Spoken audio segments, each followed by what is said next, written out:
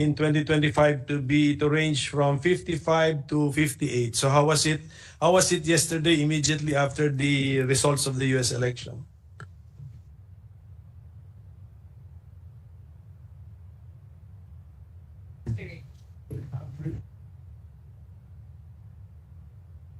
Mr. President, for now, normally we really look at the entire year average, not just on a day-to-day basis. Yes. For now, we're still at 58, below 58. If we average it, but just for our information, what happened yesterday? How did the peso react to the dollar after the victory of Trump? 58.7. President? How was that? What was the 58.83? Okay. So 58.80. So ganyan po ka importante ang mga world events. Some of our assumptions are affected. What if, ito lang po question, what if the peso further deteriorates against the US dollar? Sorry, could you repeat that, sir? What if the peso further deteriorates against the US dollar? What would be our anticipated effect on the 2025 budget, and how should we defend against such an event, Mr. President? For every peso depreciation, Mr. President, there's an 11.3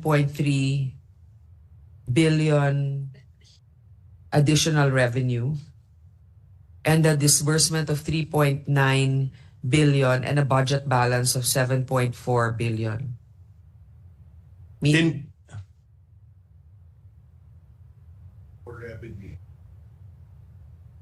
If the peso depreciates, we collect more revenues with the Bureau of Customs.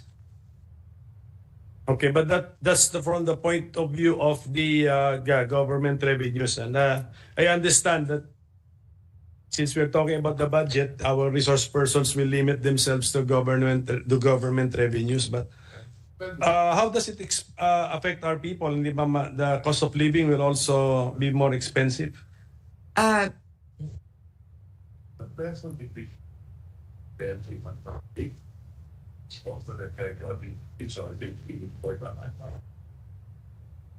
course, with the depreciation of the peso, there is also an effect because we import a lot of goods. A lot of things, yeah. And the cost will be a little higher. But Mr. President, also let's not forget that the buying power also, some of our citizens, countrymen who are dependent on OFW remittances will be encouraged to spend more also because of the favorable exchange rate on their part. But of course, there's always the pro and the con, and for us, it's a matter of making having all these contingencies in place.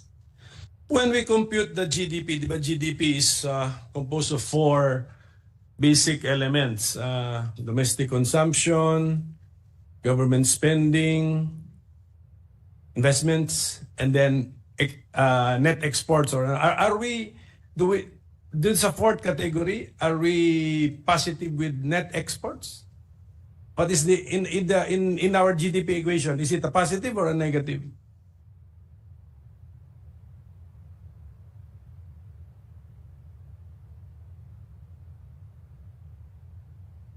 We have a trade deficit. That's not surprising. A current account deficit and a balance of payment surplus.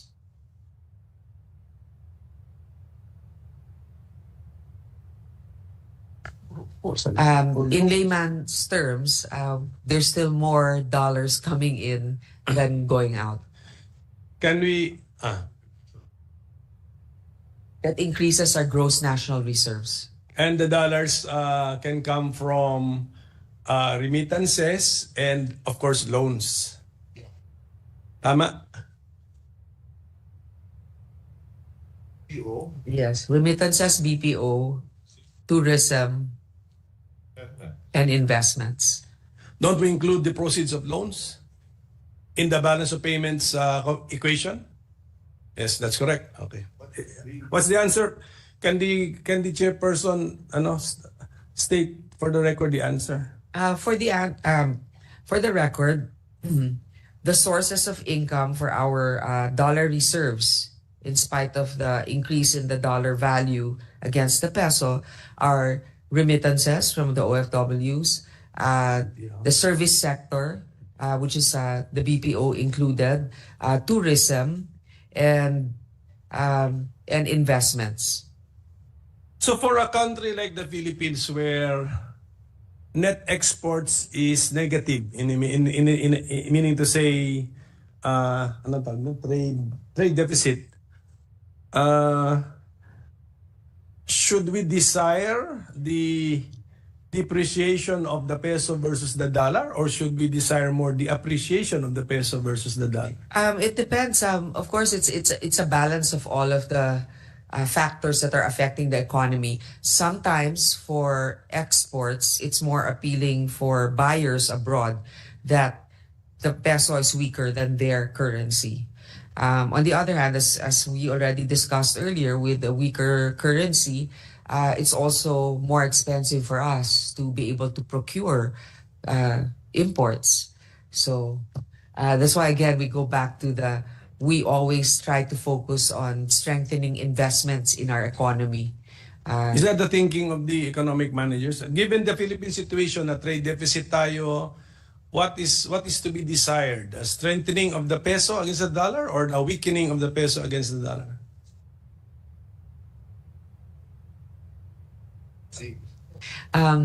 We want stability and predictability. Correct. And Want more investments? more investments. We want to manufacture more to sell to the world, That's correct. Okay. or service exports. Yes, thank you kasi andito yata lahat yan sa President's message. That's why I want to go over them one by one if we are really achieving them, Mr. President. Teka muna, we make of record that we have allowed the DBM Secretary to not to be here today, no? Madam Chairperson, because she was here yesterday, so okay na po yun sa atin. Although Because- she's still represented here. Yes, the with DBM is here with... Who's representing the DBM?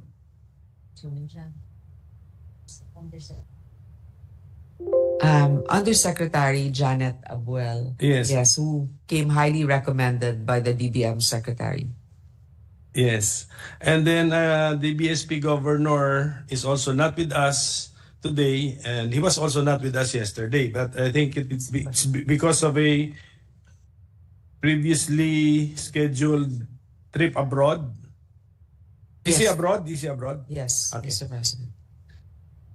I remember the time when Senator Recto was still with us. He was able to extract from the budget the total expenses for telecommunications. I think I still remember parang a press release from Senator Recto about the telecommunication expenses of the government.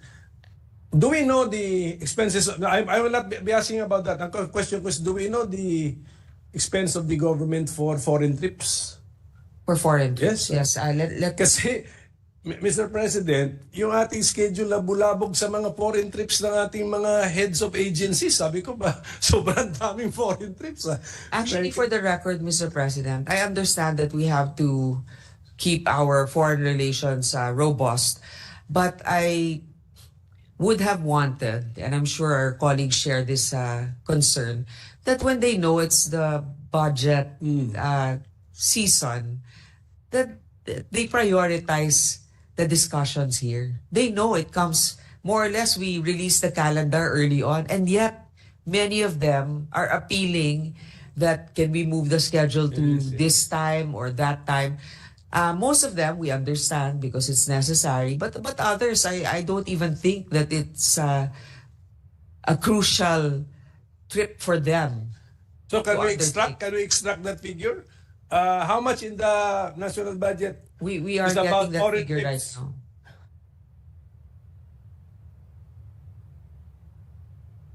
Total.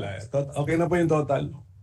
Okay, total, yeah, that's 24 billion local and foreign travel. Ginagaya ko lang po si Senator Recto. Alam ko yung dating tinanong niya sa telecommunication expenses. Sige po.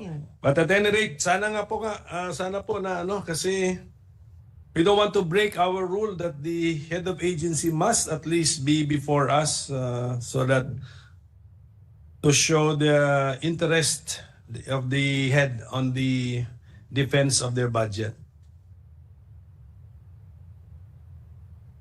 Mr. President, ito po yung President's budget message, no? Paragraph 2. The World Bank, in its Philippines Economic Update for June 2024, noted the Philippines' robust growth. So that's how the World Bank defined our growth. May we know the growth rate, which was described by the World Bank as a robust growth? What was that growth rate? 0.1. It's an average of 6.1% growth in the last two and a half years. Okay, kasi para lang definition of terms lang po to, robust na pala yan. Diba sa robust? Yes. We're the second highest in the region, Mr. President. We stated this earlier. Yes, okay. Top 5 in the world. As far as growth is concerned, okay. Pero, and I also remember the President's SONA, sabi yata ni Presidente doon, what is the growth rate to the ordinary Filipino? So may we know why we should be glad that we have high growth rates? What is that to the ordinary Filipino, Mr. President, I think that, of course, we're still not where we want to be, but definitely poverty has decreased, together also with the support the government has been giving them, and employment has increased.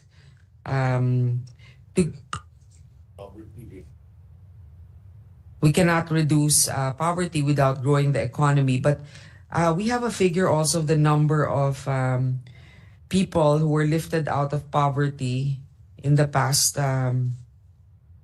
year. Poverty incidence in 2021 is 18%.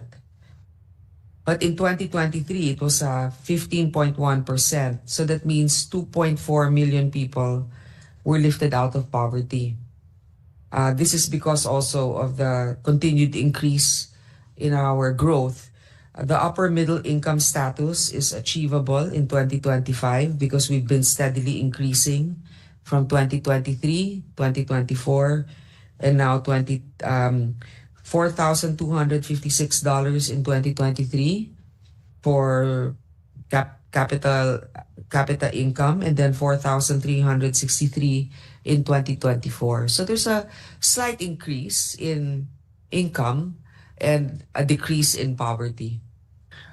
That's per capita income, which Yes, is also just a figure, Mr. President. That's probably GDP divided by population, I think. So I think ulitin ko po yung na-raise ko during the committee hearing.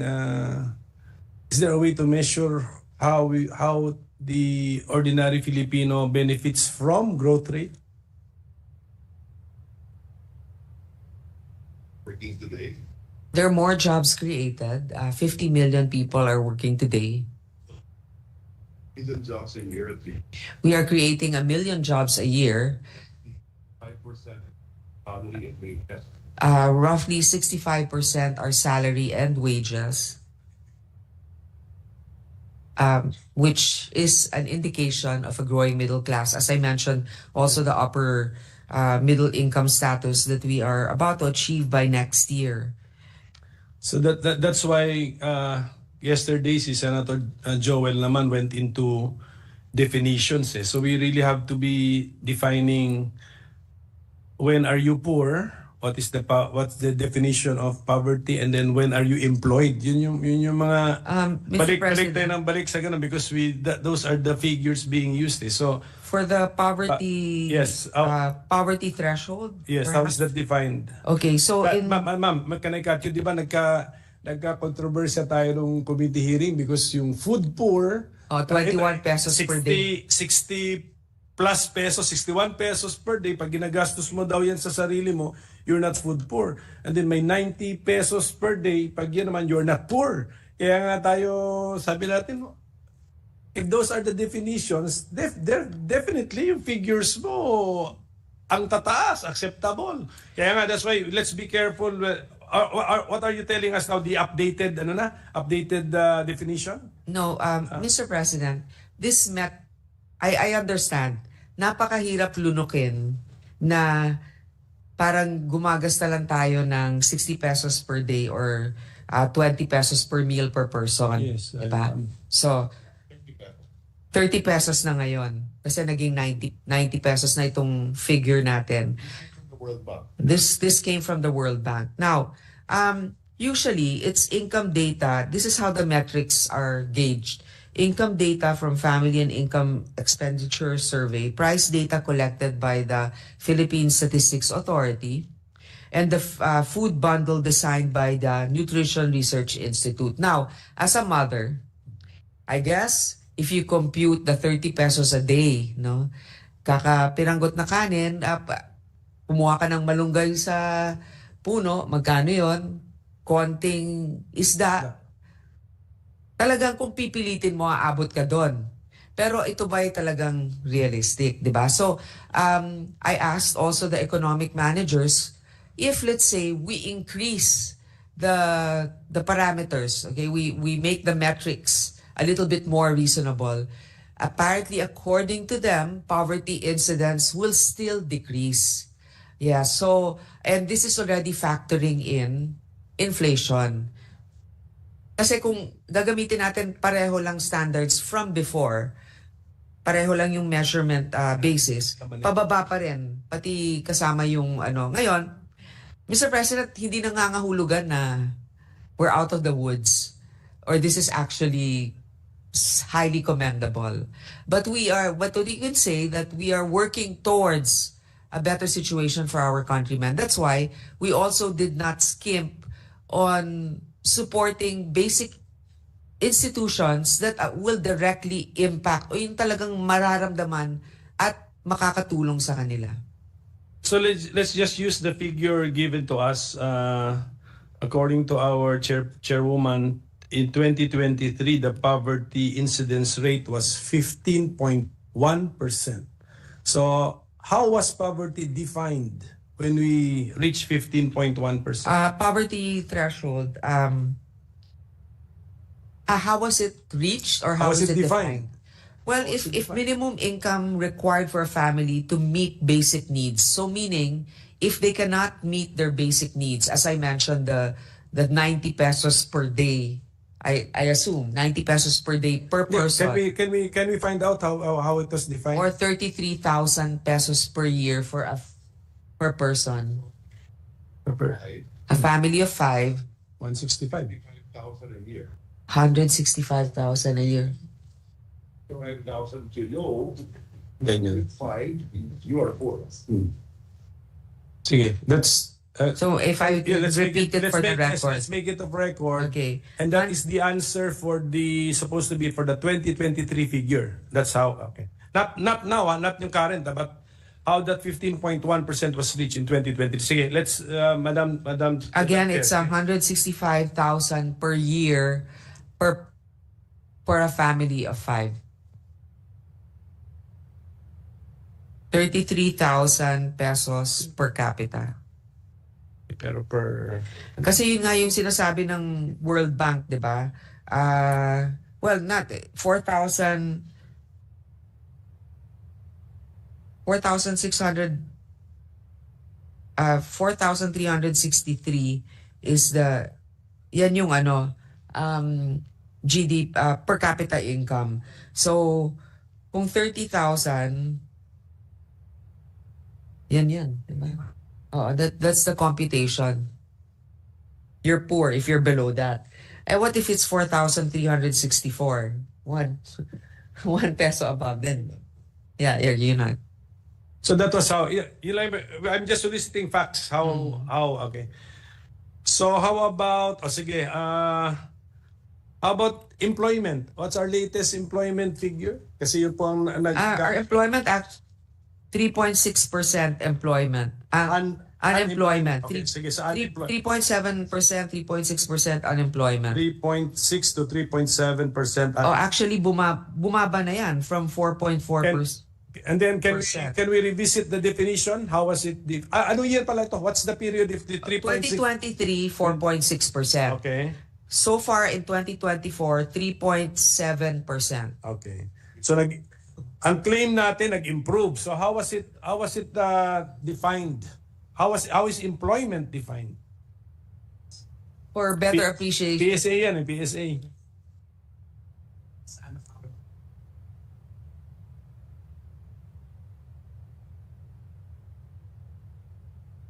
The average employment hours is 40 hours per week. Yun yung average. So meaning to say there are those that are above the average that are employed longer, and the minimum is 1 hour per Kaya, week. so if a person, sinisurvey kasi ito Tama, sinisurvey.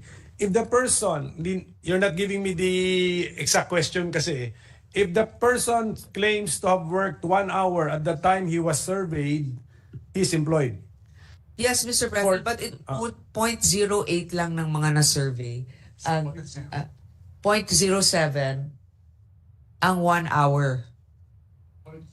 Yes, 0.07. That's why we are still able to reach a high of 40 hours per week on average 0.07. deployment. Kahit na, kasi 0.07 lang yung 1 hour. Why did we use that definition in the first place? International standards. Mr. International. President. So yung kanina poverty, World Bank ang ginagamit natin. Ito naman sa employment, maybe ILO? Yes. ILO? Oh. So is it against best practice, or is it against our policy for us to Philippinize the question, Mr. President? Mr. President, the best practices are the international standards. Now, and the reason why we also do this is for, let's say, loans being extended, the viability of investments in our country. We need to be able to compare based on a standard that is acceptable for all. Now, yung palagi nating sinasabi bilang mga tagapaglingkod, ano ba talaga ang nararamdaman? Alam ko, doon kayo pumupunta. At yun din ang sinabi ng ating Senate President, paano mararamdaman ang kaginawahan? Kaya nga po, while we are debating the macro perspective, we also have to bear in mind that the government has to do certain social support projects that will compensate, even if, let's say, you're not necessarily on the bottom of the wealth structure, the poverty structure, you are still given support by the government. For example, the free state universities and colleges that the government is providing. Ito naman, hindi naman kailangan napakahirap ka to be able to Correct. to avail of this. And whatever you would have spent or your family would have spent for that education goes back to your family's ability to spend for other things. That's why, Mr. President, yun hindi na mga nasusukat yun eksakto dito sa macro, pero meron pa rin tayong mga binibigay na tulong dito. Meron kasi akong tinutulungan, Mr. President, na pamilya, mag-asawa. Dati, totally walang trabaho. Ngayon yung babae, manikurista, yung lalaki umi-extra sa tricycle. So in effect, hindi sila papasok sa unemployed kung tutuusin. Pero ano pa rin kulang na humihingi pa rin ng tulong pahingi ng panggata sa bata, pagkain. So we might be misled, ayoko sabihin deceived, but misled by our unemployment figure that, as if, maganda na ang, may kita na lahat, but the source of income and as well as siguro the amount of the income is not sufficient for their family of 5. Actually, they are also a family of 5, Mr. President. So anong plano natin? I mean, No, what is the Mr. President, Can- hindi lang naman ikaw.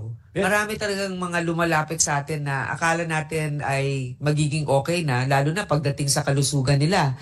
Meron na tayong universal healthcare, may mga discounts for senior citizens, may mga discounts na iba't iba for medical support, pero lumalapit pa rin sa atin kasi kulang, di ba? So, kaya nga, habang kaya natin ay nagbibigay pa rin tayo ng pero syempre, hindi naman natin sinasabing yung maayos na talaga eh. Yung in-example ko nga, so dati sa unemployed sila, ngayon hindi na sila sa unemployed, but sa underemployed kaya sila babagsak. So do we have... Yes. So what is that figure for the underemployed? Ito po, let me get that.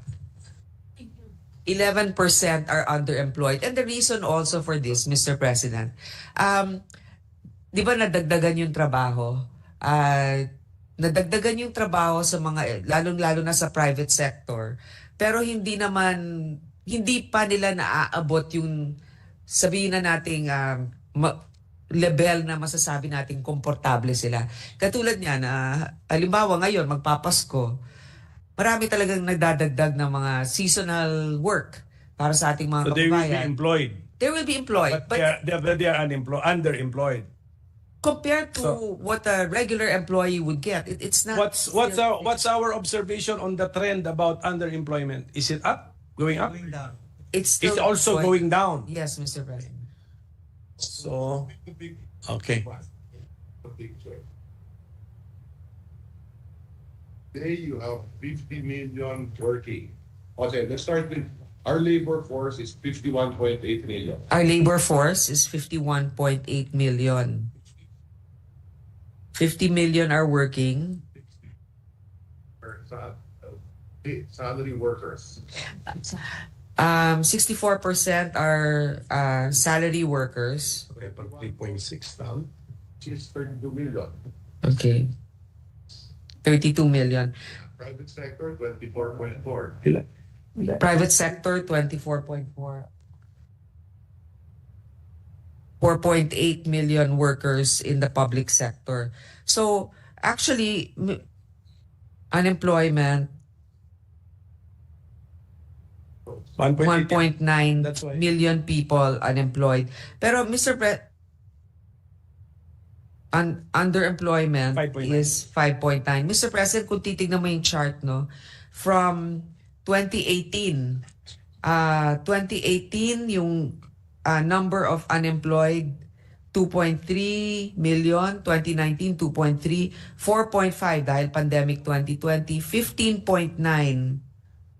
I'm sorry. 4.5 dahil pandemic, 3.7 pandemic, 2.7, 2.2, tapos ngayon nasa 2.0. So talagang bumababa yung unemployment, tapos underemployment from 6.7 in 2022 naging 5.9 na lang. That's number. That's the number, no? Number yun. Yeah. Number. Million yun. Million, yes. 41 million employees. In 2018, 41 million ang employed. Now it's 50 million. So, Jobs a year. Ewan, sige. Okay, yes. Please state it kasi may question ako doon. okay. Please state. We're creating 1 million jobs a year. I think that's Yes, the we claim. are. That's We are the creating that's more the than a claim of million jobs our per year. economic managers. Can we get a description of the jobs that we're creating? What kinds? Well, Mr. President, as you know, infrastructure, a lot of infrastructure. So construction work? 63% are salary and wages. First, we want to improve on that. Yes, there are better quality jobs, but there's still a lot of room for improvement. But it's being improved, Mr. President. I know these are small can we victories. Yeah. What have been the improvement over the years? Yung So at the early years, 1 million jobs. Second year, 1 million jobs. But did the quality or the nature of the jobs improve? Did Yes. we notice? Did we notice any?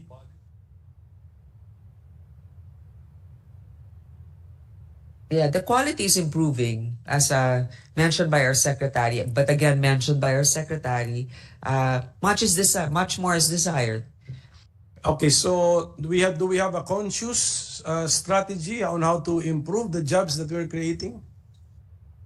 Yes, Mr. President. Yes. As May we know what is our plan?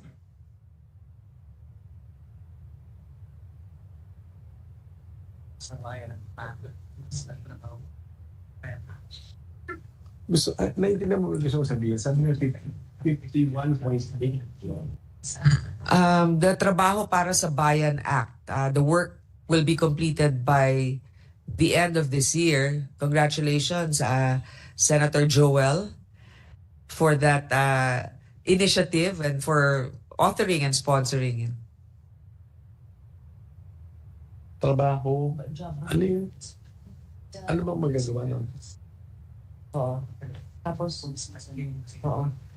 Mr. President, we discussed this in plenary. Now we congratulate our colleague for pushing this and for it being signed now.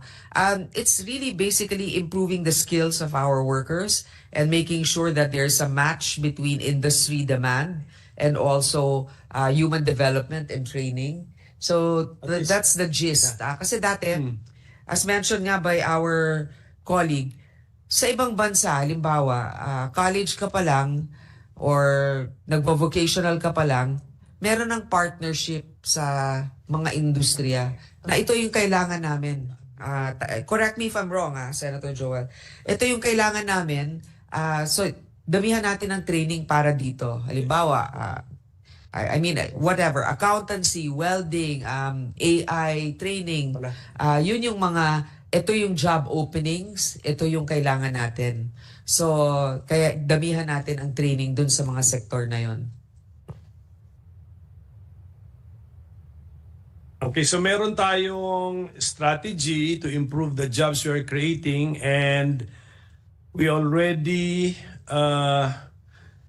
embodied this strategy into a law. Yan, Trabaho para sa Bayan Act. Yes, Mr. President.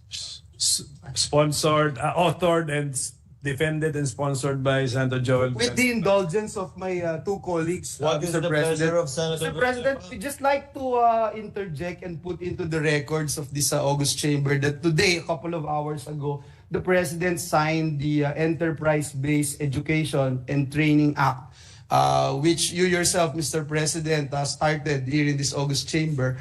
And it's now a law, Mr. President, that would help not just create jobs, but create decent and sustainable jobs, Mr. President. If you recall, Mr. President, before, about 4% of the result of IBET graduates are being produced here in this country. And it's because of the fact that sabog-sabog ho kasi yung apprenticeship, yung pong dual training system, etc. Now, it's in one, we institutionalized the entire enterprise-based program. We came up with a clear-cut guidelines as to what kind of tax breaks they will be enjoying, 50% of the training cost.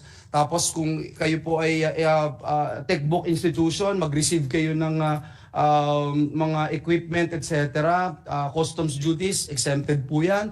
And at the same time, ang isa sa pinakamahalagang component nito yung one-stop shop, Mr. President. One-stop shop that would be able to attend and look into the programs to make sure that our learners will not be abused, Mr. President. So I just want to put that on record when we're talking about quality jobs that we are producing. So other than the Trabaho para sa Bayan Act, the Tulong Trabaho Act, the Enterprise-Based Education and Training Act was just signed into a law this morning. Thank you, Mr. President. Thank you. Duly noted, Senator. Congratulations to our colleague. So Thank you. Thank you, Mr. President. This would look like parang framework laws, no? Akala natin na hindi exciting, yung pala ito pinapalabas natin yung kahalagahan ng mga batas po na ito. Madam Chairperson, using international definition, what would be the definition of a person who is in working age?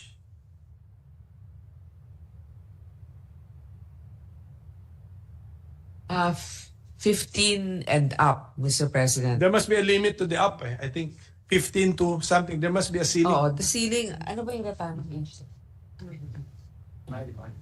65 is the retirement age in government. Yeah.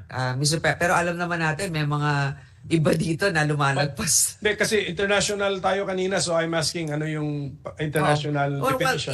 In When is most a person of sectors, working age? 15 and above. There's no limit sa above? Okay. Using that definition, what would be the theoretical labor force of the Philippines, Mr. President? Well, again, one of the strengths of our country is our young population. As we know, the average age of about 23 years old of our population. Now, with regards to the actual breakdown in the labor force, is that your question, sir? Well, how many Filipinos are of working age using the international definition? We'll check the population data, Mr. President. 79 million. million. Okay, 79 million. And then we only use 51.8 million as the figure for our labor force. Kasi, Mr. President, Do we have an idea how come around ilan to? yeah. 28? We're not counting around 28 million. Yeah, Mr. President, I Part of think labor. first of all, I think that others are lucky enough that their 15-year-old focuses on school, on their studies. So, like for example, many of us here, our kids really go and get a job or a full-time job when they're either interning in college or they're already a graduating age of 21. Now, also, a lot of us, many also are blessed that when we feel a little tired already, marami na dyan mga over 65 have already decided not to work. So, I think a number of 40 plus million is actually 28 million did not look for a job. 28 million did not look for a job. So, is it possible that they cannot look for a job or they do not look for a job because of health reasons? Yeah, some of them health reasons, we- some of them did- quality of life. Did we dig deeper into the reason why they are not looking for a job? I'm surprised they did. The survey data did ask them why they're not working. Actually, gusto ko lang malaman if we have a lot of people, countrymen of working age, but who are debilitated with illness or disease and therefore unable to be productively employed, Mr. President. Mr. President, the bulk of them who aren't working are either in school or doing household chores. So, yun yung data na nakuha. But if you want a particular Yes, set okay. who are sick, diba? O who are incapacitated to work because of their health situation, we can also provide that. Can we get a figure for that? Yun lang pong the sick of working age not presenting themselves for employment because they are sick. It's a very specific number, Mr. President. So if we can continue okay, on, we sige will po, provide sige that po. number. Thank you for that, Mr. President. So, and then, can we now go to the committee report? May I ask our chairperson or chairwoman,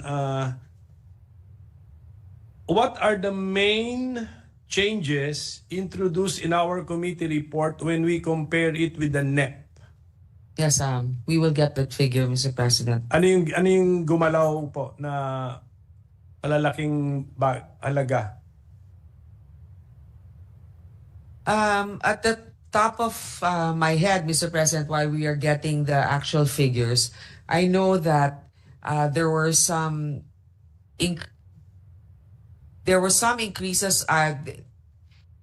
There were a lot of changes that were done for the uh, Department of Health, DOTR as well. We augmented some.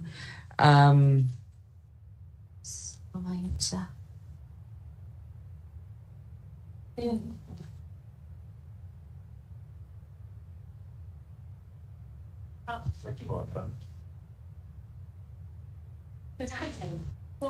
Tapos compared sa GAB, si AKAP ang diferensya niya. Ito na tumakil. There were also additions in the Department of Agriculture.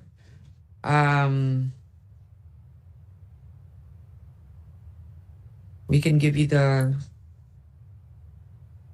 So sa amounts lang po, sa amounts, did we introduce a new program, activity or project in our committee report compared to the NEP?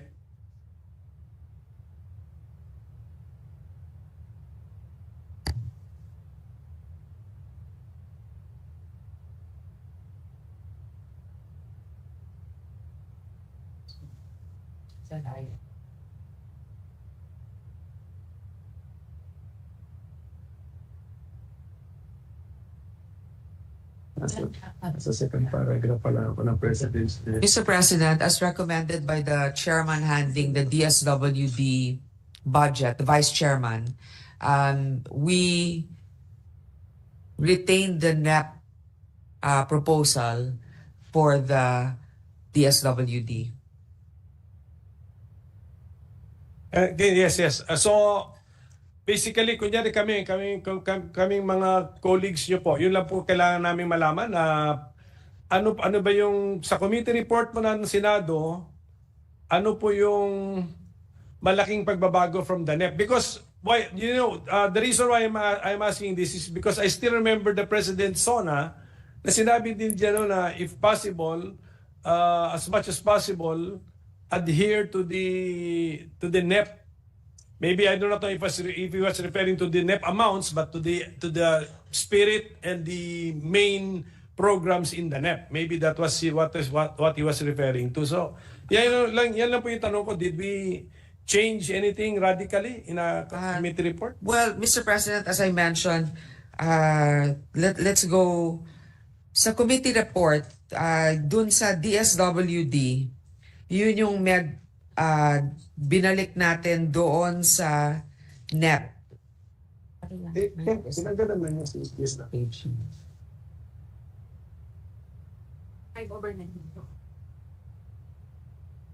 So, Mr. President, no, sa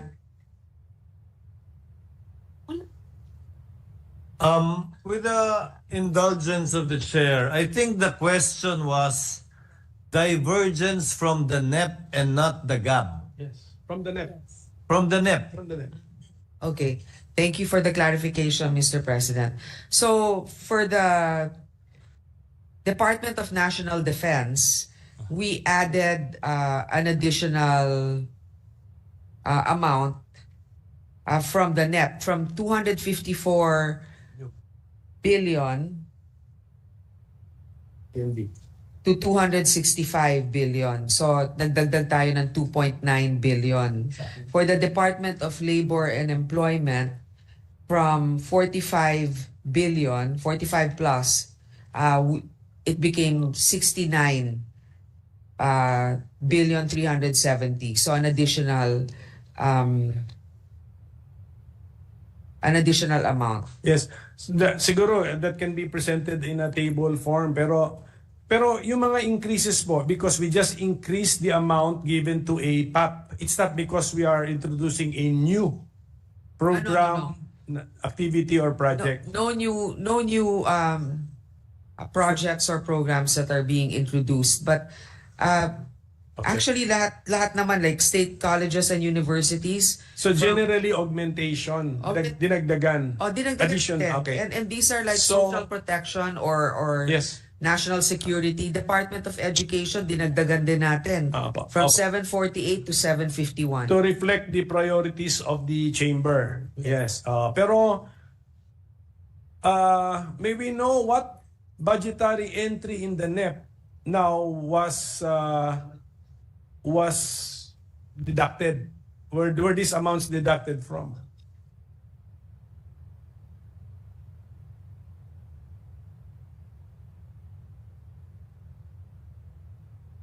Siyempre alam ko rin sagot na kasi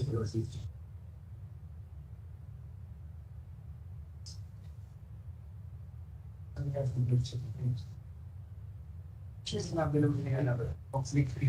Hindi ka naman maligal issue.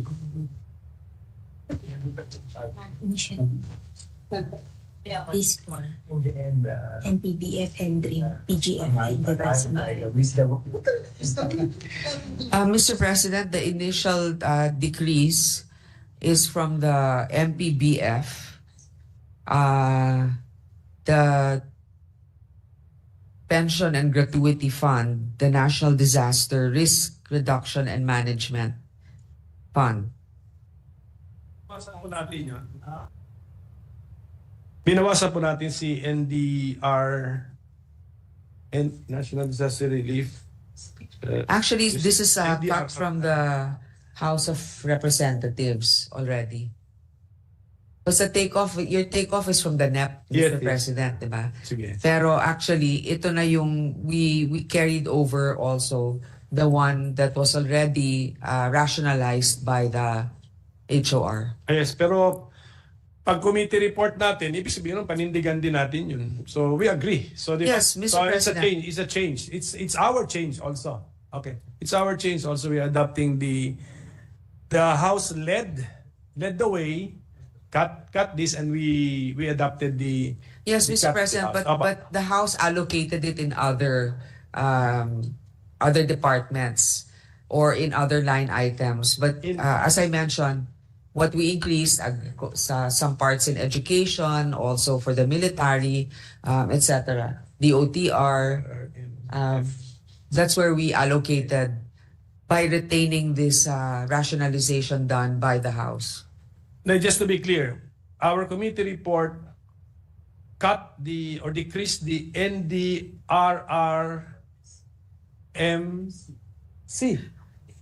No, the F fund. NDRRMF. NDRRMF, that's the fund. We cut the amount, we decreased the amount in our committee report. Mr. President, we did By how much, ma'am? by about 9.5 billion Compared to the NEP. compared to the NEP. Okay, pero may press release kahapon sa presidente, speech niya na ubos na daw yung kanyang that particular fund. Ubos na daw because of this. So baka Kaya nga ma-replenish naman, Mr. President, ng 21 billion. So, and we also have our other unprogrammed funds, for example, that can augment that later on if it's not sufficient. now may we know the 2024 level for the NDRRMF. The 2024 level. Sige, para lang alam natin kasi ubos na daw siya ngayon eh. So since we're planning for 2025, i-input natin yung 2024 experience. Mr. President. 20.5 billion 25.5. the NEP in. So may increase pa rin 20.5 is the level of that fund for 2024. for 2024. Okay, kahapon, sabi ng Presidente, ubos na. Ipapakonfirm natin sa DBM kung ubos na or paubos na. Okay, 20.4. What is the plan for next year? How much will we put sa 2025? 21? Well, 280 million ang natira ngayon. So that's basically Practically, negligible. Practically. Okay. Oo.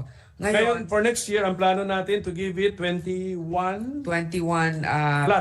21 flat. 21 billion. Okay, so ini-increase from lang natin ng 20.5 ay 20.4. from 20.4. So, 600 million lang ang in-increase natin. So, siguro i-process po natin. Siguro i-process pa natin. Hindi pa naman to tataga sa bato, sabi ng chairwoman natin kahapon. So, let's process the input from the President yesterday napaubos na daw yung fund na yon. So this November pa lang po. So okay, so we will have to process that. And also at the proper time, we will also, of course, consider the recommendation of our minority leader Yes. based on his findings. Kasi tiga Marikina kayo eh. Correct. Mr. President, tiga Marikina kayo. So, naintindihan ninyo ang effects talaga. And I know that you have your heart for your constituents. You've seen firsthand. Thank you. You've experienced it firsthand. So, you know the Yes, ma'am. importance of these standby funds. But you also know the importance, Mr. President, of securing also certain sectors like our national security, agriculture, and education. Kaya it's going to be a balancing act. And I ask the expertise of our minority leader to how to be able to give to all of these different departments that are equally in need of all of these allocations. Thank you for the response from our chairwoman. Nakakayang-kaya niyo pag you're the representative, you really fight for your Yes, ma'am. constituents. But Your Honor mentioned tapping the contingency fund. Kaya meron din akong tatanong diyan eh. Sige po. Magkano ang contingency fund data for this year is 13 billion. Tama? 1-3. Tama. And Correct. what is our plan for next year, 2025? What is the contingency? The same. The same. May we know the status of the contingency fund as of today or as of the latest data?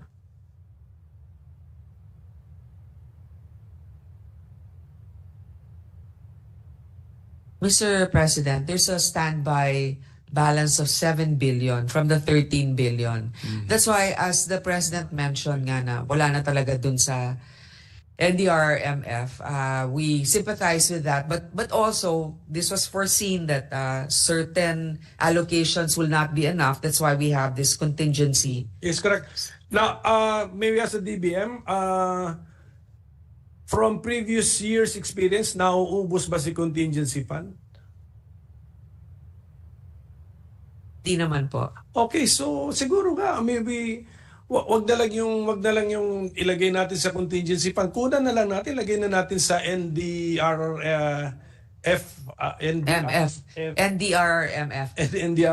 fund. Pero, Mr. President, ganun kasi yun, yung contingency fund can also, like for example, during the time of COVID, we used it also, not necessarily for NDRMF, but for other government agencies that needed to give social assistance, like the Department of Health, also DSWD. So at least, parang pie lang yan, doon naman kukuha. Pero parang lahat tayo may allocation. Meron tayo para sa kuryente, meron tayo para sa pagkain, meron din tayong pool pag meron nagkulang dun sa isa. Ang problema lang kasi, Mr. President, pagka kunyari nilagay natin lahat sa isang pie, for example, NDRMF, pag nangailangan yung ibang department, there's no law to justify the transfer from that back to the contingency or to those other departments that might be in need. Conversely, if the NDRMF will need the extra funds, there's a legal basis to transfer that from the contingency to that.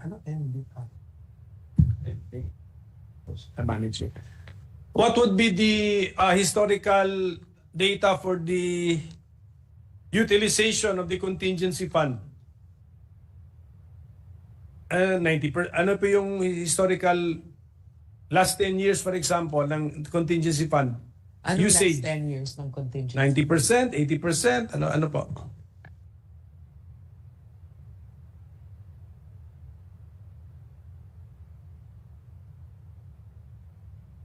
I-average lang po. Pero ito ang start ng 2014.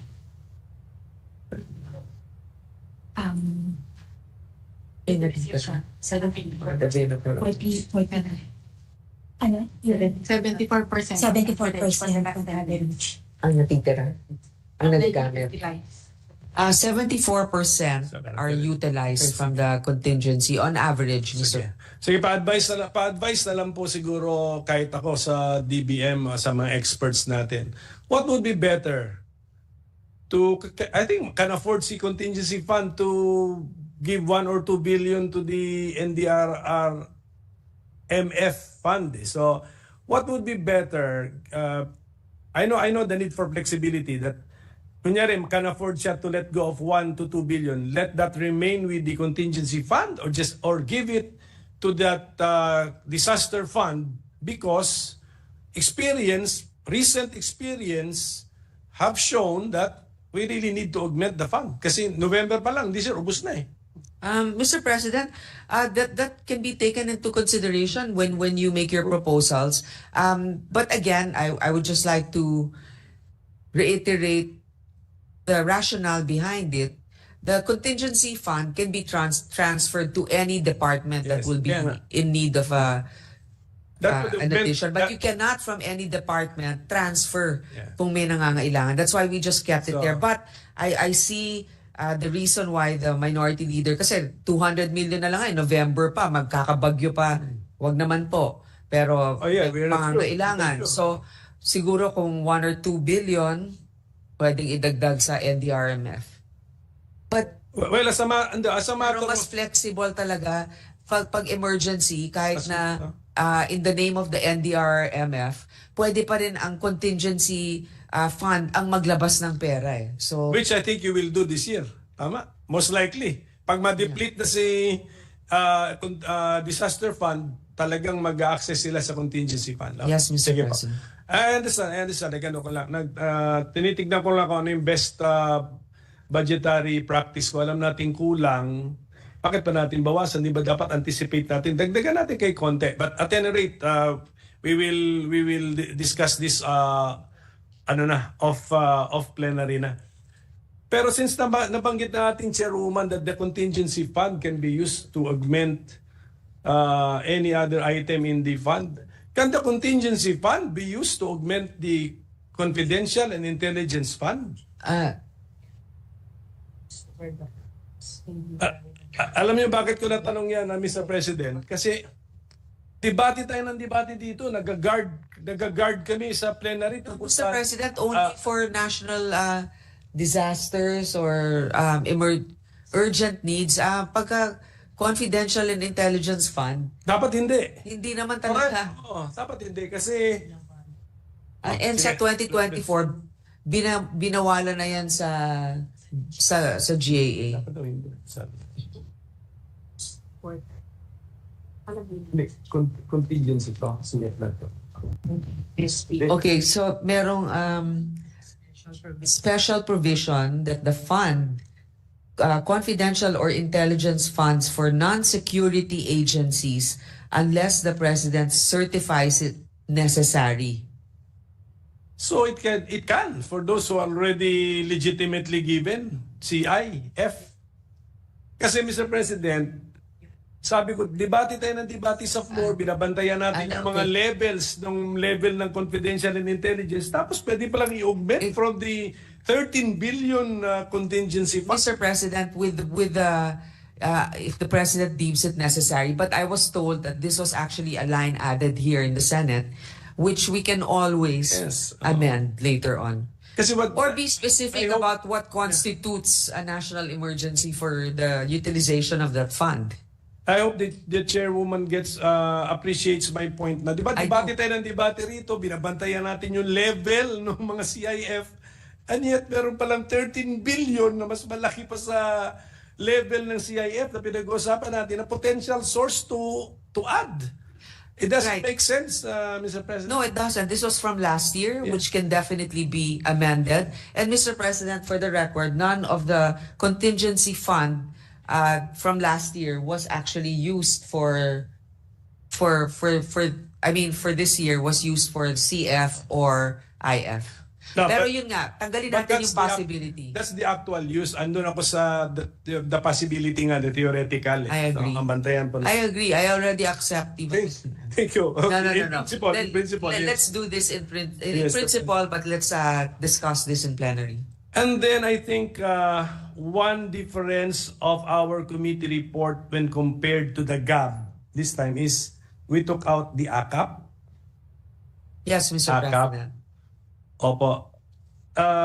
Andito naman yung ating LBRMO na may institutional memory. Last year ba yung ACAP ay kasama sa GAB o hindi? May we know, Madam, Chairwoman? Hindi po kasama sa GAB. Hindi nga kasama sa GAB. So last year, wala si AKAP, wala na sa NEP, wala pa sa GAB, lumabas sa BICAM. Okay, ngayon, sa ngayong taon, si AKAP wala sa NEP pero nasa GAB. Tapos improved. Actually, if you look at the basic facts, improved ang situation ni AKAP because it's now part of GAB. So, what is the reason why in some parts of the GAB sinunod ng committee natin? How come this part of the GAB where there is an AKAP to the tune of, ang AKAP kasi is Ayuda sa Kapos ang Kita program to the tune of 39 billion. So, on that point, hindi tayo nag-agree sa GAB. May we know the reasoning of the committee? Mr. President, this is also in deference to the Vice Chair of the Committee on Finance for the DSWD. When I spoke to her about this, what she said is she would like to discuss further and to look into what really is the report on the progress of AKAP. Who has it been disbursed to? Is it really necessary or is this already part of a redundant program that can be rationalized? So, hindi po nangangahulugan na i-retain o tatanggalin natin.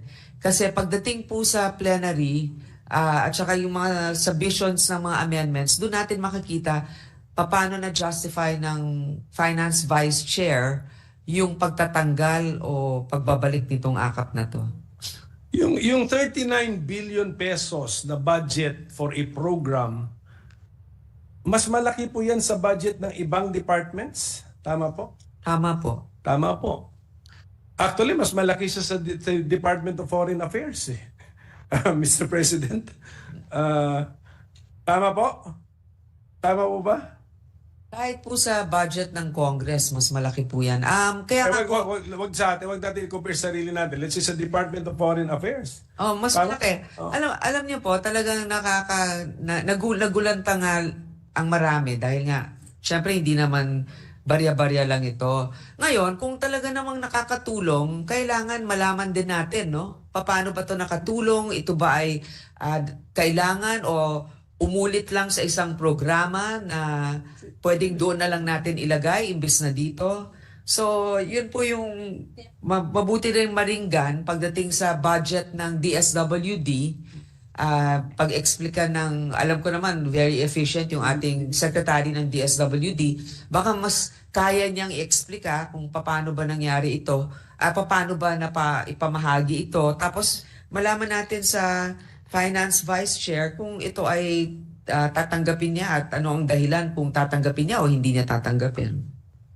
So doon po sa DBCC and the DBM which drafted our the budget, may we know the reason why they dropped AKAP? Because AKAP is in the GAA. GAA 2024. So alam nila yun. May historical knowledge sila o historical data. But they dropped AKAP from NEP. May we know the reason why? What is the economic manager's thinking, Mr. President?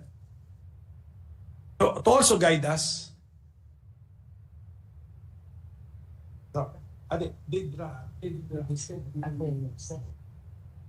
Mr. President, I was just informed that it was not part of the draft proposal of the DSWD for NEP 2025. So,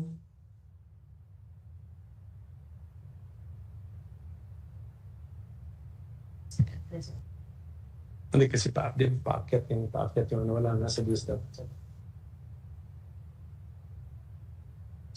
so sa GAB, dinagdag po ito. Okay, so ibang process po yun. Okay po. Pwede humingi na advice sa economic managers? Is this expenditure, 39 billion peso expenditure, a wise expenditure?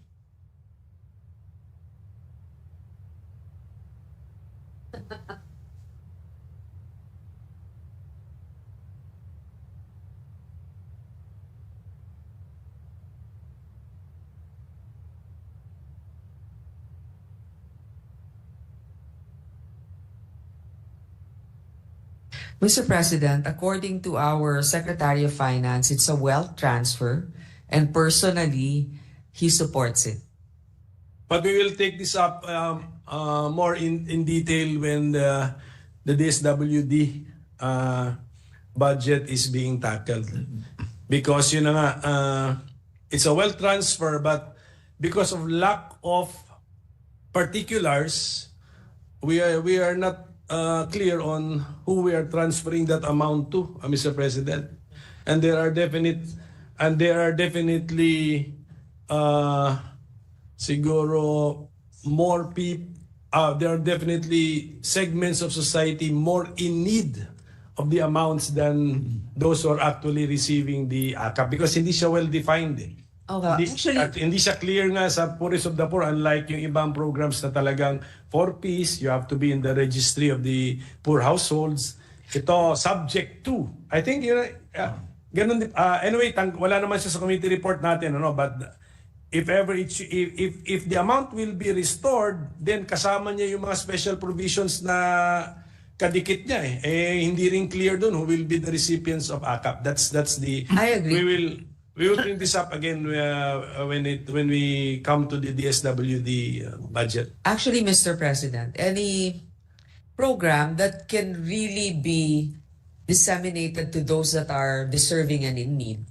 Any time that the government has extra cash or the capability to support them, we support it as long as it's something that is sustainable. And I understand and I agree with the minority leader that let us see what the criteria really is and who were the beneficiaries of this. Kasi sino ba yung nagsabi? Depende kung sino ka naka-standby sa munisipyo, yun lang yung nagbibigyan, di ba? Parang kung hindi mo alam, katulad ng sabi ni Senator Alan, kung hindi mo alam, hindi mo makukuha. So dapat malaman ng ating mga kababayan na lahat kung may mga programang bago ang gobyerno. Yun lang naman. That's why, yes, this representation appreciates the decision of the committee led by our chairwoman not to include it in our committee report. So thank you for lack of clear justification and details. Before we leave this point, yes,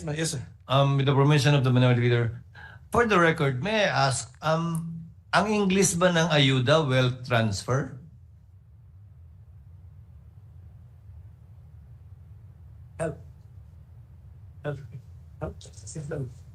No, is that how the economic team views ayuda programs of the government as a wealth transfer mechanism? Mr. President, it's partially true because it's transferring wealth to the poor. There are certain or lower middle class. Kasi nga, di ba, it's wealth because I guess it's an asset that we have, cash reserves or whatever, and the allocation of which we transferred. So if it's wealth transfer in part, what is the other part? In part lang kamo eh. What is the other part of ayuda? If it's not just wealth transfer.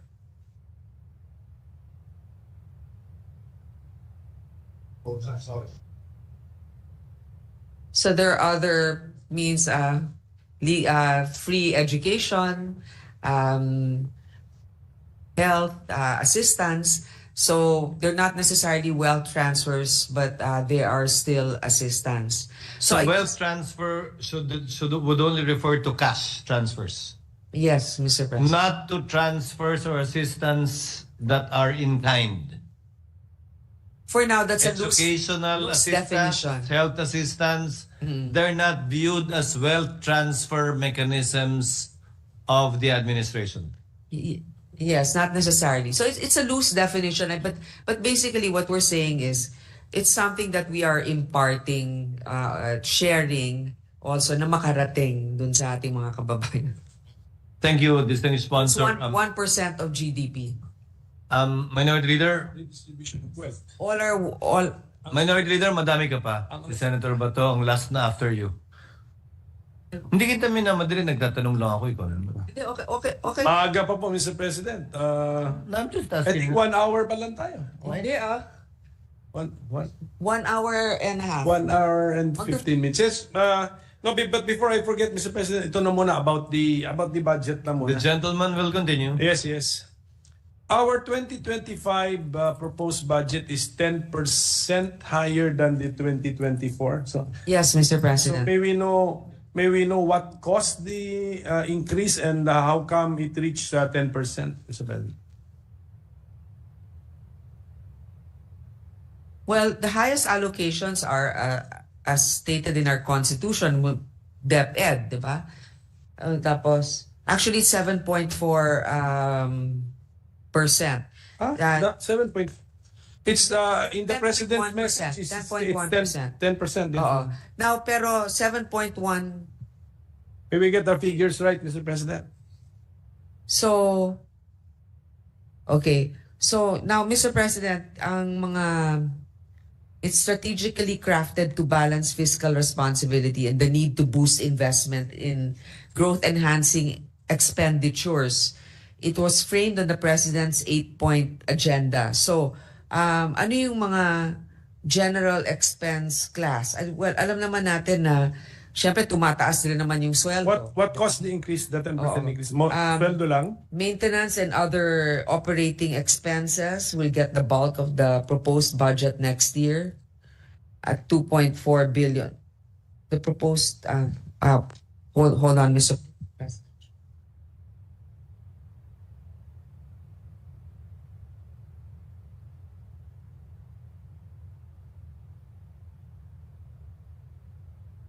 Again, going back, the ones that have the particular increases, no? Alam natin the expenditure, the highest is always DepEd. Then we have the SWD. But for DepEd, for example, computerization program from 8.9 billion 2024 to 12.4 billion. Teaching allowance, di ba, Yeah. dinagdagan natin ito. Yes. From 4.8 billion, naging 9.9 billion na. So doon pa lang, makita mo na yung textbooks from 12 to 12.4 billion. Last mile school program. And tapos learning tools from 3. Sorry, Mr. President. Yung higher allocation for health sector, the Philippine Health Insurance Corporation, PhilHealth. Siguro itong meeting na. Tapos, yung mga hospitals, for example, DOH Metro Manila hospitals from 18 billion to 23 billion. Other health facilities from 53 to 76 billion. National Health Workforce Support, pareho lang. So, yun po yung mga big items. National Procured Commodities for Family Health, Immunization, Nutrition, Responsible Parenting from 7 to 10 billion. Communicable Diseases Prevention and Control from 1.7 to 3.5 billion. Ito, Pantawid Pampamilya Program, Mr. President. From 106 billion to 114 billion. Ito, implementation of the Centenarian Act. Di ba, marami tayong mga friends dyan na kailangan naman ay from 186.1 million to 3 billion. Batas po natin yan. Kasi batas na nga eh. Po. So, Yes. So, at saka sa infra, marami. So, Kung gusto nyo isa-isahin natin. So ang iba, ganito po ba, ang iba doon ay conscious decision natin na taasan ang amount ng mga programs. Ang iba doon, tumaas talaga ang gastusin sa operations. Select ng mga hospital, how to... Opo. Ganun po ang dahilan. Well, kasi sabay-sabay po pag sa operation cost, pati po yung sweldo rin ng mga Sweldo, Oo. did we also increase the amount for the salaries of government personnel? Yes, yun nga yung Where is that doon found in what item?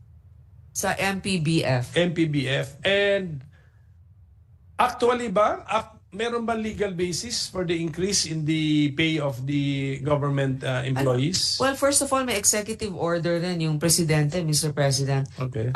which is given in tranches, di ba? Parang nag-umpisa na this year, may continuation next year, and it will be adapted thereof. So, this is actually good news for So many of yung- our government workers. So yung bulk ng amount sa NPBF will be spent for the increase in the salaries of government workers, and that is based on an EO, not a law. Yes.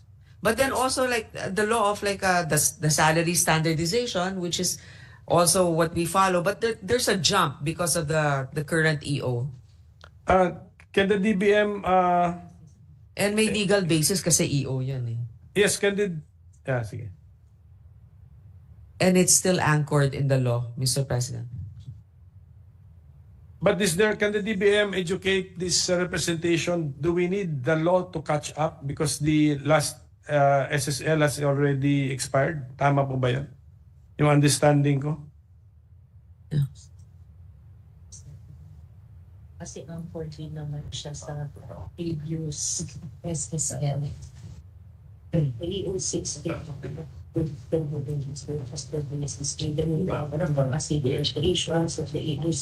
Tama ba? Nag-expire na SSL. Mr. President, there's no additional law needed because EO 64 is already anchored on one of the provisions of the SSL, which is actually the schedule of increase. Yes.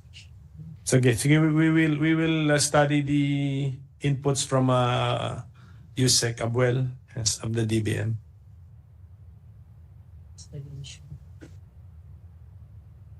Kanina po tinanong ko yung total amount for our overseas travel. May we know now this time what is the total amount for our ayuda programs? Feel free to define what is an ayuda program, Madam Chairperson. 253 billion is allocated for ayuda. At 253.4 billion is allocated for ayuda to provide financial support to vulnerable populations. The DSWD will receive the highest allocation, 205.5 billion. Of this amount, kasama yung Pantawid Pampamilya Pilipino Program, 4Ps, which will get 114 billion. Sige po, kahit na, okay. Wala pang akap dito. Yes. So, we have been given the figure of around 253 billion pesos in our budget for next year will be for ayuda, and the ayuda programs are named what? 4Ps? What else po? Pantawid Pampamilya. Yan yung 4Ps. The other Ano po? one is Social pensions. social pensions for indigent citizens, SOCPEN. And then food stamp, Philippine food stamp for 1.8 billion. Sustainable Livelihood Program, SLP, 4.4 billion. Thank you. Yung pong mga tupad ng DOLE at saka Integrated Livelihood Program, do we consider them as ayuda programs? Kasama din po? Kasama po pala siya dito sa next page. Yung tulong panghanap buhay or tupad and program of DOLE, which is 14.1 billion. Okay din, apo. Oo. So thank you for that. So at least alam ng taong bayan na meron po tayong 253 billion pesos for ayuda programs in the NEP. This is in the NEP and also maintained in our committee report. Did we maintain this amount?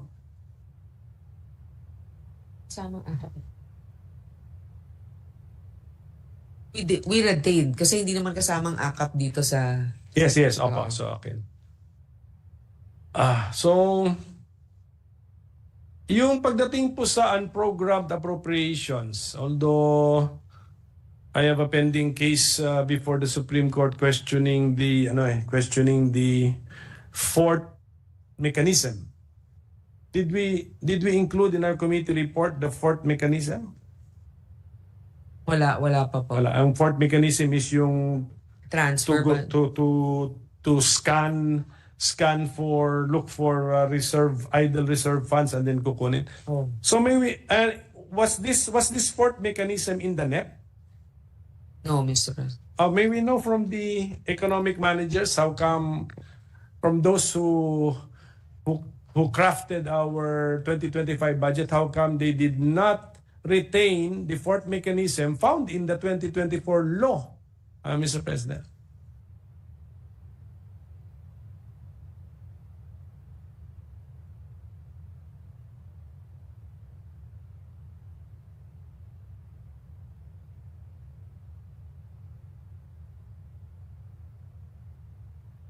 Ito na yung release mo. Ito na yung sa'yo sa PhilHealth.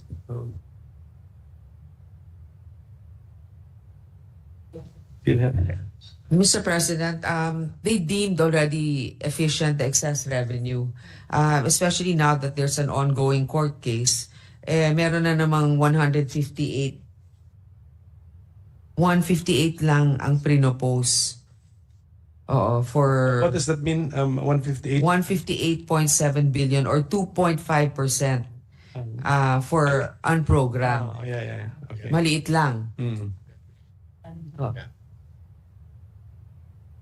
Likewise.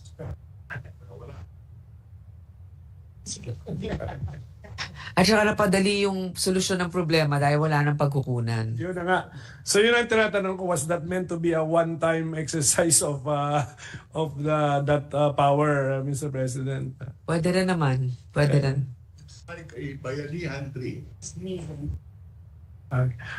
Okay.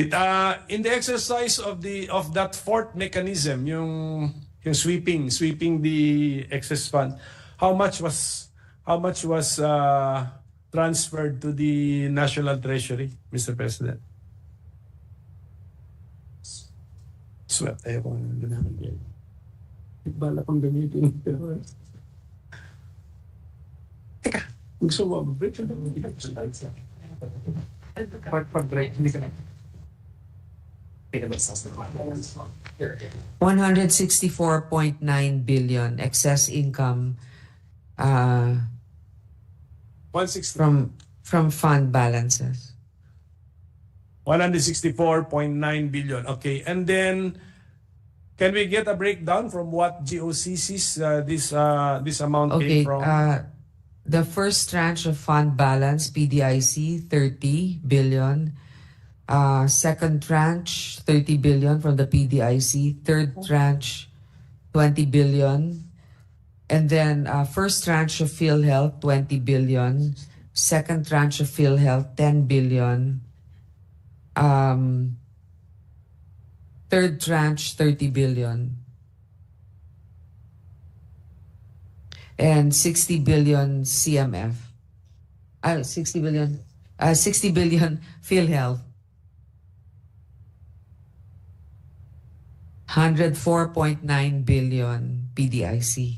So only from two agents, from two GOCCs. Okay. So di ba yung PDIC, that's supposed to be the insurance fund to Yes, Mr. President, they have a reserve fund right now of, I Yes. think, 250 billion, and they only use 100. 4.9. Balance. Yeah. 250 pa rin yung matitira, Mr. President. Ngayon, ang ginagastos lang nila for the past 5 years is parang In the last 5 years. in the last 5 years, 1 billion ang ginastos. Total 1 nila. billion, not 1 billion per year. Well, Total of 1 billion. Okay. Sige. so 5 1 billion a five- year. Oh, Yeah. nabras. So, Mr. President, it just underscores really the health of our banks. Of course, we're not taking that for granted. We still have 250 billion, but even if we double, triple it based on average, we're still okay, and we have the assurance that we can cover every deposit the insured amount of 500,000 pesos. Yes, well, I do not know the mathematics there. How much should that fund be to enhance the image of a stable banking system in the Philippines? But according to our economic managers, the PDIC could afford the remittance of 104 billion and be left with 250 billion pesos. Sige po, Mr. President. Now, the level of the unprogrammed, 158 billion pesos. Okay. Will the economic team react if Congress, in the final version of the law, will exceed such an amount, Mr. President? Kasi the economic managers, ito yung decision ninyo. You put it at 158 billion pesos eh. Oh, ngayon, if Congress adds 300 billion more, would you tell us that is an unwise move, Mr. President? Not good budget practice, Mr. President?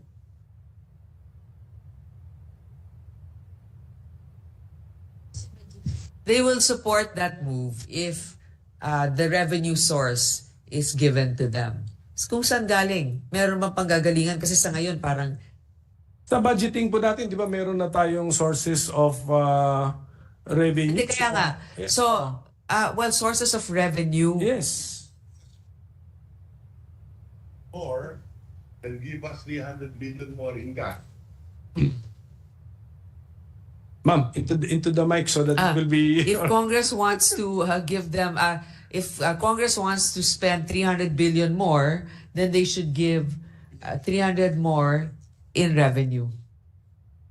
Yeah, but if that's the case, that should be the proper subject of a supplemental budget already, Mr. President. In other words, the fiscal program can be distorted, Mr. President. Kasi di ba revenue yan is imports, duties, taxes, lahat yan eh. Sa ngayon na-forecast Kasi na. kung gano'n din yung requirement, di ba? Requirement, let's say, ang sagot ng executive branch sa atin through the economic managers, give us a definite source of fund. Hindi ba yan yung principle behind the supplemental budget? Same thing. So I think that should be the proper practice, Mr. President. Fund by fund. There's no supplemental.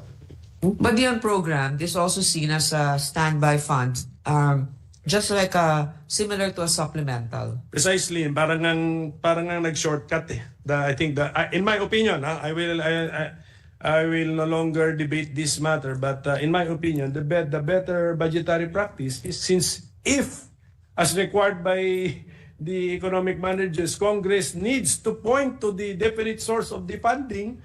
That's the principle behind the supplemental budget, Mr. President. Now, let's go to the GAA 2024 na 731 billion yung unprogrammed. I think an increase of 400 plus from the President's proposal. How much has been funded from the 731.45 billion pesos in unprogrammed appropriations? As of October 31. As of October 31, Mr. President, 161 billion 848 172 was funded. So, 731. Konti lang. And then yung 161 billion is even lower than the proposed level of the unprogrammed by the President of 281.9 billion. So, yes, we get the reaction from the economic managers. Connected from the fund balances of PTIC and PhilHealth. Yes, we collected 164 from the fund balances of PhilHealth and PDIC. Price. So it's not a surprise that we spent 160 billion as of October 30. So the 161 billion spent as of October 30, 2024, charged to unprogrammed appropriations, all came from the exercise or the use of the fourth trigger. So what happened to the first three triggers, Mr. President? There's still available cash of For example, Increase the dividend rate of UCC. We increased the dividend rate of the GOCC, and 100 billion was collected from them. Dividends. Ang dividends ba ng GOCC sa program? Maybe, Ano yun? Kasama sa general fund data? Check mo. Check. Prioritizing the expenditure for that amount. We're still prioritizing the expenditures for the three question. the excess revenue for that amount. May we be guided by the DBM Undersecretary? Do the GOCC dividends fund the unprogrammed appropriations, or do they go to the general fund? Only excess revenue of the GOCCs. What was budgeted, 50% dividends? And we collected 75, and we have excess revenue of 25%. So it depends on the dividend. If we are So you don't if the threshold is 50%, but we increase it to 75, then the 25 is available. So as a general rule, GOCC dividends are not supposed to fund the unprogrammed appropriation items, but only as to the excess, The excess. from the expected, from to the be declared. expected. So, well, thank you for that input, but we will double check, of course, the information that we got. So, okay, so it looks like okay, pero siguro itong 161 billion na finan po natin sa unprogrammed appropriations, did we prioritize the original items in the 281.9 billion of the president in the NEP, or did we prioritize the 450 inserted by Congress in funding? Yes. Mr. President, we did prioritize the foreign assisted projects, like the maintenance, repair, and rehabilitation of infrastructure facilities, the Panay Guimaras Negros Island Bridges project, payment for right-of-way, 1.6 billion, strengthening assistance for government infrastructure program, public health emergency benefits and allowances for healthcare and non-healthcare workers, that's 27 billion. Yung mga hindi na... Pero yung nabanggit po natin, yan po ay doon sa original, ilan ba yung sinulat ng presidente kasi 7 or 8? 8, yes, program. 8 purposes. The NEP 2024 originally contained only around 8 purposes under unprogrammed appropriations. Yun po yung na-prioritize sa 160 billion na nagastusan na po natin. Yes? Yes, Mr. President. Yes? Kasi it falls under the category of, yes. Yes, unfortunately nga, yun na nga. So yun po yung pinaglalaban namin sa Supreme Court, no, na yung, kasi yung sa, magkano yung nakuha natin sa PhilHealth? 60 billion? 60 billion. 60 billion. In the opinion of this representation, ano po, sacred funds po sana yung sacred funds because contributions from direct contributors and from those subsidized by the government, pero in the nature of an indirect contribution din nila yun, members funds. But unfortunately, 60 billion of those funds were now spent for the bridge, etc. But we were trying to remedy this before the Supreme Court. And DBM, ito, in case I win, or we win the case before the Supreme Court, and then na-TRO naman yung 30, no? So, 30 ba na-TRO? 29.9. So, 1/3 panalo kayo, 2/3 kami palasa. No, 29.9, at least nandyan pa, no? So, hindi na natin nagalaw. But in case we win in the petition before the Supreme Court, what will happen now? It will be, ito ang aking understanding, that the national government will be ordered to return the 60 billion to PhilHealth. What's the mechanism, Mr. President? In case we win, kasi that the sweeping of the funds is let us say not sanctioned or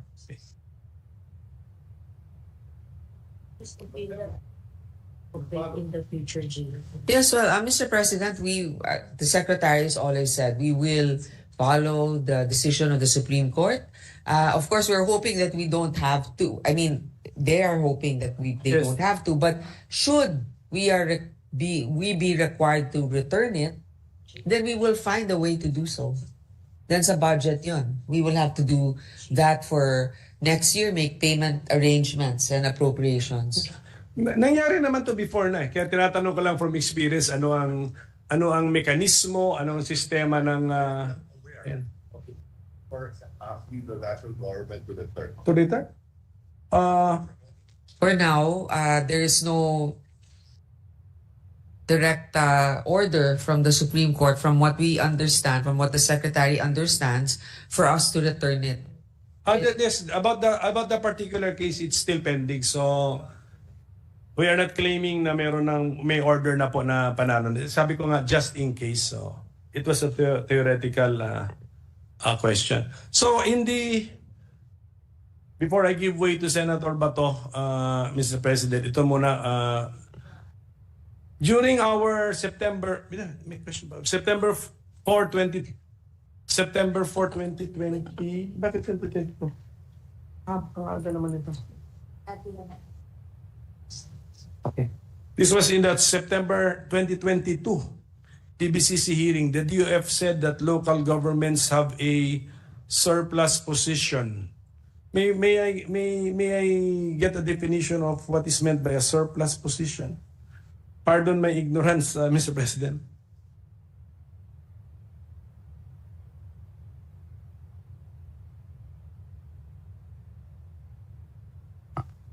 Okay, the local government code does not allow local governments to have a deficit. So kailangan talaga eksakto yung expenses nila dun sa kanilang allotment or income. Unlike the national Sa government. Amerika. For 2024, 10 billion. the local government will have a surplus of 310 billion.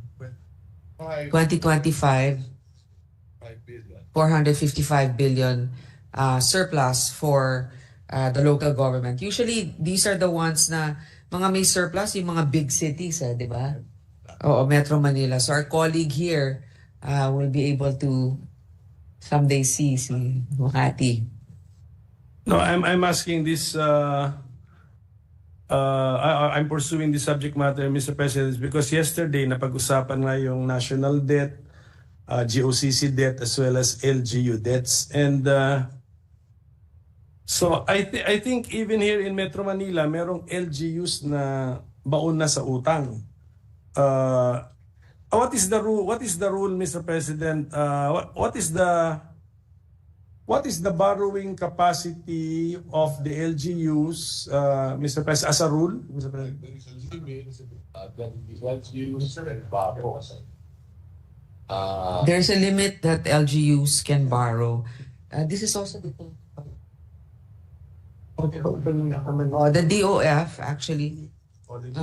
The local government code will compute the capability of the LGU, and the ceiling 20% of their budget of their ERA. But again, that's the limit. 20% of their ERA budget of their regular income is the amount that they can borrow. 20%. Naghalo-halo na po, Oo ma'am. nga. Kasi, wait, Kasi halo-halo na rin yung mga tanong dito. Baka Hold pagod on. ka na. Let me just Napakapagod ka na rin. Naghalo. Or 20% of their budget. Iba yun sa ano na. Okay. So kung ano man yung income ninyo, Mr. President, sa local government, you cannot exceed 20% of the amount of your income of what you can borrow. So kung ang kinikita nyo ay 100 pesos, let's say, so yung 20% nun, 20 pesos, hindi ka pwedeng lumagpas doon sa paghihiram mo. So, kung 1 million ang kita ng local government unit, hanggang 200,000 lang ang pwede nilang hiramin. And yes, when we refer to the kita of the LGU,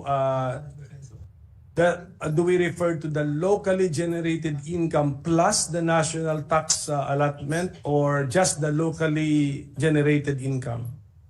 Yes, you're correct, Mr. President. Which one? Just the NTA, local- NTA plus Plus the the local revenue source. More or less the budget nila. What they can spend. Pero dapat regular income, meaning every year kung ano Recurring. yung matatanggap Recurring. nila. So yung mga taxes, yung mga meron, yung hindi yung from a windfall. Okay, Yes. yung parang expected mo na regular payments to the local government. Taxes, permits, yung mga ganon. What agency or government body is trying to DOF, discipline our LGUs when it comes to DOF through the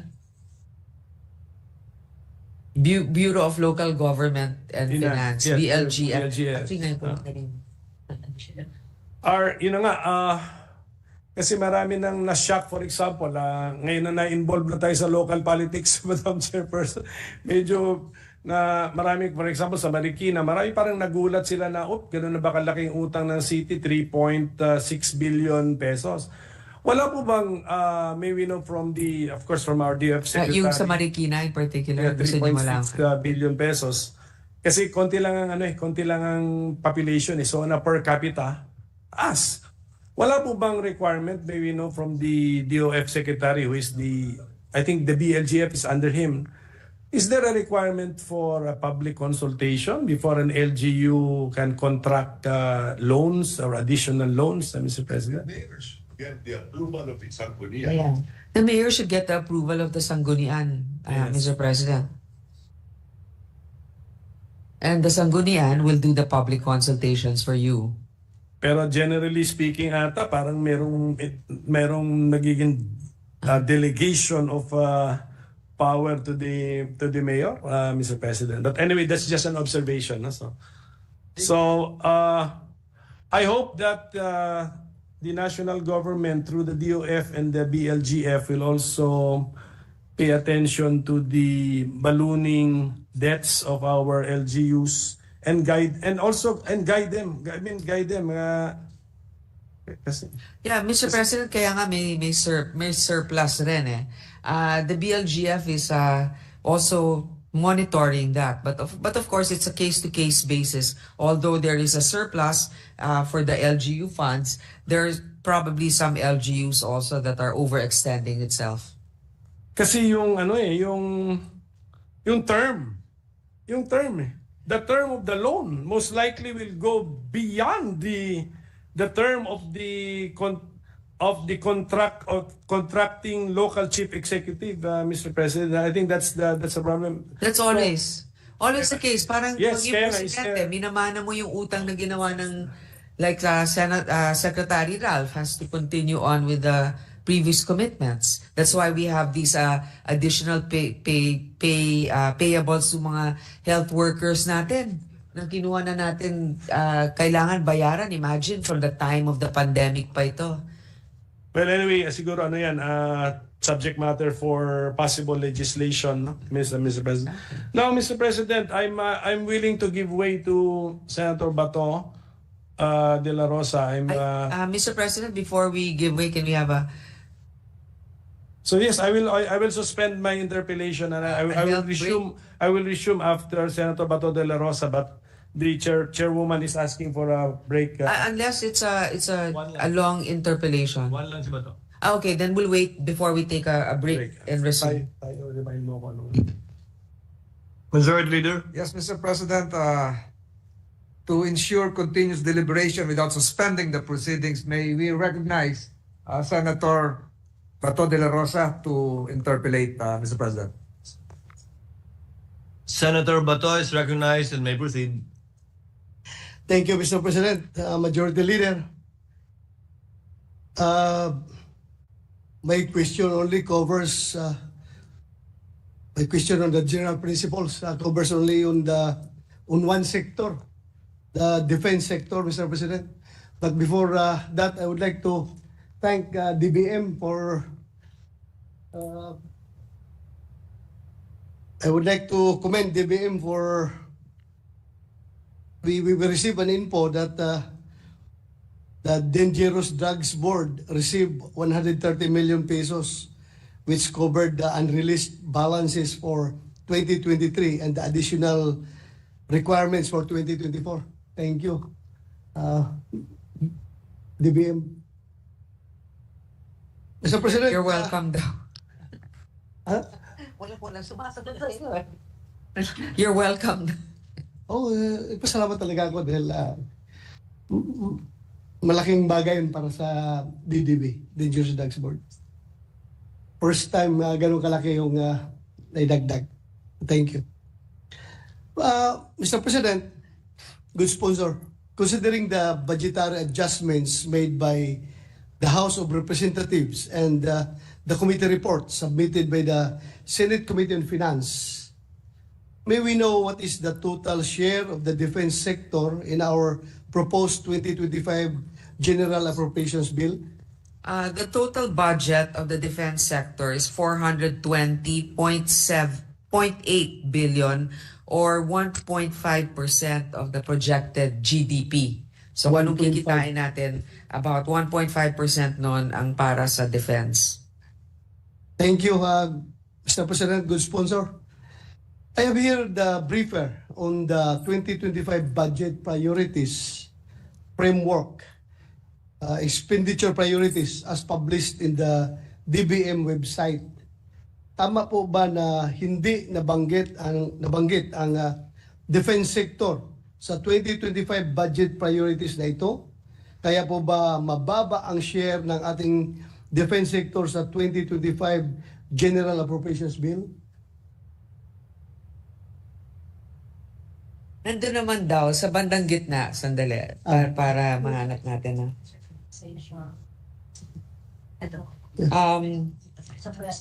In the budget message, hindi ka naman kinalimutan, Mr. President, the defense sector will use its 419.3 billion allocation or 6.6%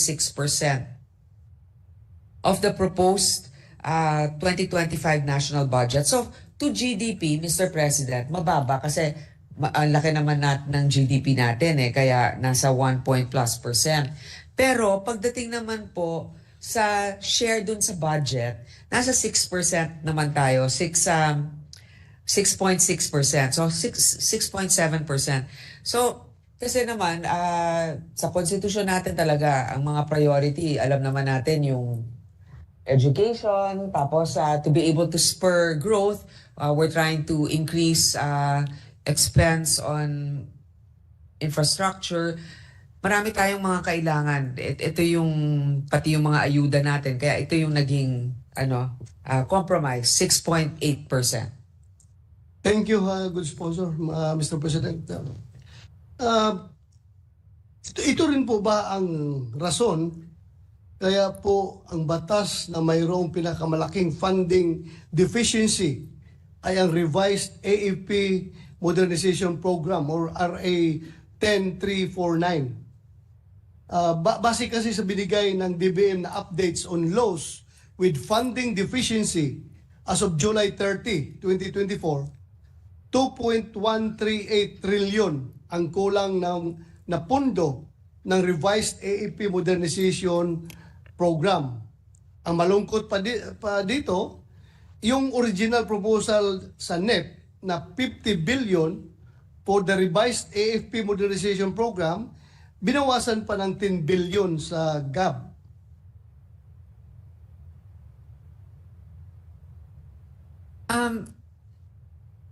Mr. President, actually, nung 2023, yung revised AFP Modernization Program na 41 billion. 41 billion. Ang actual gastos. Tapos, nung 2024, yung NEP binigay 50 billion. Ang GAA binigay 40 billion. Pero ang proposed 2025 budget natin, 50 billion. Tumataas naman. Pero syempre sa modernization program, marami talaga tayong mga nililista na gusto na kailangan natin. Parang wishlist natin. Pero katulad rin ng mga wishlist ng iba, halimbawa, yung mga karsada at tulay ng infrastruktura sa DPWH o kaya para sa edukasyon, yung mga bilang ng mga silid-aralan, hindi natin nabibigay lahat-lahat yung kailangan kaagad. Yeah, thank you, Mr. President. Because alam ko, Pero tumaas pa rin. tumaas ba? Oo, tumaas. From the 2024, tumaas pa rin yung... Oo. 40 ang gaan ng 2024. Ito, proposed pa lang. 50 billion na tayo. So, 10 billion ang tinaas. Thank you, Mr. President. Pero, nakalagay sa NEP is 50, binawasan ng 10 sa GAB. So, sa ating inadapt ngayon, 40. 40. Oo. 40 Pero ang ano inadapt mo, natin. di ba, hindi pa naman tapos. So, syempre, pwede ka pang mag-propose. Kaya nga, mga preliminary ko yan. Mga preliminary. Mr. President, yung good sponsor, ano po ba ang maaari natin gawin para mapataas ang funding ng ating defense sector? Saan po kaya tayo maaaring kumuha ng pundo para po tuluyan na tayo magkaroon ng modernized armed forces, especially now that the DND adopts the comprehensive archipelagic defense concept? May mahanap siguro tayo, Mr. President, good sponsor. Sa ngayon, Mr. President, yung mga nahanap ay yung nalagay natin dito sa budget na. Yun nga ang sinasabi ng ating secretary, wala nang pagkukunan sa ngayon. So unless magpalit tayo ng mga ibang items or priorities, nandun tayo sa amount na at the most yung binigay nga ng NEP na 50 billion. Mr. President. Na sana hindi na natin bawasan. Senator Pwede Tolentino, naman natin. recognized. President, if I may just interject a short one-liner. Perhaps, and I've been saying this in several fora, perhaps it's about time for the defense establishment as well as the DBM, Department of Finance, to consider the concept of lease of naval vessels, lease of aircraft, which we cannot purchase through the General Appropriations Act. So, Mr. President, may I ask if the concept of lease, which is being done even by Singapore's Navy, they're leasing a submarine from Europe, even the U.S. Marines, they're leasing a logistic ship, Mr. President. Is the concept of lease open now to the government's finance cluster? Mas mura po yung lease, arkila lang, ginagawa po ng iba't ibang bansa. Singapore is a submarine because they lease a vessel from Slovenia, Mr. President. Can we have an answer on this? Of course, if the quality is not compromised and it's cheaper. But the proposal has to come from the AFP. Right. That's why the chairman of the Defense Subcommittee is here. Is he likewise open to that concept? It's being Yes. done by other countries. Yes, Mr. President, Your Honor. But still, we have to consult the end users, the AFP. So, Even France is leasing several vessels, Mr. President. yeah, if it's more economical on the part of the government, then why not do it? I'm agreeing to your proposal, Mr. President, Your Honor. Thank you, Mr. President. Just want to have that inserted into the records. Thank you. To continue, good sponsor, Mr. President. Kaya ko nabanggit itong issue na ito because being a former member of the Armed Forces of the Philippines, former member of the Philippine National Police, and now a senator of the Republic, I can't help but point out a glaring contradiction na nakikita ko. Kasi every time may mangyaring hindi maganda during our resupply missions to the Ayungin Shoal, pag mayroon tayong sailor na naputulan ng daliri dahil tinapyas ng Chinese Coast Guard or Chinese militia, or meron tayong mga maliliit na bangka na gamit ng Coast Guard or ng BIFAR natin or ng Marines or ng Navy, tinangga, our immediate reaction is like this. We condemn in the highest terms this incident, and we have to see to it that we have to modernize our Philippine Navy. Yung palagi ang linya nating masasabi as politicians, as legislators. And now, here comes the budget deliberation. Binawasan pa ng 10 billion yung NEP ng Department of National Defense. So, nakikita ko, there is always a contradiction in what we say and what we do. Sana, coordinated palagi or synchronized yung sinasabi natin as politicians at yung ginagawa natin as legislators who have the power of the purse. Kasi ako, mabalong ko talaga isipin, ang ating palaging instruction sa ating mga kasundaluhan, mga sailors, marines, coast guards, tiis-tiis lang kayo dyan. Hindi natin kayang girahin talaga yung China, malaki yan. Please avoid frontal confrontation with them. Please exercise escape and evasion. So kung ako ngayon ordinaryong sundalo, ordinaryong sailor, ordinaryong coast guard na nandun nakadeploy sa West Philippines, ang isipin ko palagi okay lang ito. Maghirap tayo na maghirap dito. Because ang gobyerno naman ay nasa likuran natin palagi, sinusuportahan tayo. Pero kung malaman nila ito na ultimo yung kanilang may batas na nga na nagsasabi para dito sa AP modernization program, hindi pa natin ma-implement. Kung ano yung hiningi nila, proposal nila na 50 billion, babawasan pa ng 10 billion, ay parang malungkot yung ating kasundaluhan, yung sailors natin kapag ganyan ang nangyayari. I've been in the front line. Alam ko, I'm willing to die for this country if the government has my back.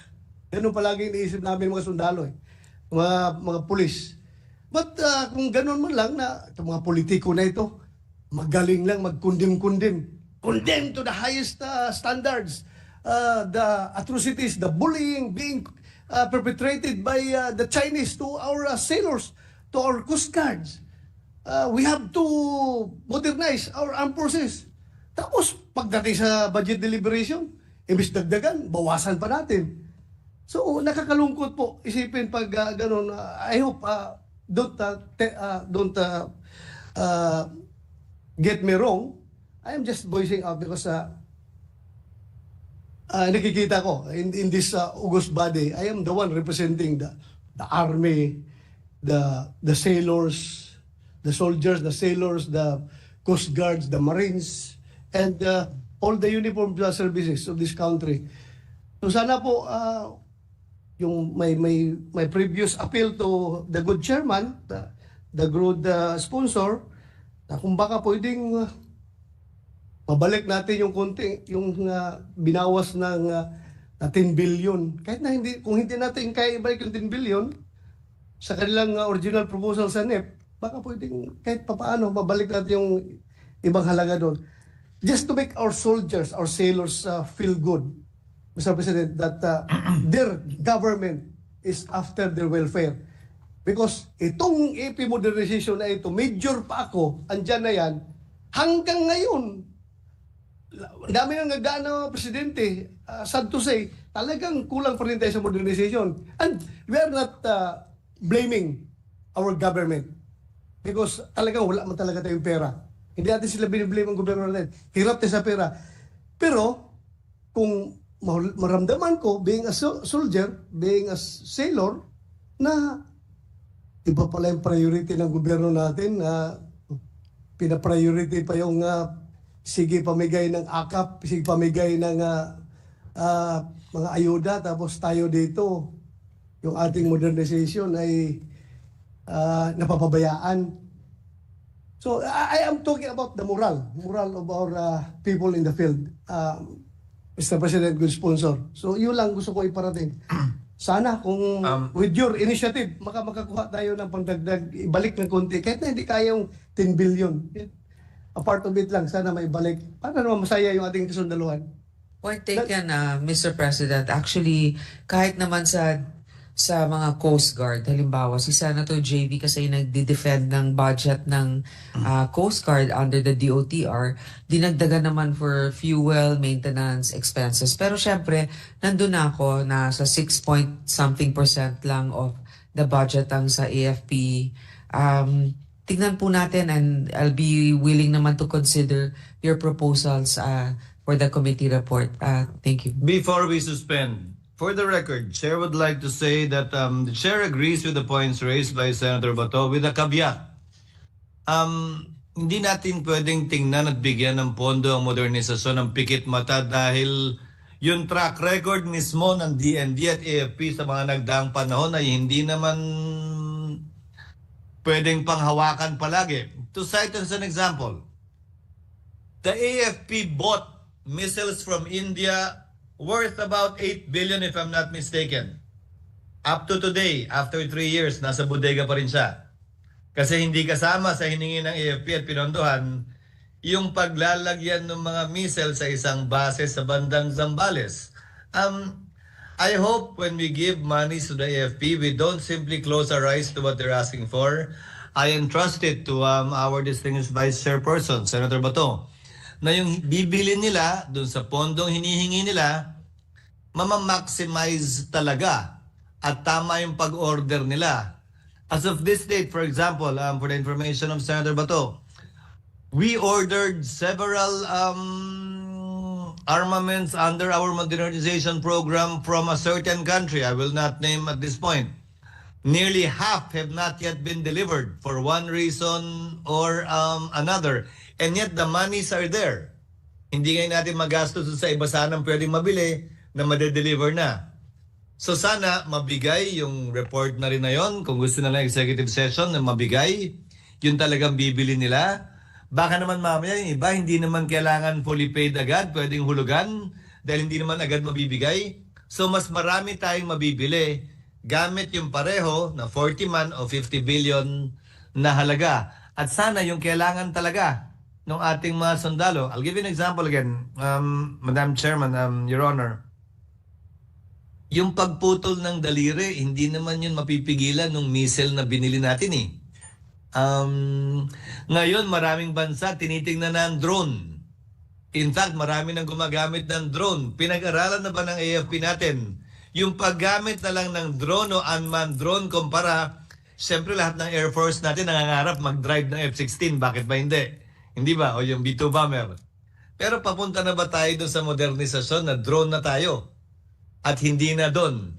Marahil, baka mas marami pa tayong mabili, marahil mas mura. Sana maganda mapahingan mula sa AFP din yung kanilang plano at balakin. Dahil kada pagpasok ng bagong administrasyon at may bagong chief of staff, correct me if I'm wrong, Senator Bato, nagbabago yung components ng modernisasyon eh. Binabago nila, hindi naman nananatiling ganun eh. So kada administrasyon pumapasok yung panibago na namang plano at nagbabago din yung teknolohiya. Kaya hindi pwedeng iplano yung modernisasyon ng isang upuan lang ng isang administrasyon dahil makalipas ng 5-6 na taon, baka may lumabas na bagong teknolohiya. Yan ang mas bagay sa atin. Hindi yung nabili natin o baka outdated na noong mga panahon na nakuha na natin. I hope the committee will consider that when it decides on adding and how it will be spent the additional and the original budget of 40 billion. Just for the record, Madam Chairman, Your Honor. Yeah, thank you, Mr. President. I just would like to clarify my statement that I'm not basing my statement on a technological point of view. Yes, kailangan natin yung technology, pero malayo pa tayo dyan. May sentiment comes from the moral point of view. Yung moral natin mga sundalo, na sabi mo nga, naputulan ng daliri. Hindi mo talaga mapigilan yan. Baka mapigilan kung may technology tayo. Pero from the moral point of view, ako, sundalo ako, maputulan ako ng daliri dyan sa, pag ako hinataw ng yan, yung bladed weapon ng Chinese, kahit maputulan ako ng daliri or maputulan ako ng liig, basta from the moral point of view, high moral ako. I'm willing to die. Yan po ang attitude natin mga sundalo. Basta nalaman ko lang na talagang seryoso yung ating gobyerno sa AP modernization. Dahil imbis na panatilihin yung request natin, dinagdagan pa. Parang ganun ba? From the moral point of view. Pero ngayon, pag malaman nila na yun ang ni-request, tapos binawasan pa ng lower house ng 10 billion, iba rin ang magiging reaction as far as moral is concerned. Yun lang sa akin. At saka, yung nagbabago yung mga specs ng mga in-order natin, Mr. President, ay nangyari po yun dahil pag hindi naibigay yung pundo ngayon sa ni-request nila, hindi naibigay ang pundo, pagdating ng next year or next following year, may bago na namang technology na nag-emerge. So, naturalmente na talagang gusto nila na yung magbago na naman yung specs na hihingi nila para makuha nila yung pinaka-latest na technology. Yun lang po ang nila pinaparating sa akin. At yung natatanggap na Mr. President, remember that we should, by this time, sa timeline ng ating AP modernization program, nasa Horizon 3 na tayo ngayon. But still, ang ginagawa ng ating AP, nandun pa karamihan ng mga projects na implement ngayon, doon pa rin sa Horizon 1, Horizon 2, kukunti pa lang nagsimula sa Horizon 3. Yeah, you know why? Because nga palagi, kulang talaga ang budget. Kaya kung kahit bigyan natin sila ngayon ng nakalagay sa NIP nila 50 billion, kahit bigyan mo sila ngayon ng 10 billion, i-times 2 mo yan, bigyan mo ng 10 billion sila, hindi pa rin lang mapuli implement yung Horizon 3 dahil ang binabayaran nila ngayon na utang, yung ini-implement pa nila sa Horizon 1 sa Horizon 2. So as we have said, sabi nga, 2.138 trillion ang kulang ng pondo ng revised AP modernization program. So I hope seryosohin natin ito, although kahit na anong modernize natin sa ating armed forces, kahit anong gawin natin dyan, wala talaga tayong panglaban sa China dahil napakalaki nila at napakalakas nila. But sa ating kasundaluhan, sa ating mga sailors, willing niya magpakamatay. Basta alam na nila ang gobyerno nila, nasa likuran nila at inaalagaan sila, lalong-lalo na dyan sa AP modernization at hindi hanggang lip service lang tayo. Ibang sinasabi, pagdating sa budget deliberation, iba ang ginagawa. So, para natin silang ina-underhand, Mr. President. Yun lang. Maraming salamat, Madam Chair, Madam Sponsor. Mr. Thank you, President. Your Honor. Thank you. Majority Leader? Mr. President, if I may add, just to placate the motions of Senator De La Rosa, the morale of our troops cannot be compared with technological capabilities. Mr. President, a few hours ago, Mr. President, the Armed Forces of the Philippines conducted the first ever island seizure exercise in the West Philippine Sea. And that is considered a first because it involves a retaking of an island within the West Philippine Sea, coming on the eve of the signing tomorrow of two important bills coming from this chamber, the Maritime Zones Law as well as the Archipelagic Sea Lanes Law. So, Mr. President, handang-handa pa po ang ating sandatahan lakas. Mr. President, the chairperson of the Committee on Finance is seeking a 1-minute Senate suspension of the proceedings. I so move, Mr. President. Session is suspended so that the chair can do what she needs to do. Session is suspended.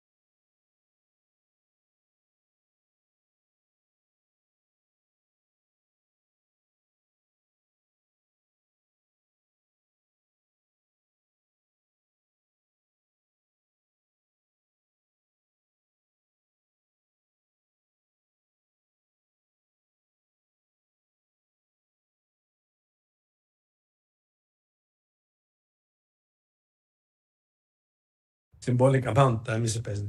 Okay, may we know also from our economic managers how much taxes were paid by those involved in POGO? Okay, and then and the nature Less than 1% the of tax. GDP ang alam kong dati. So the actual taxes, parang Kasi it's a chapter about to be closed eh. Patapos na po ang the story of POGO in the Philippines. So more or less, magkano ang total taxes na nasingin natin from the POGO industry during their lifetime? Yeah, dito naman sila.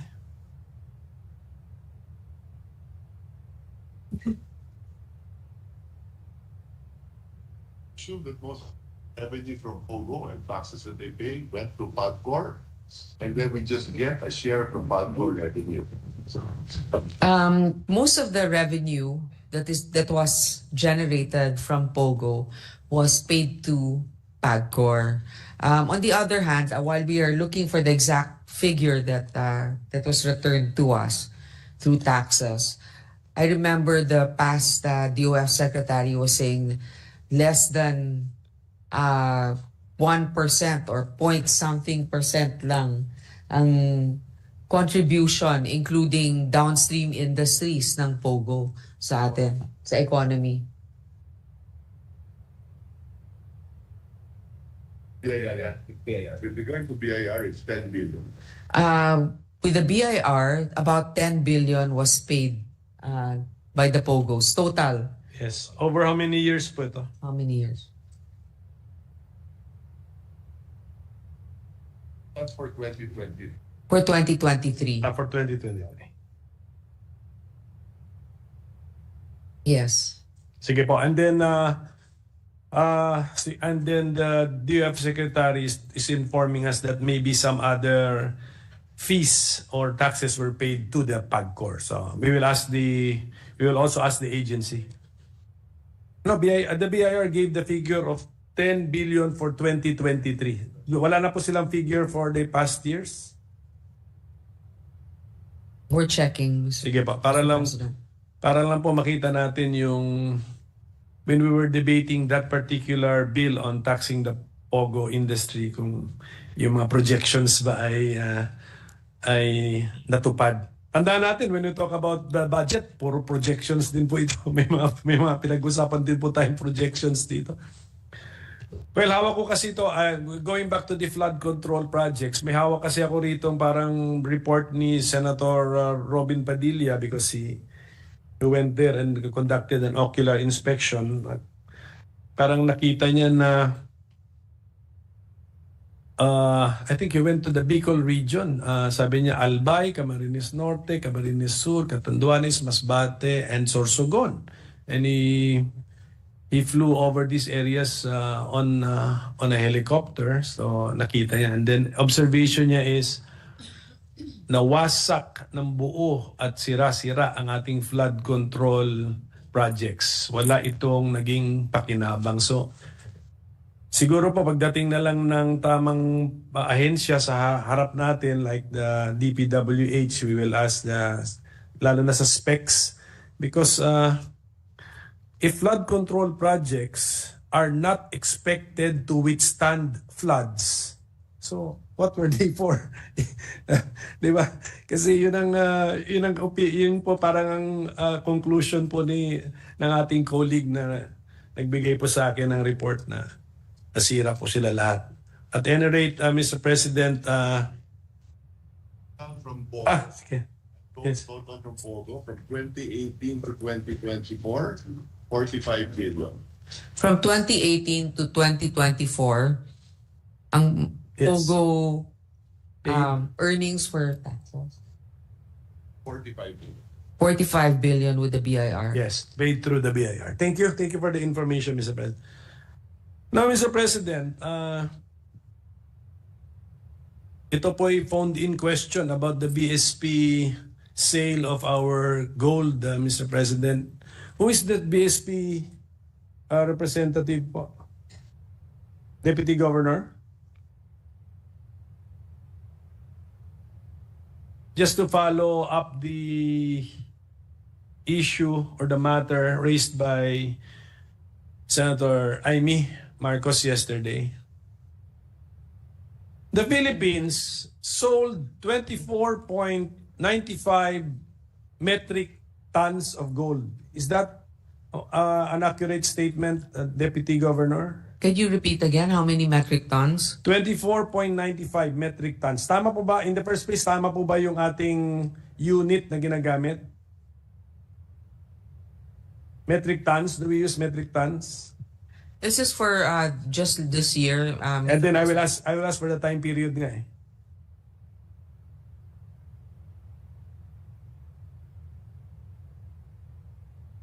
Number is 40.5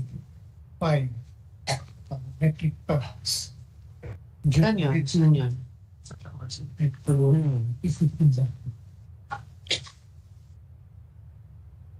September, January to September, 40, 40.5 metric tons. So 40.5 metric tons. So thank you for updating our information kasi sa news report po ito, first half of the year, 24.95 metric tons. So that's January to June. So ang binigay sa atin ni Deputy, may we know the complete name of our resource person, Madam Chair? Francisco Daquila Jr. Who is an Deputy Governor? Deputy Governor. So thank you, Deputy Governor Daquila. January to September 2024, 40.5 metric tons. So are we the central bank which sold for year 2024 the biggest volume of gold in the market? World? Is the Philippines the number one seller, Bale, of gold? Yes. Yes. For 2020. For 2024. For 2024, So far. yes. Yes. We And do we know who is the second placer and how much is the volume of that second placing central bank?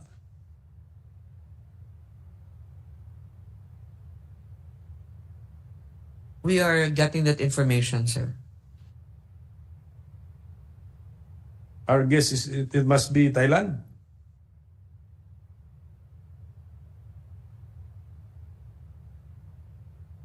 You have So you're correct, sir. you're correct. May we know the volume, Thailand. the volume of Thailand as far as the BSP knows? It's until June now. 9.6 metric tons, but it's only until June. So the same. Sa atin po kasi hindi. Hanggang Apa. September tayo. I have the same figure for June. Okay. So it looks like, let us say Thailand also sold. So, but hindi naman siguro lalapit sa 40 metric tons yun. Or Thailand could even have stopped selling. So it's at 9.6 metric tons. So, masyado pong malaki ang ang agwat na between the central banks. What do we know that they don't know, or what do they know that we don't know?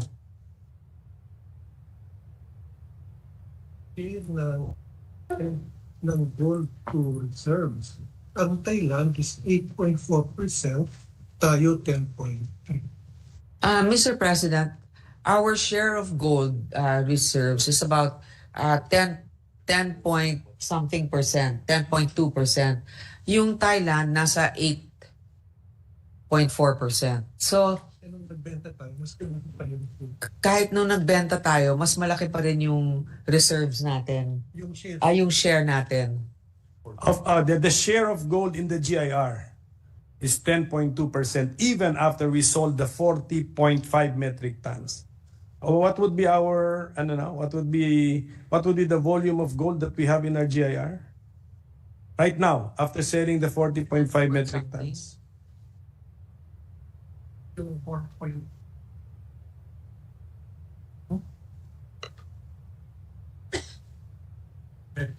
We are verifying Sige the po. figures. Sige po. And what was the decision making process? Why? Kasi pareho whether gold or dollar GIR siya eh. So why did we decide to convert gold into paper and ink called the dollar? Going back to your question, sir, sige po. it's 1.128 metric tons. So we still have left with us now 128 metric tons of gold. Correct. And nabawasan na doon yung 40.5. So meaning to say around mga 25%, gano'n ba? Around 25% of our gold holdings we sold. Yes. More or you'd less, like di ba? to know- Kasi 160 something metric tons siya. Yeah, 100. Sige. Yeah. So 25% of our gold holdings we sold, converting the form of the GIR from gold to dollars. What's the thought process, sir? It was converted to US Treasuries. US Treasuries. O pare, di ba halos ano lang yun? Di ba replaceable yun? I mean, that's... Treasuries of bonds. Bonds, yes. Bonds, but when the bonds are redeemed, dollars. Tama, I mean... Yes. Kaya, what's the thought process? What was the idea? Kasi sir, yesterday you reported that our dollar position is 112 billion. Mr. President, because it's been invested, it's actually earning interest now. In the past, obviously, we are holding on to the value of gold, Yeah. and we were questioned, why would we sell, especially when the value of gold is so high? That's precisely when you sell. But of course, with the guarantee that you also diversify and you leave a sizable portion in reserve, which we have done. But again, it's also a calculated risk, your appetite for risk, because of course, you can hold on to it dahil sabihin mo, ang laki ng value, tatago ko to. Pero pwede bukas makalawa, bumaba rin yung value niyan. Ngayon, pag sinabi, pero ang gold, it's more stable. But we've seen gold prices dip also. It's not a guarantee that it will be constant. But if we put it in certain bonds, there is a guaranteed rate of return. What is the average rate of the bonds that we exchange our gold for? 4.2%. So there's a 4.2% rate of return, which still higher than inflation. When you talk about bonds, may pati ba period? You need to take into account the period. May period ba yan? May mga period. Diba? 10 years. 10 years. So siguro sir, ganito, we're just auditing your kasi this is the chance for us to audit, for the Congress to audit the actions and decisions of the central bank, because you're before us now eh. You don't normally appear before the Congress eh. You don't ask for, there's no GAA amount for the central bank, diba? So siguro if you can just ask, for example, when you started selling gold, magkano siya per, how is the price of gold measured? Troy ounce, as yesterday mentioned by Senator Yes, Marco. per ounce. Troy ounce. So kunyari, sir, when you started selling in January, how much was the price of gold, and then January to September, what would have been the average price of our gold that we sold?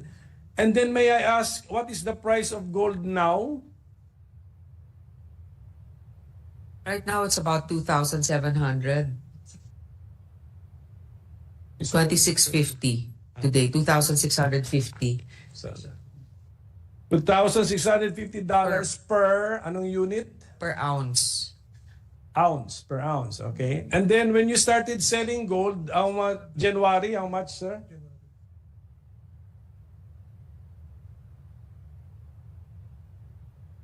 $2,257. So Average. So over 9 months, nag-increase siya ng $400 per ounce. Can we make that parang conclusion? January, 43. So, September, market na siya sa 247.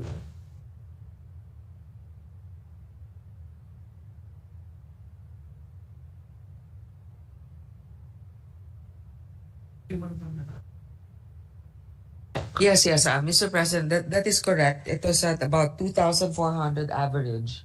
And now it's about 2,650.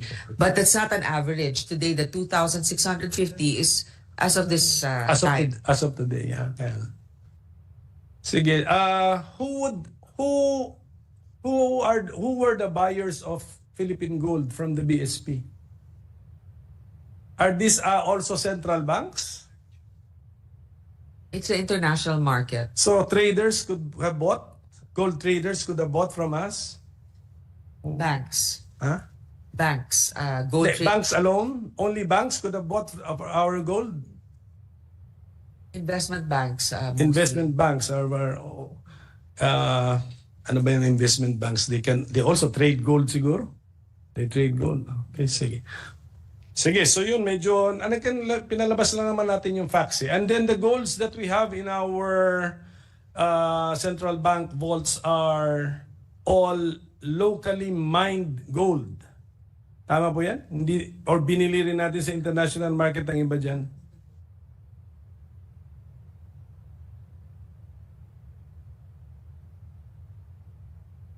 All the gold that we have in the Philippines are locally mined, but we also have a vault, apparently in London, that we also buy gold from the international market. So the gold that we have sold, mix of locally mined plus the gold that we have bought from abroad, from the market. We only sold the local. Local, okay. See. I'm sorry. Oh, we only sold the gold in our London vault. And then, what's the gold in our London vault? Foreign gold din yun? Yes. Sige. Okay. Pero maganda kasi, Madam Chair, just want to share with all of you na the central bank invited me and they showed me our, how do you call it? The gold, ano ba process? We turn gold into the bars. Melting? No. Yeah, the gold bars. So I saw it for myself. And those are the gold mined here in the Philippines. So yan yung parang metallic resources natin from the ground, now converted into bars, and now tradable items, Mr. President. Yeah, Mr. President, as I recall and confirmed by our secretary, we're the 5th most mineralized country in the world. Of course, it's not, there's always a trade-off. I mean, we only want responsible mining and then giving back to the community that they mine. But if it's just about the reserves of minerals here, we are one of the top 5. Yes. 1.9 trillion US dollars daw. So yung ating pong binanggit na figure for our GIR in gold includes the London Vault. Okay. Yes. The answer is yes. I just made some computation dito. So if we fail to maximize the price of gold at $400 per ounce, medyo malaki-laking halaga, but I will leave you to also compute that for yourselves, Mr. President, and the BSP. Okay. So at any rate, we just wanted to understand the thought processes of our decision makers in the Bangko Sentral, Mr. President. Now, Mr. President, Bangko Sentral, just one more question on the polymer notes. Is that still an experiment, or is that already your final decision? It's already a program. I suppose the question is about the action money, right? Yes, yung 1,000. Imbis na yung abaka Yes. fibers. I don't know if it's true, but I know I'm not supposed to ask this question, but what are the advantages of polymer, right? It's durable po. Okay. Paper money. Tapos, mas maraming security features, so mahirap siya counterfeit. So is this still just a program or is it already?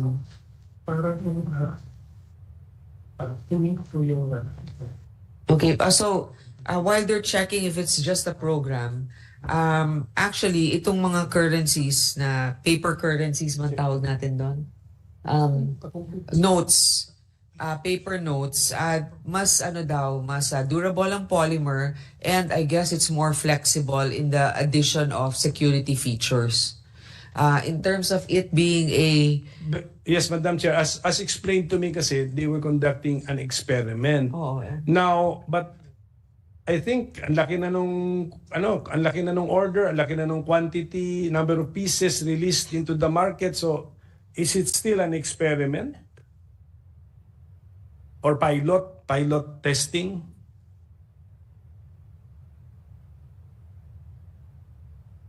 So basically, meron dito on polymer banknotes. I guess this is a is this a memo circular?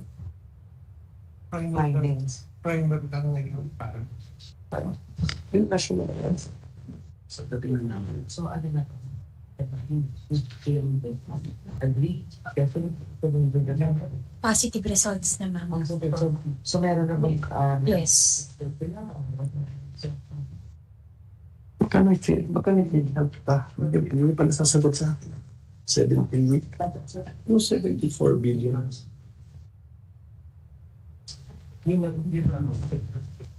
Okay, so the circulation test provided positive results that are consistent with studies and results from other countries. In view of the results, the positive ones of the circulation test of the 1,000 peso polymer banknote, the BSP is planning the release of polymer banknotes in other denominations. This is consistent with global best practice of updating currency designs and materials about every 10 years. This is also in response to the public need for banknotes that can be safely sanitized, more durable, and more cost-effective. With this, we submit that polymer banknotes are smarter, cleaner, and stronger. This is from the release of the findings of the central bank. So they're already continuing with this, Mr. President. So, ano na siya, there's already a decision made by the central bank na that's it. That's the future now direction of our banknotes. Polymer na po siya. From 1,000, ang next is 500. Gagawin natin polymer.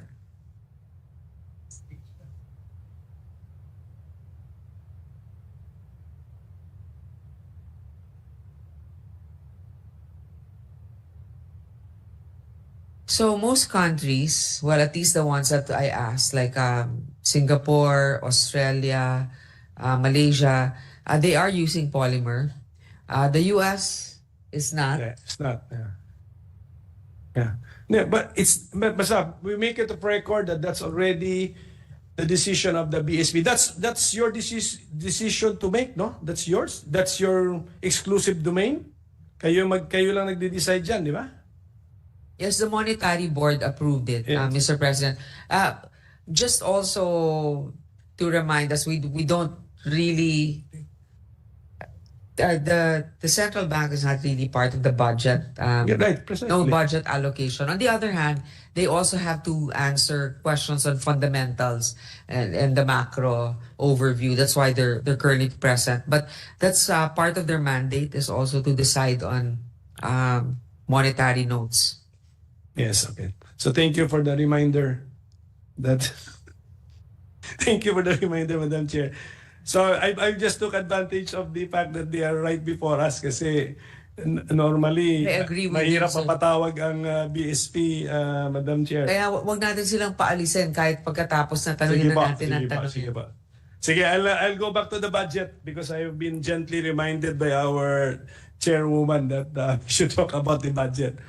So, can we go to the yung PhilHealth, sabi social services ba tawag doon? Di ba isa sa mga by type of expenditure, we have social services, and I think according to the President's budget, and kasama dito si PhilHealth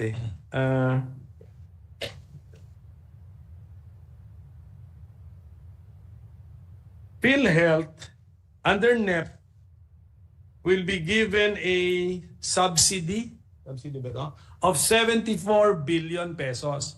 Under our committee report, ginalaw po ba natin ito?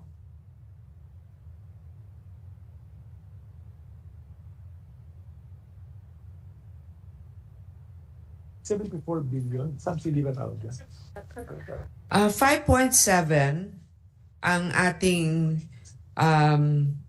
Binawas. was realigned to the DOH, Mr. President. Okay. So it's still with regards to health, but we realigned 5.7 to the Department of Health, particularly in-increase natin yung lung center, yung kidney institute, yung Philippine Children's Medical Center, at saka yung Philippine Institute of Traditional Alternative Healthcare. Yes, linipat yung 5.7 doon.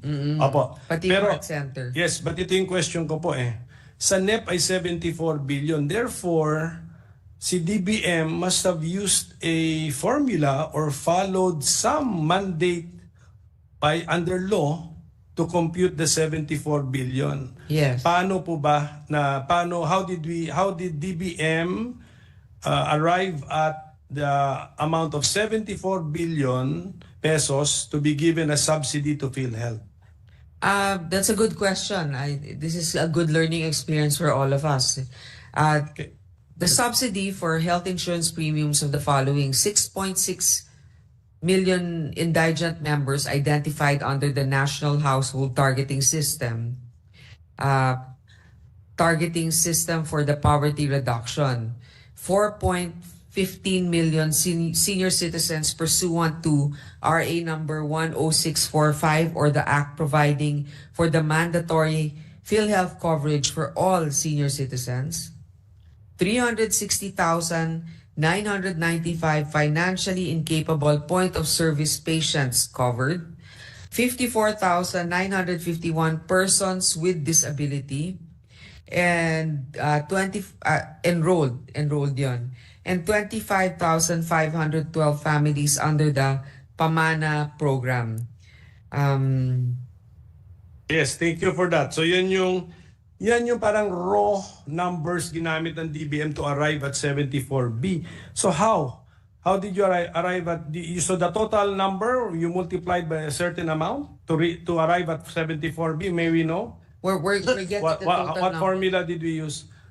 Kasi ang next question ko, Madam Chair, is kung may formula yan at yan ang na-yield na amount, pwede ba natin bawas-bawasan lamang? Ibig sabihin nun, may maapektuhan. Well, technically, may maapektuhan kung walang reserva yung PhilHealth. Yun nga, meron silang 500 na hindi nga namin alam ba't hindi nila ginagamit. So, Sige, yung formula muna, ma'am. at merong So, kunyari, yung suma total ng 6.6 million, 4.15 million, 360,000, 54,000, 25,000 families. Isusuma total sila, then times a certain amount? so it's times 5,000 pesos. Times 5,000. Oo. So itong mga nabanggit natin na numbers, times 5,000 yun. Like ilan sa PWD, ilan dun sa senior citizens, ilan yung indigent senior citizens, times 5,000. So, 5,000 would be their annual. Annual na po yun? Annual Premium rates. contribution nila being considered as indirect contributors, gobyerno ang sumalo. So, and then that formula, we reach 74 billion. So if we reduce the amount, if we touch the amount and reduce it, are we not now affecting the number of members that we are enrolling as indirect contributors? No, because of the reserve that they have. Universal. And the universal coverage.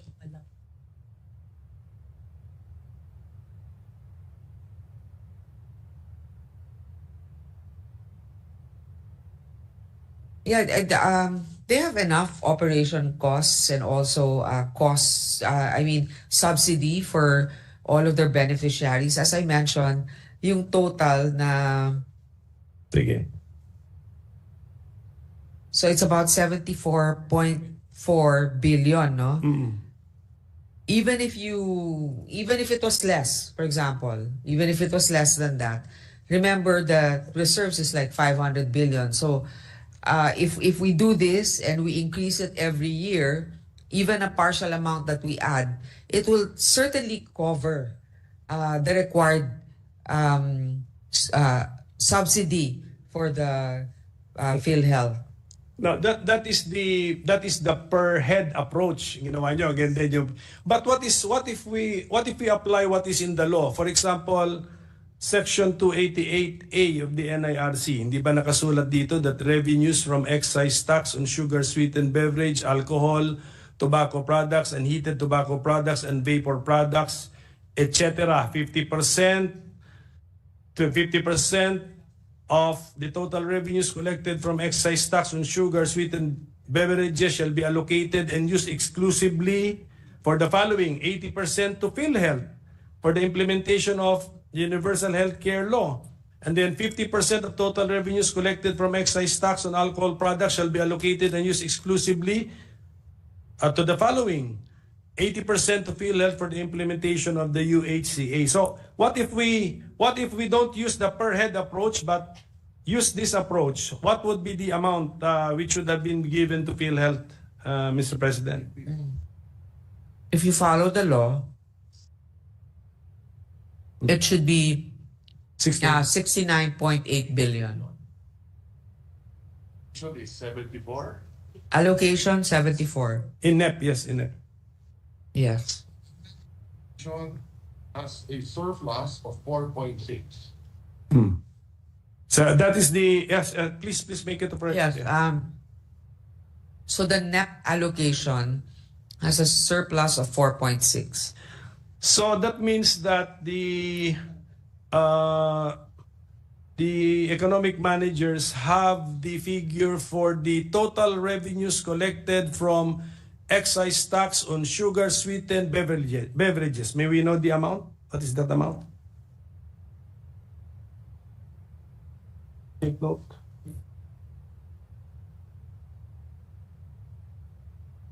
Sugar sweetened lang po muna.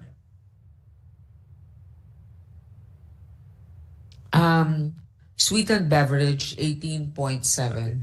May we know the total revenues collected from excise tax on alcohol products?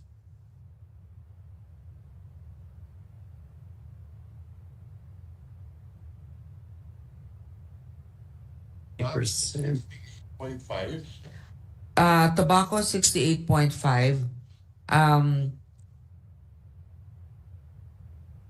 Sweetened beverage is 18.7. Hindi kasamang alcohol. Only sweetened beverage and tobacco.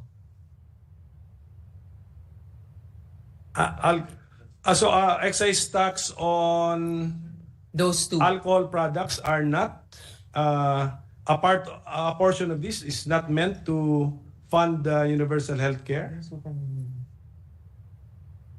Check that. Check. We're checking just to be certain. Okay, so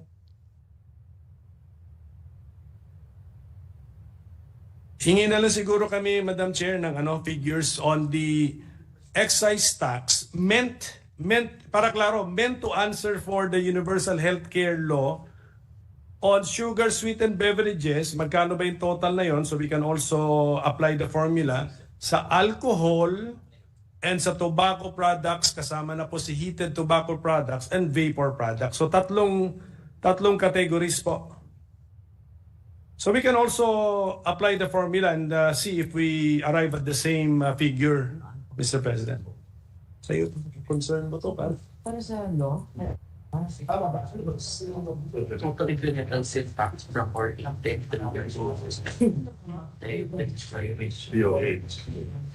So the alcohol portion, 60% of the alcohol portion. 60% of the alcohol portion in taxes go to DOH, not PhilHealth. As part pa rin of universal healthcare.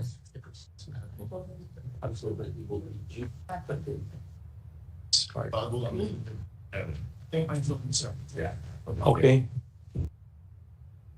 Okay, but to be very clear, ito po bang, we need guidance from the DBM, ito po bang 74 billion pesos nga na subsidy determined by the President's budget to PhilHealth, did this follow a formula based on the excise tax collection, or did this just follow a per head formula times an amount? Ganun lang ginawa ninyo? Is it both? Yeah, here, this one. Okay. So 50% of tobacco, Makinig tayo, makinig kayo mabuti. Sige, let's start with this. 80% of the 50% of tobacco goes to PhilHealth. Okay. And then 20% of the 50% of tobacco goes to MAIP and HPEP. 60% of the 100% vape products goes to UHT, which is DOH. 20% goes to MAIP and HPEP, so DOH did. Ang alcohol, 60% goes to UHT, which is DOH. 20% MAIP and HPEP. And then SPT and NEDA, 20%. We can leverage 80% of the 50 goes to PhilHealth. Ang gulo nitong chart na yun. Because, but that's Oo. No, but his question, ito yung formula na 5,000 per PWP times. Ano ba talaga yung ginawa? So, yeah. So, Mr. President, actually, yung guide lang para we know exactly how much will go to the beneficiaries. But the automatic allocations are from this. We didn't say 5,000 times how many people. We just want to know how many exactly are there that will have to be funded by this, and what's the minimum that we can accommodate. So kung 5,000 yan. So parang 80% of the 50% from tobacco Yes. goes to PhilHealth. Okay, correct. Then 20% of the 50% of tobacco goes to MAIP and HFEP. Okay. Iba pa yan. You want me to go on? Yes, ma'am. Yes, ma'am. So, Okay. tobacco yun. Opo, tobacco. 60% of the 100% of vapor products go to UHC. which is DOH. DOH pa rin yun. 20% of the 100% from HTP and vapor products, MAIP and HFEP. 20% of the 100% earmarked for SDGs and NEDA. Yeah. And then alcohol. Alcohol naman, 60% of 100% go to UHC, that's Universal Healthcare. 20% of the 100, MAIP. 20% SDG, NEDA. And then sweetened beverages, 80% of 50% goes to goes to PhilHealth. 80% of 50% go to MAIP. PhilHealth muna. 80% of 50% go to PhilHealth. And then 20% of 50 go to MAIP and H. Is that the law? The law? Is that the law that the secretary is pointing to? Yes. Yeah, that's the law. Yeah. 467. So, kaya nga, so, That's the health under RA 11346 as amended Yes. by RA 11467. yes. And are we being informed that that's in following the law, we arrived at 74 billion pesos? Is that it? Yet, as the secretary said, we are actually That's it. in excess pa. Based on the NEP. Is that it? 69 lang, Mr. Secretary? Dapat? dapat So- 69 tapos naging 74. So merong surplus. Can we get the thought process of the DBM? How come dinagdagan ng 5 billion? If the formula yielded 69 billion, bakit natin dinagdagan ng 5 billion? Kasi ang ating committee report, binawasan din natin ng 5 billion eh. So, gusto ko lang po maintindihan bakit po ganun ka arbitrary ba yung number? Law lang yun. So, yan ang law. Law lang yun. Pero may pictures. Hindi, yun law, pero yung amounts. Ano ba yung amounts? Hindi na sila pinus. Isang natin amounts.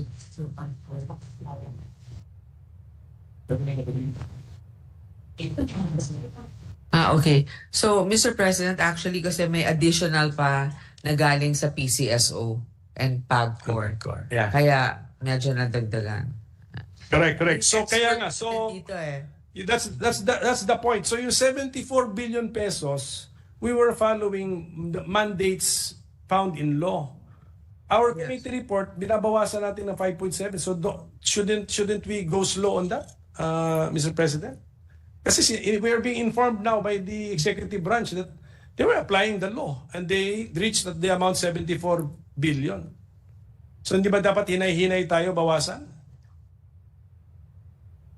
It's a prerogative of Congress, Mr. President. And also, I think the rationale also for what we did, at least, is that we put it anyway in health-related items. Sige. For Pero at example, least it's out. I mean it's Right. out. It's now out. Our colleagues know now. kasi yung iba, di ba, meron formula. universal healthcare, ganyan-ganyan. Sige. But may MAIP, may, di ba, meron Yes, category. So, if you want to really be particular about it, yung mga nilagay din naman natin doon na galing dapat dito sa total 74 billion, napunta lang particularly for a specific program, which is MAIP. But if you take it all out, it will still be with the health sector and according to the guidelines of the law. Sige, just to help us also follow the computation of the executive branch, may we get na lang from the economic managers in writing the total revenues collected from the three main groupings yun, ano? They are collected from sugar, sweetened beverage, tobacco products, and then alcohol products. Ganun lang po yun. So we'll also do our own computation. Thank you. Just a gentle reminder, Mr. President, this is still the DBCC, right? And then we're going to go next to the DOF. Yes. Okay. Pero kung natanong na, hindi na namin ulitin. Yeah, that's our promise. So just last item na lang siguro, Mr. President, kasi medyo mahaba na tayo sa general principle. So our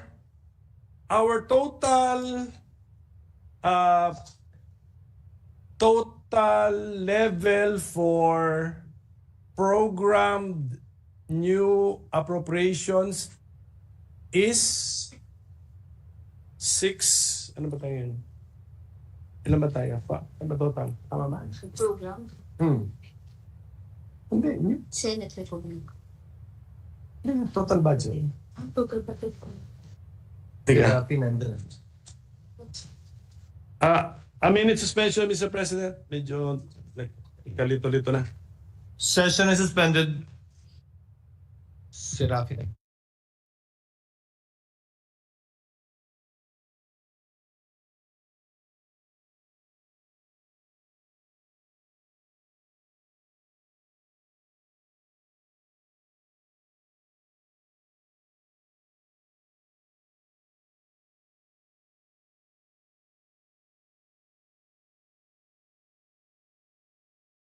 Mr. So President, I will withdraw my question, ma'am.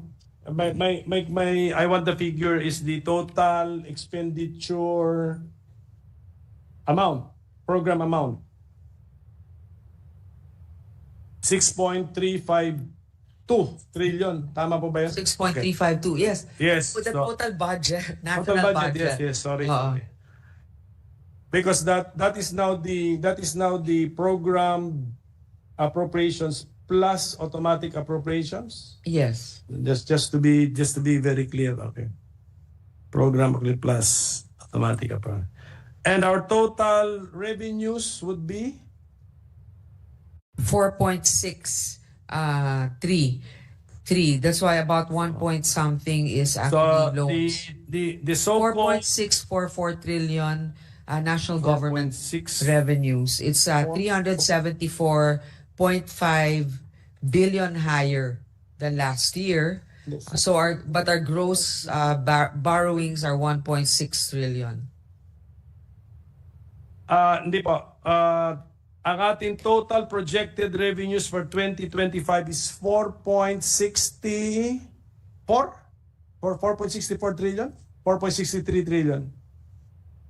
464, okay. 4644. So, if I subtract the total expenditure program, I subtract the projected revenues from that amount, our deficit is not in percentages but in amount 1.71 trillion pesos. Yes, about that amount. Expenditure and disbursement. So there's a difference between Projected deficit. This is just projected deficit. Okay, Benchor. Okay, what? Deficit. the deficit. Sige, ma'am. The deficit is 1.517 trillion. May we know why doesn't this follow the normal mathematics, Mr. President? Difference between expenditure and disbursement. Disbursement is cash. Okay, there's a difference between expenditures and disbursement. Disbursement is cash. So ito, expenditure pa lang yung sa budget. Appropriations. Yes. Everything is projected, Mr. President. Lahat ito projection for next year. So, the authority to spend is 6.352 trillion pesos. Yes. As far as program plus automatic. Kasi Pero may standby pa. Alisin muna natin si standby, yung unprogrammed. Okay. That's not yet spent. Correct. The projected revenues, wala pa rin yan. 4.64 trillion. So what's the projected deficit?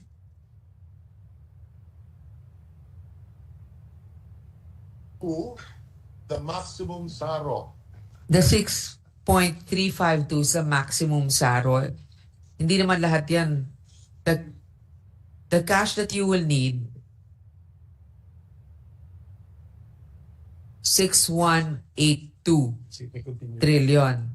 Therefore, 1537. the deficit is 1537. 537. So that's still we call that projected deficit? Yes. Projected deficit kasi hindi pa naman nangyayari lahat, no? So okay, so the projected deficit is 1537 trillion pesos. Okay.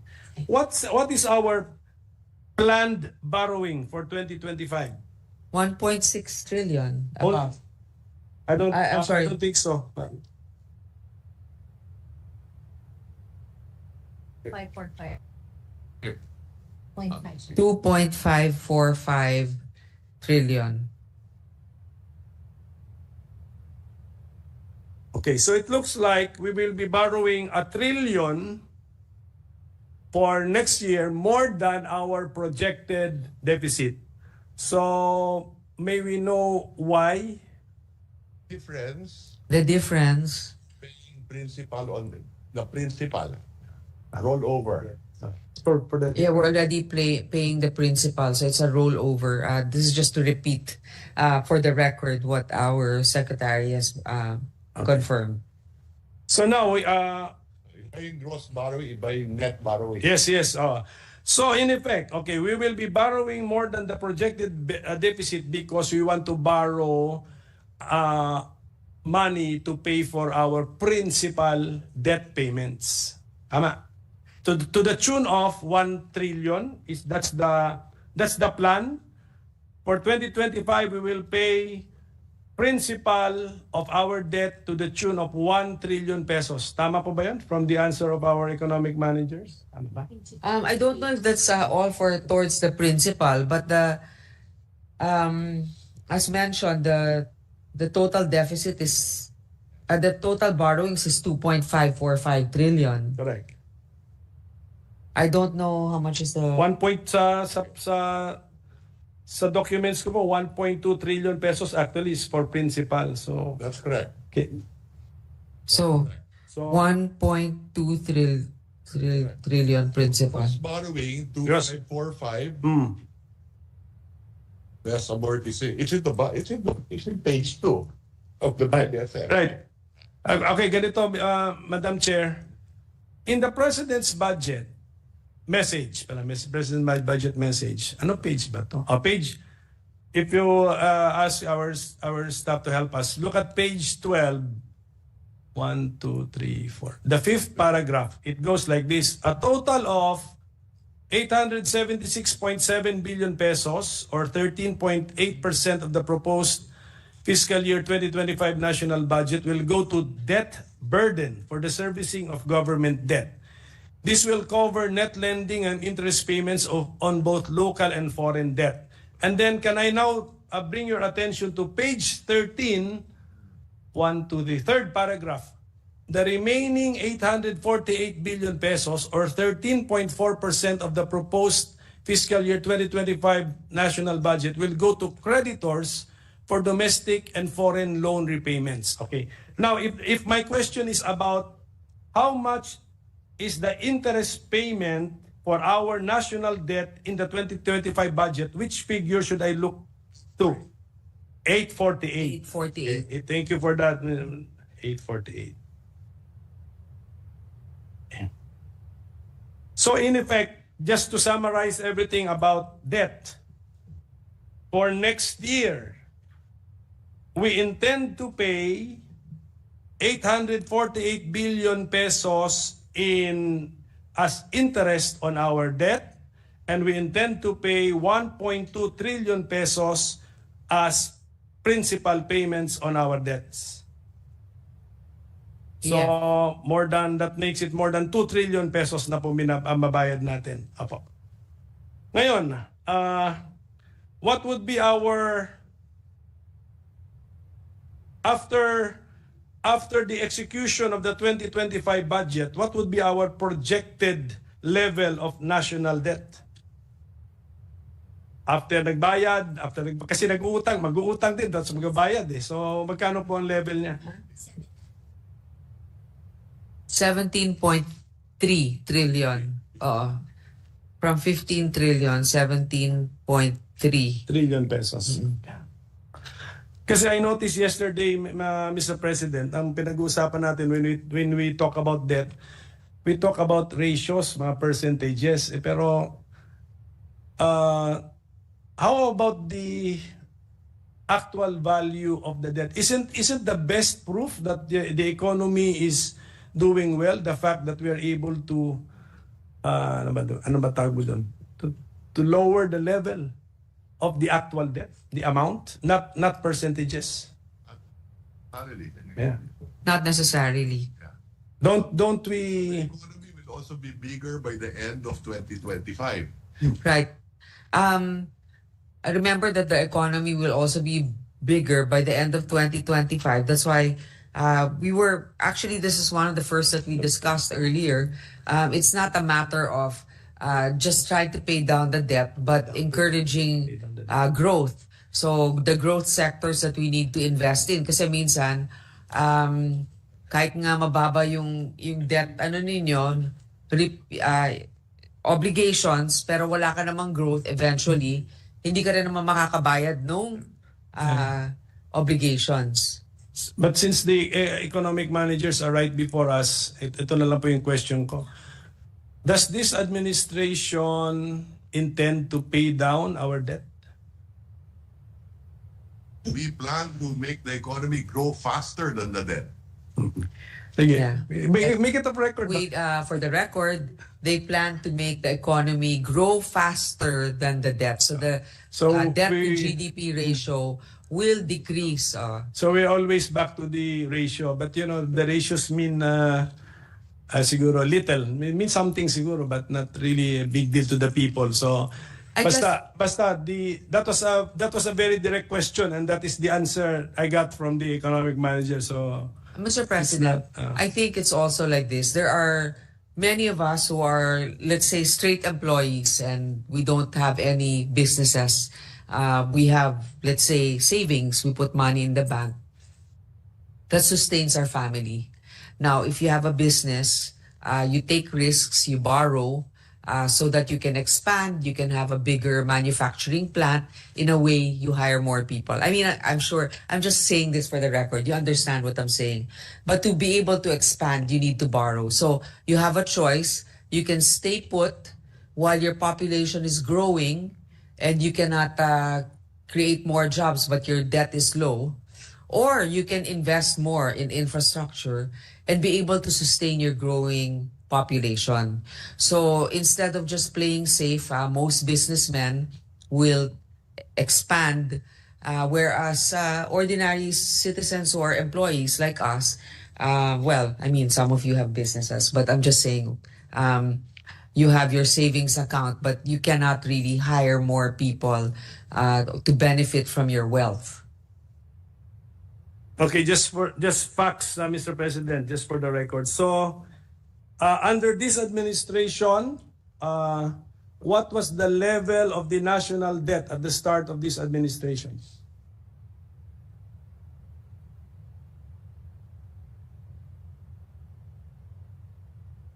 Not here.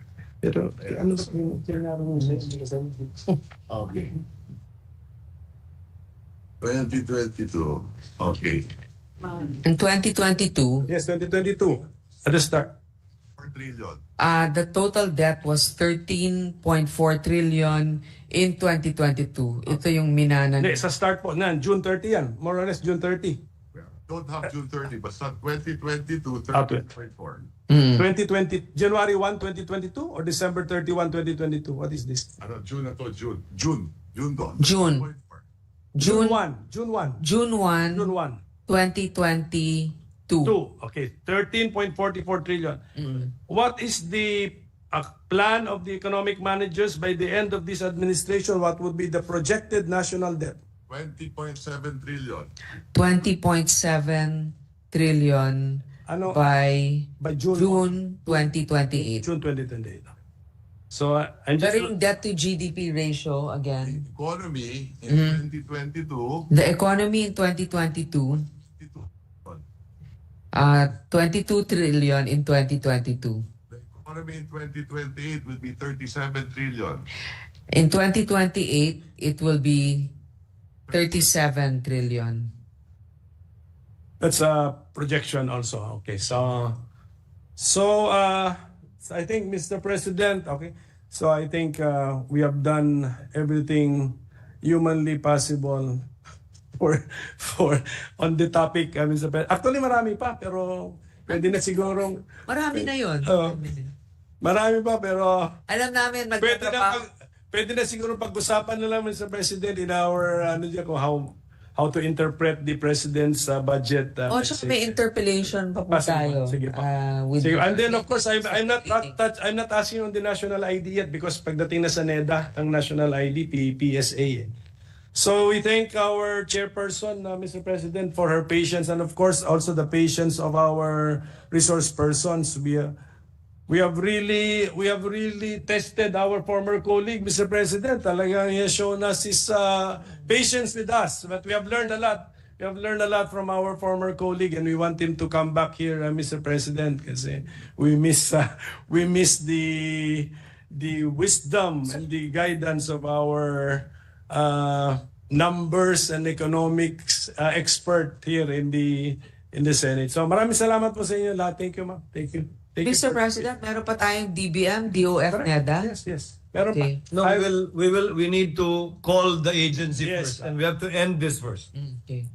Thank you, Mr. President. Thank you, Mr. President. Majority Leader. Mr. President, there being no other reservation for any interpellation, I move to close the period of interpellation on the general principles of House Bill number 10800. So move, Mr. Any President. objection? There being none, motion is approved. Majority Floor Leader. Mr. President, I move that we consider the budgets of the following: the Department of Budget and Management and its attached agencies, other budgetary support to government corporations, allocation to government units including that of the Metropolitan Manila Development Authority, special shares of LGUs in the proceeds of national taxes, local government support fund, formerly financial subsidy to LGUs, special shares of LGUs in the proceeds of fire code fees, barangay officials, death benefits, the Bangsamoro Autonomous Region in Muslim Mindanao or the BARM, contingent fund, miscellaneous personal benefits fund, the National Disaster Risk Reduction and Management Fund or the Calamity Fund, pension and gratuity fund, and unprogrammed appropriations. Mr. President, may we recognize the sponsor, Senator Grace Po, the chairperson of the Committee on Finance, and to interpellate the Honorable Minority Leader, indefatigable Minority Leader, Better Mr. President, Intel. may we ask that the DOF be called first? DOF muna. Kayo naman sa haba ng binasa ni Francis, biglang session is suspended. Tapos na taon dyan.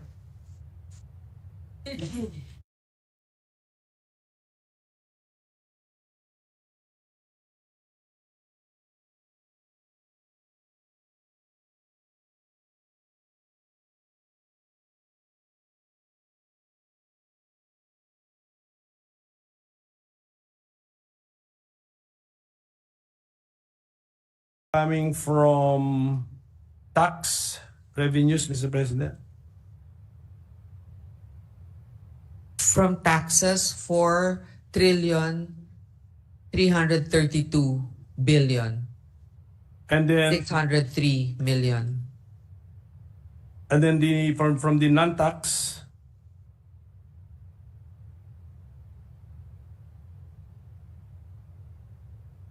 Yeah. 311,809,000,000. okay. Kahapon po, parang may comment ang ating Senate President na kahapon na increasing revenues but not creating new sources of revenue. So parang ibig sabihin basta no new taxes. So ito pong dito ako nakatingin sa non-tax revenues natin na 311 billion.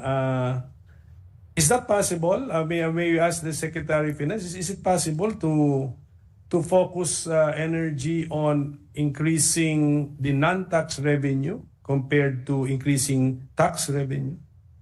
But one, you can tax revenue without new taxes in the going the economy. There's a way of increasing tax revenues without increasing taxes by increasing growing the economy. Kasi syempre kung mas maraming bumibili, yung VAT mas tumataas. Same Collections percentage, natin. bigger pie, so bigger slice, yes. Tax revenue, On the non-tax revenue, government-owned corporations perform better, if the GOCCs perform better, or dividends. more dividends come in.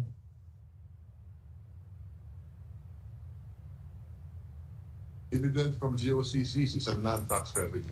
So dividends from GOCCs, non-tax, as well as non-tax revenues, as well as the increase in economic activity. Which is the biggest contributor to non-tax revenue? Which GOCC? DSP, BSP.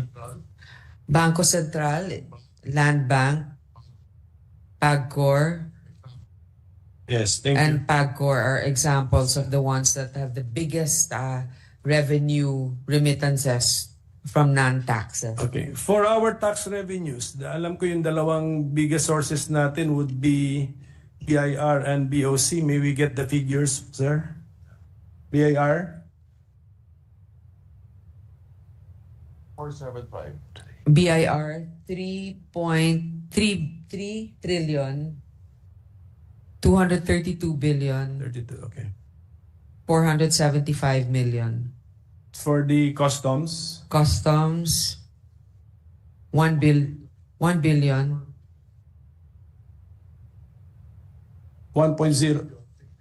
1 trillion 64 billion. Okay, sige. And then, meron bang third tax collecting agency na worthy of mentioning? Other offices. The balance would be collected by the others. Maliliit lang po. So, kumusta po ang trend? What's the trend in the BIR collections as well as the BOC Actually, collections? we would like to congratulate the BIR. I believe they've surpassed their targets. They've met their obligations For the year, for the year. For the year, they are BIR is, on target. okay, 2024 on target. target. Okay. Total revenue is on target at 1.920 trillion. So that's 92.28% of the target 2.80 trillion. Hindi pa naman nagtatapos yung year. So overall, for 2024, total revenue collection is on target. So parang yung projection natin nung last year makakamit. BIR is on target, and I suppose BOC is on target? Little below target. Okay. You surpass the target for non-tax revenue. They're a little bit below target, the BOC and the BIR. However, the year's not over. But then we surpassed non-tax revenue sources. Okay. So we are on target with the full target of 4,269. Okay, so for the year, we are on target with our projection of 4,269 trillion. So hindi natin masyado tuloy napapansin o mapapansin ang below target ni BIR and BOC because of the non-tax revenue. So what's happening, Mr. Secretary, Madam Chairperson? What has happened in 2024 which made our GOCCs parang outperform their projected output? We increased the dividend rate from 50 to 75%. Okay.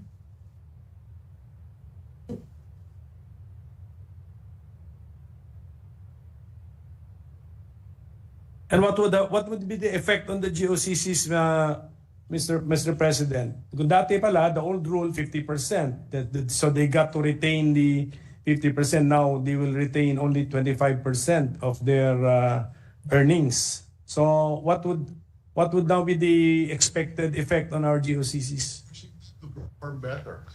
They're being pushed to perform better, Mr. President. Perform better with less. Not with less, because that's their income. They still are able to cover their expenses. The reason for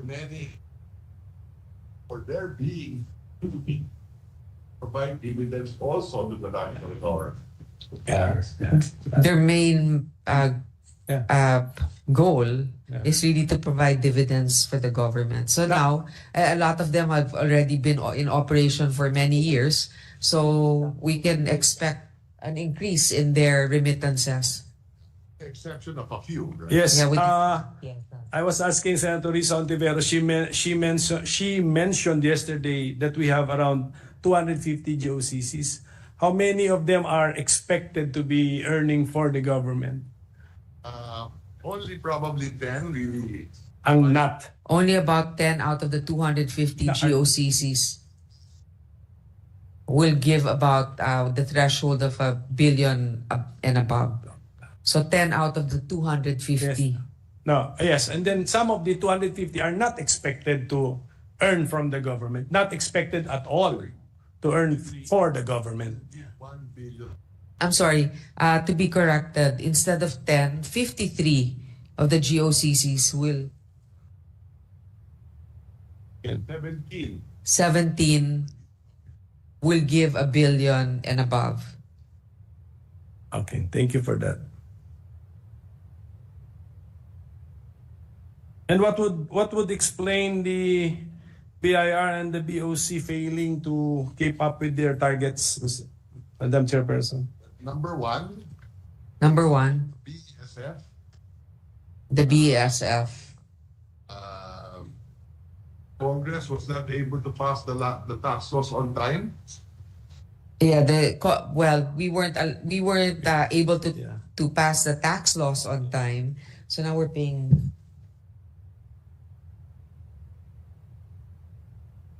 And so there's a shortfall in collections. But will we be able to meet our target? Yes, but the BSF that was on the Okay, so let me now go to the President's message because the answer brought this idea to my mind. No?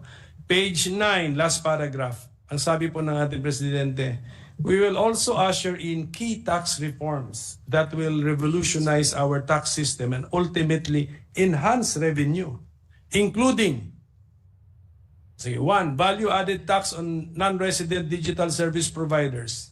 2. Excise tax on single-use plastics. 3. Package 4 of the Comprehensive Tax Reform Program. 4. The rationalization of the mining fiscal regime. And number 5. The reform of the motor vehicles users charge. May we know among the 5, ilan na po ang na-achieve na? Number 1, si value-added tax on non-resident digital service providers. Okay. Thank you for that answer. So, I think these are all laws, Mr. President. So, sa atin pala ito naka-address. 4. So the President's budget message mentions 5 measures. So, Congress can pass the remaining 4. A message from our secretary. Yes. They will appreciate if we pass the remaining 4 bills that have to do with being able to generate more revenue for the government. How much is that value-added tax on non-resident digital service providers projected to bring to government? Roughly 80 billion in the next 4 years. 80? Yeah, so about 20 billion per 20 year. billion a year. So, Mr. President,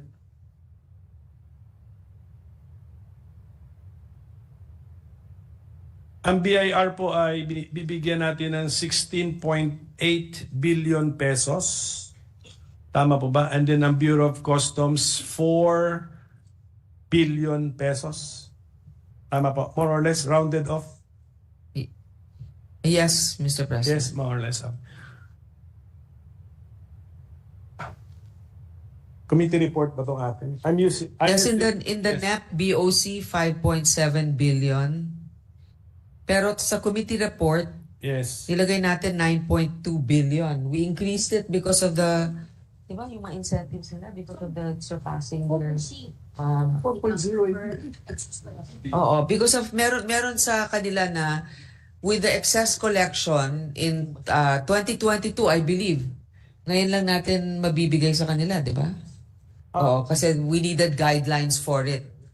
Sa report sa akin po, 4.083 billion ang customs. New appropriations. Yes, and then ano po yung nabanggit po natin na magiging 5 something?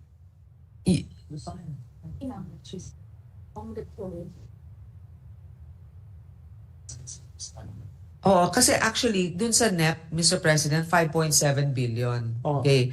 Niretain niya ng GAB. Pero tayo, kasi meron silang request, meron silang incentive program for having surpassed their collections in target in 2022, no? 2021.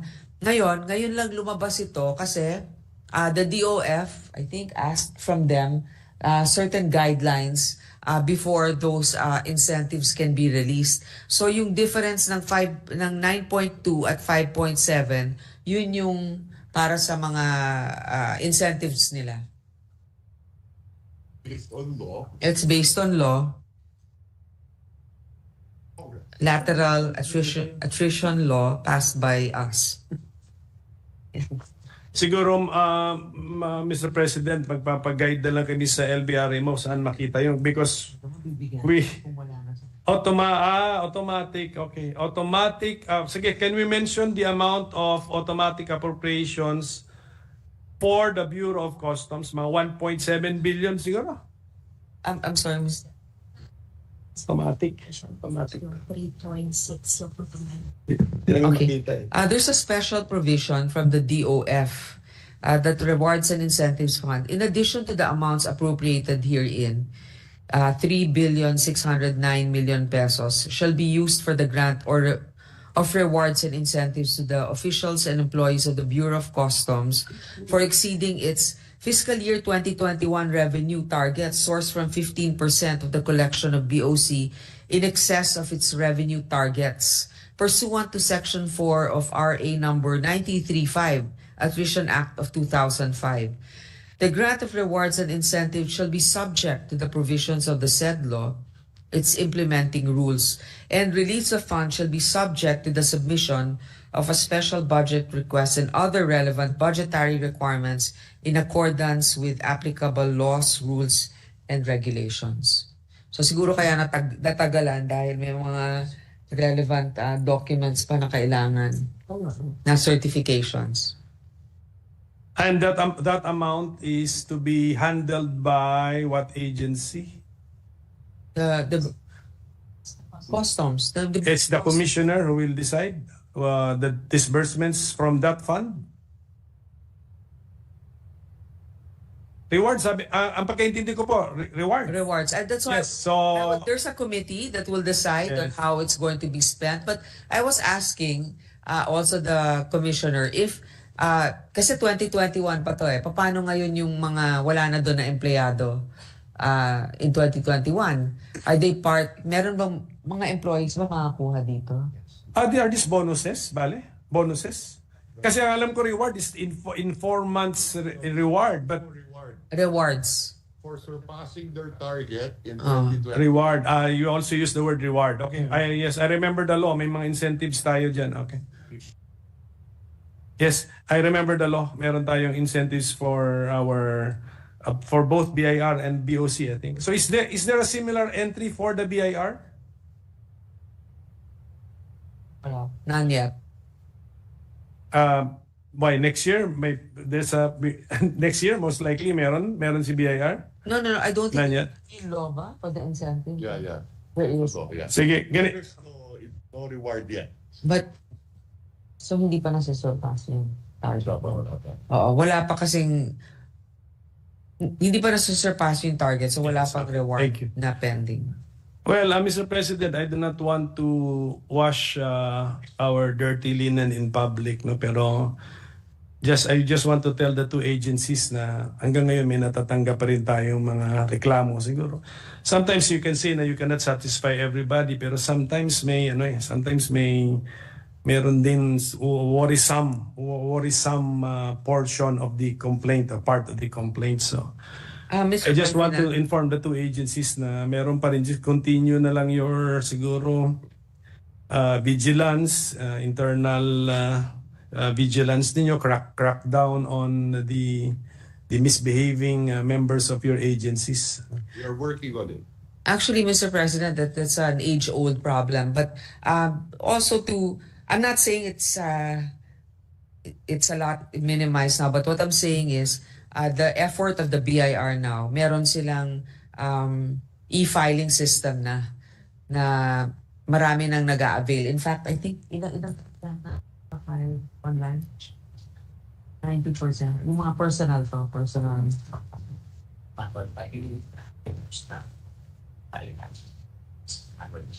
Okay.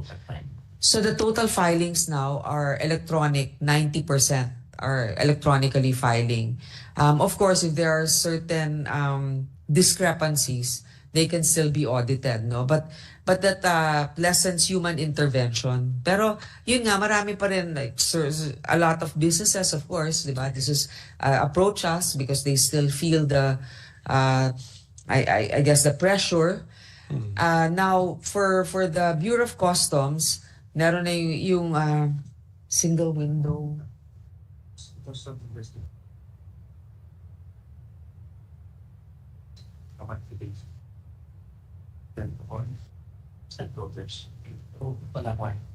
is the first time. Okay. So now, the Bureau of Customs actually has a program where they open their offices to stakeholders to be able to share their feedback with regards to how the Bureau of Customs is being run. And tsaka meron din.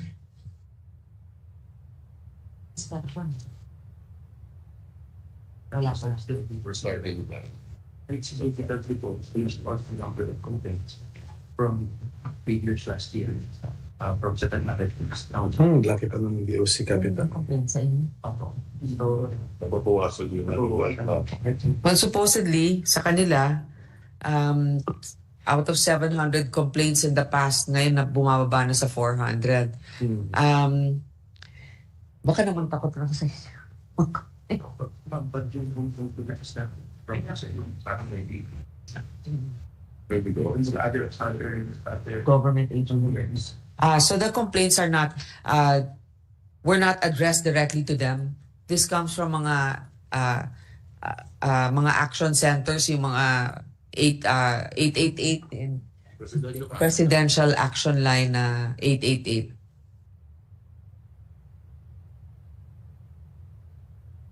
So I have been informed that Customs will enjoy a substantial 580% increase in capital outlay in the 2025 budget. May we know where the CO will be spent on?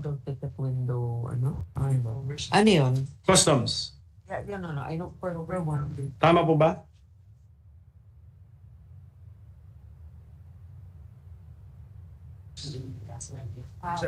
from last year, 900. Okay. PLGF. The 2025 budget of 700, the Bureau of Customs, an increase of 893.6 million.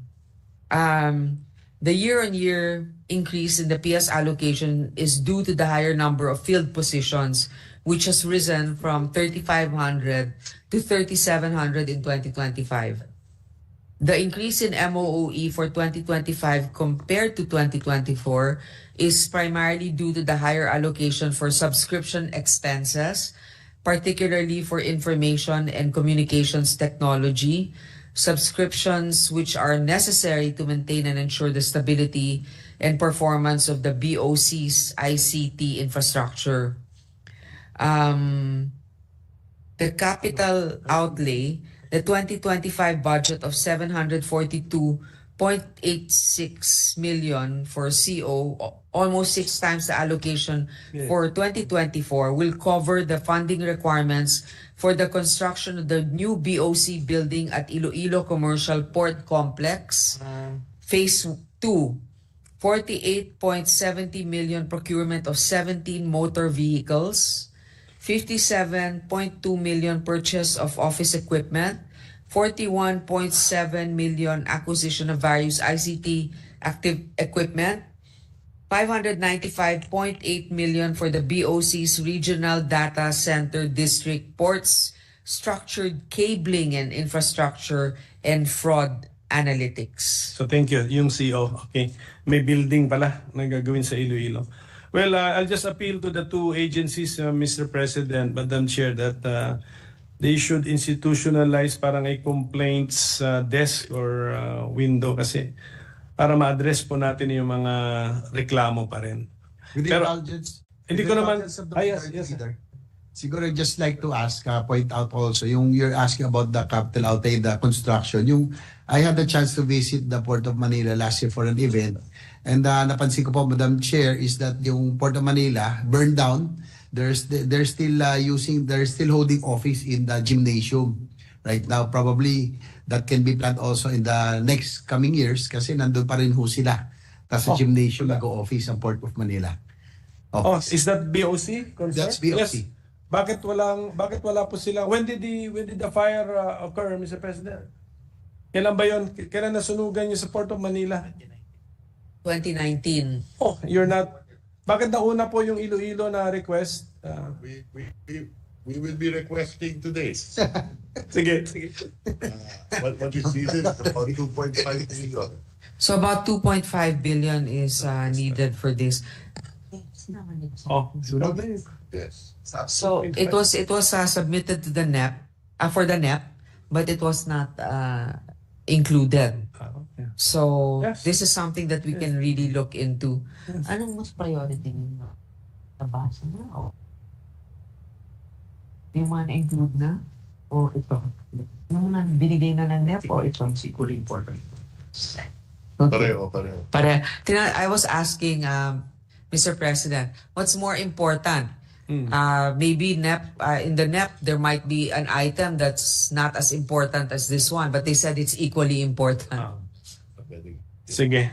Hanapan na lang kung talagang if the chamber feels that it is that important, Mr. President.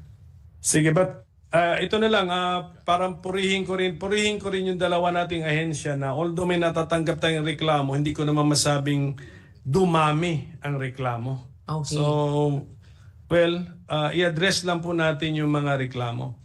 And then, Mr. President, talking about the Bureau of Local Government Finance, I hope, may I know the mandate of this office, Mr. President?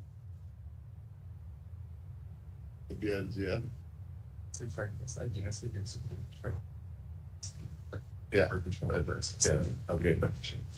Essentially, it exercises administration, supervision.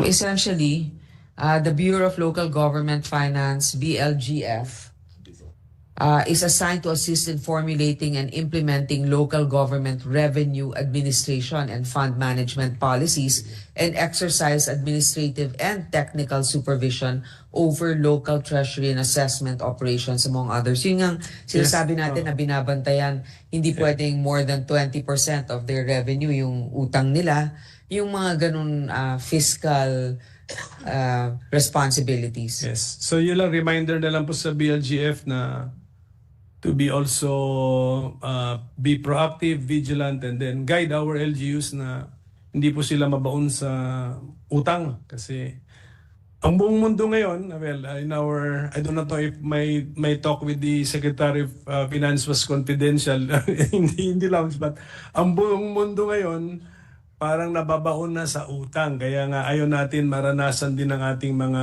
LGUs po yan na they will find it their debt levels to be unmanageable or uncontrollable. May I just know from the experience of the BLGF in analyzing the financial statements of our LGUs, ang utang ba ng ating LGU ay all peso denominated loans? All. And in fact, meron pa nga silang surplus yung local government. Yes, pero basically yun because of Metro Manila, I think Metro Manila. Yes, mostly, correct. So with that, Mr. President, I just wish the Department of Finance family all the best and all the luck in the world, and you are under good hands, Mr. President. Malaking tiwala natin kay Secretary Recto, is a visionary. And he holds his beliefs strongly. Talagang napag-aralan na po niya lahat yan. It's not necessary that we all agree with his siguro ano ba tawag mo doon, solutions to our problems or his vision, but what is important is he has basis and he has studies to back up his conclusions, Mr. President. Yan naman ang importante sa lahat. So, customs and BIR, siguro par for the course ng inyong ng inyong ahensya talaga, merong magrereklamo, but please pay attention to all of the complaints, treat them seriously, and keep on improving Keep on improving the delivery of your services, and then also the level of honesty among your people, among your employees in how they deal with the public, with the stakeholders. So I wish you all the best. Good luck, and thank you, Madam Chair. Thank you for your patience. Thank you, everybody. President, Thank you to our minority leader. Mr. President, next to interpellate is none other than the chairman of the Committee on Ways and Means, the Honorable Sherwin Gatchalian. The chair of the Committee on Ways and Means, Senator Gatchalian, is recognized. Thank you, Mr. President. Mr. President, I just have a few items, and this is in continuation of some of the topics that a good minority leader propounded earlier. Actually, there's another tax measure that we enacted, Mr. President, that is not on the list that our good minority leader mentioned, and that's the Real Property Valuation Reform Act. It might not contribute directly to national coffers, but it will improve the financial capacity of the local government units. And the intention there is to make our local government units financially independent, hopefully so that they will not request numerous subsidies from the national government. So I'll focus on that. And the good minority leader also opened up the topic of BLGF, because BLGF is tasked to implement the RP-VARA law. So may I just ask the good sponsor on the status of the implementation of the RP-VARA law? Is that law, where are we in terms of the implementation of that law? And what are the challenges in terms of implementing that law? Because admittedly, that's a sweeping reform on how our local governments will value property and as well as collect taxes from those property, Mr. President. Well, the exploratory talks with the World Bank was October 2024, but IRR next week. the IRR will be ready by next week. Oh, okay. That's congratulations in advance to the Department of Finance for releasing the IRR in the next few weeks. And Mr. President, a good sponsor, in the law, it also requires the creation of the Real Property Valuation Service, and this is a key office in the BLGF in order to fully operationalize this law, Mr. President. And in fact, this representation requested an additional budget of 89 million to operationalize this. Unfortunately, and I understand the good sponsor because budget is really tight, this was not accepted. Will it hamper will the non-creation of the RPVS hamper the implementation of RP-VARA? Yes, it will. And at the proper time, I'll request from the good sponsor that additional 89 million, because that 89 million is crucial in the implementation of RP-VARA, Mr. President, as stated earlier. Ano? Ito ngayon, di ba? Ano ba yun? What are you saying? Where? Ang haba kasi. My next question, Mr. President, and this is in relation to RP-VARA, and I saw this account. There's a project called Local Governance Reform Project, Mr. President. How is this project related to RP-VARA? Because what I understand is RP-VARA will be implemented by from ground up. And in this project will have any contribution or relation to the implementation of RP-VARA? It's part of it. It is part of it, Mr. President. And I also saw that the allocation is quite substantial, about 436 million pesos, Mr. President. So, is this 436 million pesos? Yes, about 36 million pesos. 436. And Mr. President, is this the entire amount to complete the local governance reform project? Is the entire amount needed? Yes. Yes, it is. To complete. And how will this contribute to RP-VARA, Mr. President? Yun yung mga breakdown. It's like that. No. Yeah, this particular one, local government reform, how will it? Hindi natanggap to, diba? That's the question. Hindi natanggap. So magkano natanggap? Magkano yung? Zero. Foreign assisted siya, sir. So mag-accumulate lang siya ng commitment. Okay. Okay.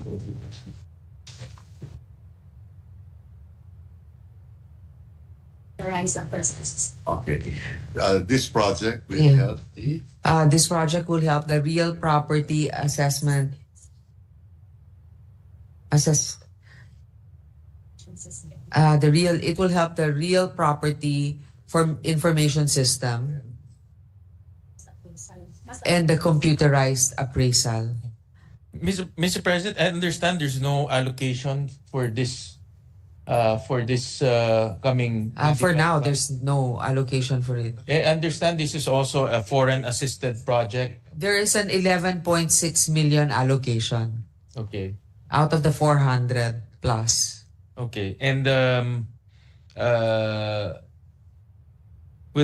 obviously the 11 million is going to be not enough for the 436 It's million. not even 10%. Yeah, correct. And how will this be a problem in the implementation of RP-VARA? Yes, it will be. It will be. So at the proper time, Mr. President, will also make some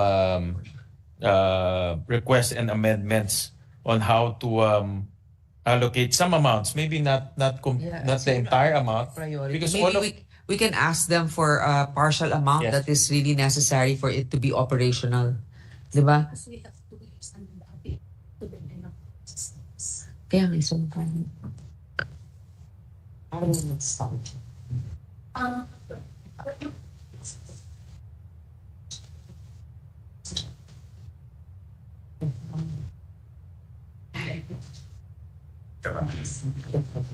perhaps at the minimum half of it.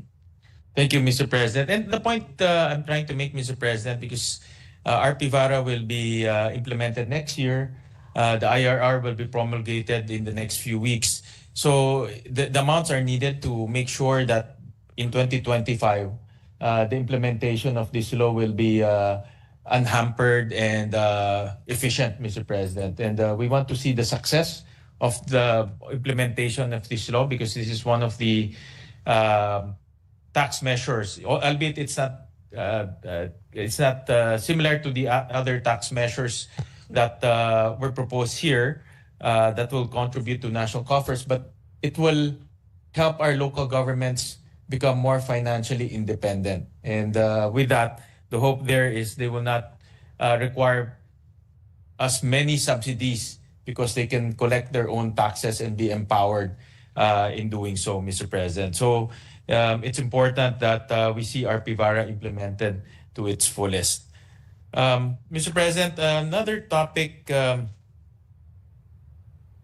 related to a law that we implemented, we also implemented the ease of paying taxes, Mr. President. And one of the core objectives of ease of paying taxes is digitalization. In the law, in RA 11976, Section 44 in particular, it calls for the creation of a digitalization roadmap that will be submitted to Congress. May I know, Mr. President, what is the status of that roadmap? And the BIR is tasked to come up with that roadmap.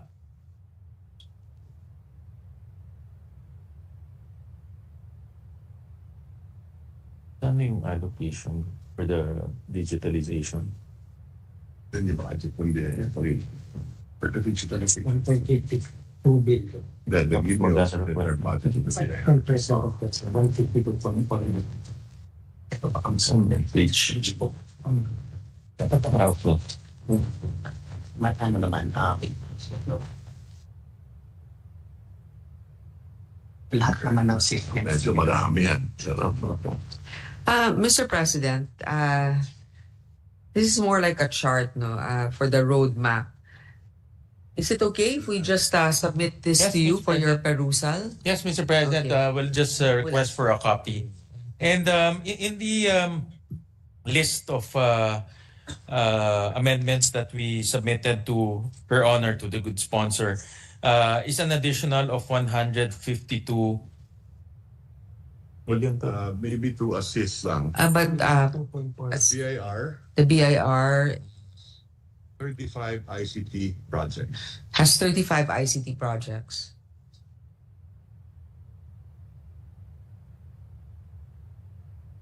And Mr. President, I was saying earlier that we requested an additional 152 million to enhance the digitalization project of BIR. And this is connected to the comment of our good minority leader earlier na marami pa siyang naririnig na hindi magaganda at mga controversies. And I truly believe that digitalization is a way to improve the delivery of service as well as the collection of taxes, as well as also to eliminate human intervention and eliminate those that are sources of corruption and, of course, controversies, Mr. President. So I fully support the digitalization effort of the BIR. And I also took note that the 152 million that we submitted for an additional amounts to the digitalization efforts of BIR was also not accepted. Will that hamper the digitalization efforts of the BIR this coming 2025 in relation to the digitalization roadmap? Because meron hong roadmap, of course, to operationalize that roadmap, we need amounts. But will that deficiency hamper the implementation of the roadmap, Mr. President? Wala. Another one. Okay, that's the one. Okay. Call center, 3 million. For the 3 billion. Yeah, for the EOP, Magkano call center? for the ease of paying taxes, the budget is sufficient. For the ease of paying taxes, the budget is sufficient.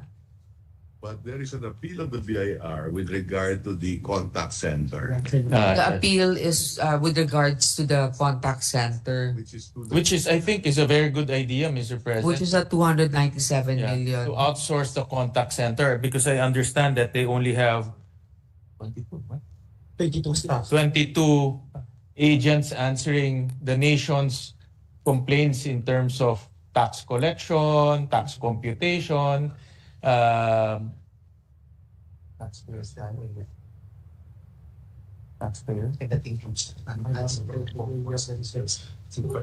So with the estimate of how many taxpayers do we have? How many registered taxpayers do we have right now? 60 million 60 million, 60. So of 50. 50 million. Just imagine we have 50 million taxpayers and there are only 22 people, agents, less than 20 agents answering issues on computation, issues on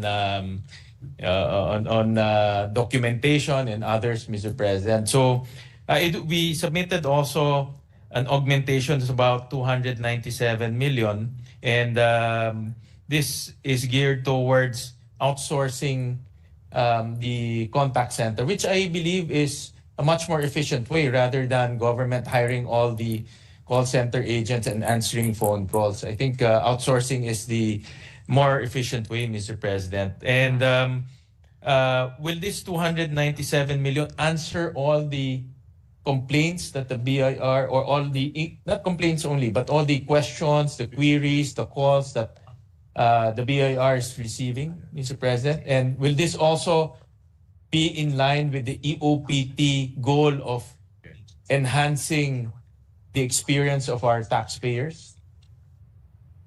Yeah, we will try to do it 250 to begin with. To begin with, 250 may be sufficient. Although in other countries, there are more than 1,000. Wow. But also, there are certain things, I don't know if we notice, with AI also, for certain basic questions, if we modernize our ICT system, there's certain things that can already be auto-generated. Like if your question is, what is your balance? You can put in a PIN number that's with your account. It can tell you that. If you have questions, press 0. Then that's the only time you will be referred. So we could devise something like this. I think that's a good idea, Mr. President, with the age of chatbots. Mr. Yes, President. exactly what the BIR commissioner was saying. They already have it, but it's a very basic application.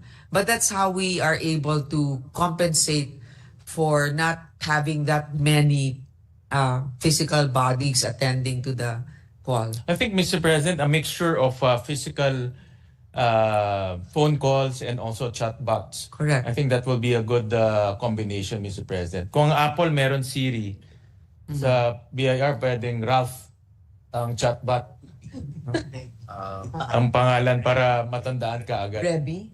Revi, meron na ba? Revi. Revi. Oh, cute Revenue. Revenue, short for revenue. Si Revi. Oh, Revi. Meron na pala, Mr. President. So, Mr. President, at the proper time, I'll make an appeal to augment the budgets of BLGF, BIR for the proper implementation of the laws that we enacted here, like RP Vara and EOPT, Mr. President. So, thank you to the good sponsor. Thank you, Mr. President, for allowing this representation to propound some questions. Maraming salamat po. Thank you for your positive. Thank you, Senator Gatchalian, Majority Leader. President, we have 3 more interpellators, namely Senator Rafi Tulfo, Senator Bongo, as well as Senator Pia Cayetano. I ask for a minute suspension, Mr. President. Session is suspended. Let me go first for a bit.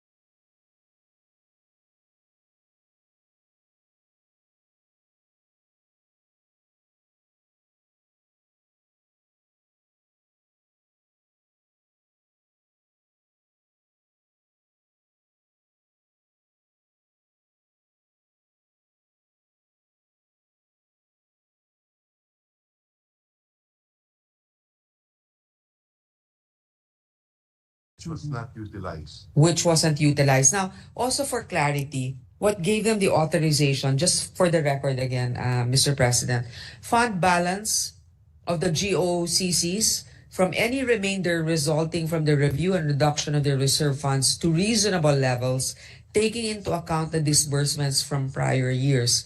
The DOF shall issue the guidelines, shall issue the guidelines to implement this provision within 15 days from the effectivity of this act. So it's not on a whim. This was actually stated in the GAA. Now, of course, we go back to the One point lang.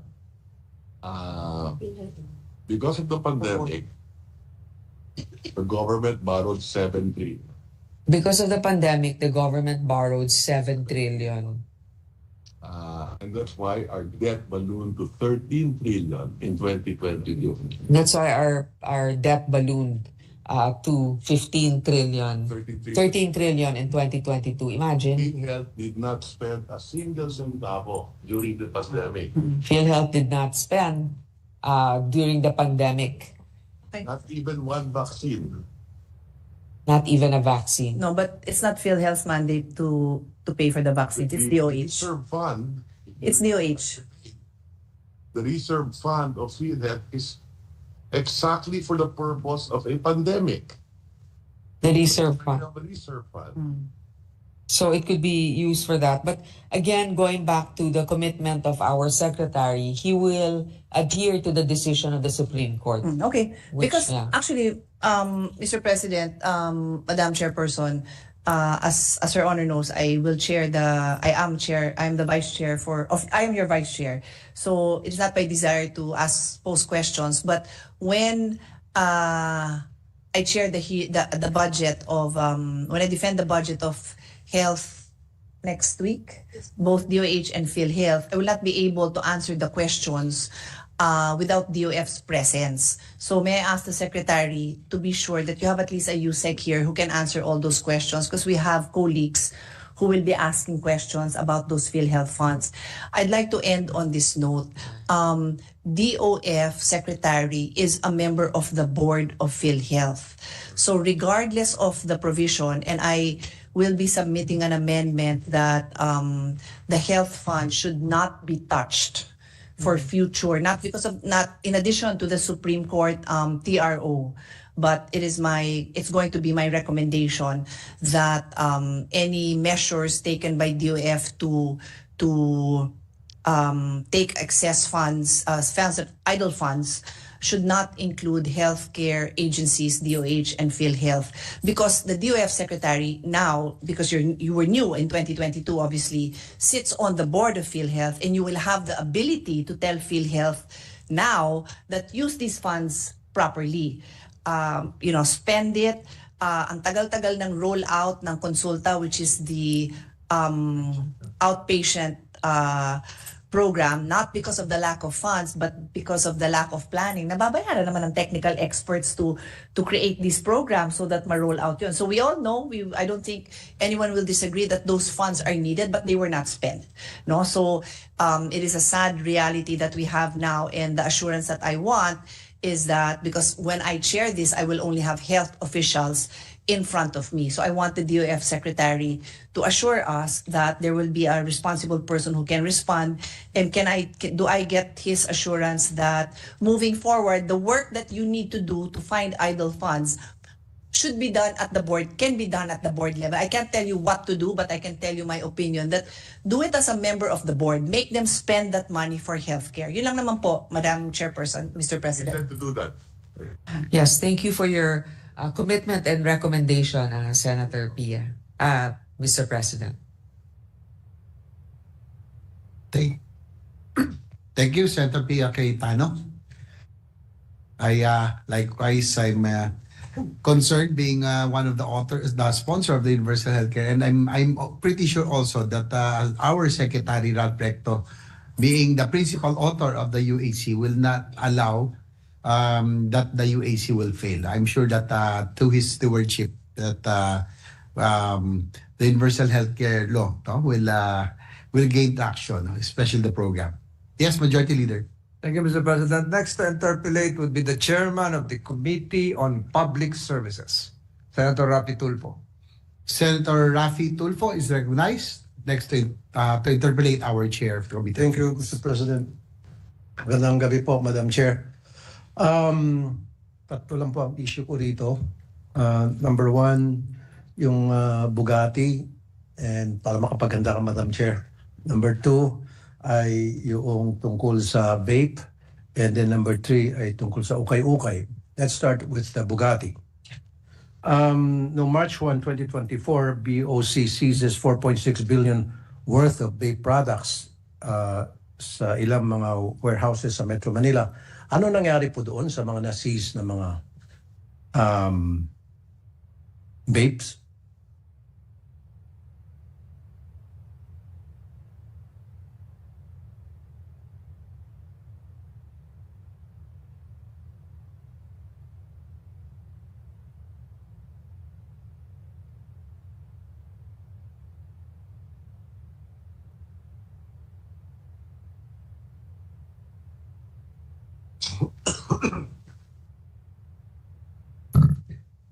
On vape products and e-cigarettes, the Port of Manila issued 4 seizure orders for a total of 42,300 boxes of vapor products with an estimated value of 15,346,600,000. 3 of the seizures were fully condemned on separate dates from April to August 2024. So I suppose ito yung sinira.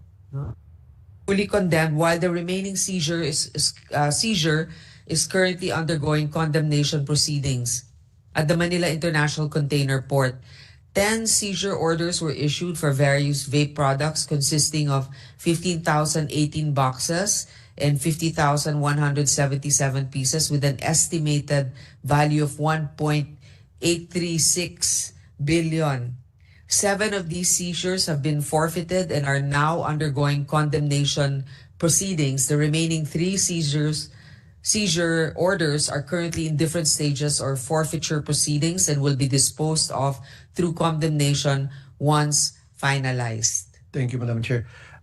Sino-sino po yung present na mga tao o other agencies of government during condemnation? Meron ho ba tayo mga pictures and videos nakuha habang ginagawa po yung condemnation? Madam Chair?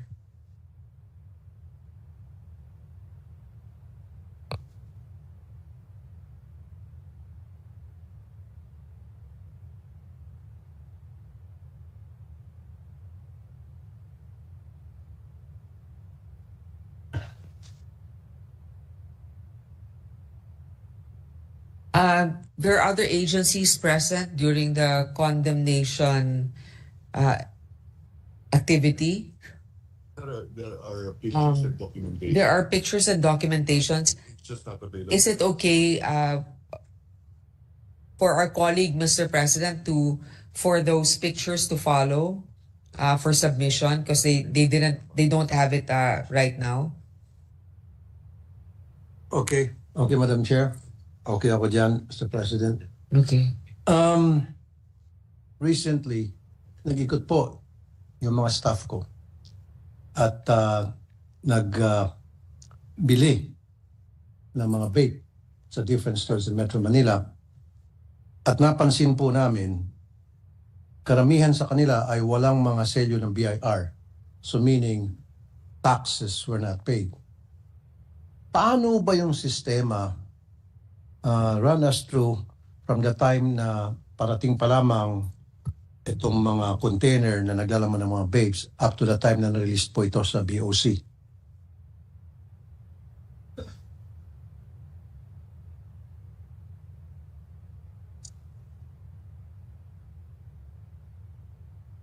Bakit may mga, ibig sabihin kaya, may mga nakalusot dun sa, is that what we're trying to infer? Yes, Madam Chair. Baka may nakalusot dun sa mga dapat na condemn na. No. Tapos na tayo sa condemnation. Hindi, pero dapat pero daw, pwede rin doon nga sa seizure tsaka yung... Tinulungan mo ako rito. Thank you. Nakalimutan ko na yan, pero tama ka. Hindi nila sinira. Maaaring hindi na sinira at nakalusot nga. Tama. Thank you. Okay, sorry if I didn't mean to. So the procedure is, First, they have to buy stuff from BIR. They have- Register with the BIR. dapat mag-register muna sila sa BIR. Tapos bumili sila ng stamps. Tapos doon sa panggagalingan na port, kunyari galing sa China o kung saan man yon, They install the stamps. sasalpakan ng stamp bawat produkto And then it's brought to the Philippines. at saka dadalhin dito sa Pilipinas. Correct me if I'm wrong. Ang pagkakaalam ko, yung kargamento parating pa lamang o in-expect na parating yung importer ay magpa-file ng at-rig authority to release imported goods bago ito ma-release sa BOC. Base dun sa bill of lading na meron itong importer from the na ibibigay sa Bureau of Customs. Now, yung bill of lading na meron sila, dadalhin ito ng importer sa BIR and then magkakaroon ng bilangan kung ilan ba yung number of cartons and babes na pinaparating at doon babayarang excise tax and then bibigyan ng number of selyo. Tama ba? And then pupunta sa customs, ipapakita yon and then once nakita ng customs na everything's in order, saka i-release yung kargamento. Tama po kayo, Mr. President. That is the old procedure. Yan yung lumang procedure. Starting when? September ba? Starting September? Starting June, Nung nag-umpisa po ng June, you cannot import it without the stamps anymore. sa port of origin na po, nilalagyan ng seal, Mr. President. So, ganun yung Okay. sa June pa lang. So, ang tanong ko po, Madam Chair, bakit napakarami pong mga vape na wala pong mga selyo? So, ibig sabihin, hindi po siya nagbayad ng tax sa BIR. Ito po yung mga puslit. So, tulad sinabi niyo mismo, galing na sa inyo, so maaari ito kasama doon sa 15 billion pesos na mga vapes na na-seize ng Bureau of Customs noon? Na ibis na sunugin, I mean, itinabi at ibinenta ulit. Recycle, parang gano'n. Kasi nga yung inventory, depende nga po sa isusumite sa inyo, Mr. President, na pruweba ng pagsisira ng mga produkto na yon at saka kung sino ang naging saksi sa pagsira ng mga produkto na yun. Kasi di ba, yun nga yung nagiging problema, pati yung mga drugs noon, di ba? Kinokumpiska tapos binibenta ulit. So, hindi natin alam kung ano bang nangyari. Paano nakapasok? Either nakapasok yan or yan yung na kumpiska. Ano bang... From what I know today, laki na ang pinagbawas ng vape products in the market. Oo. Okay. Now, there are two now, so in the importation, you have the customs, and today even the BIR does raid in all the establishments that are selling vape products. So, walang stamp tax included in BIR. Actually, Warehouses, right? What's the value now of your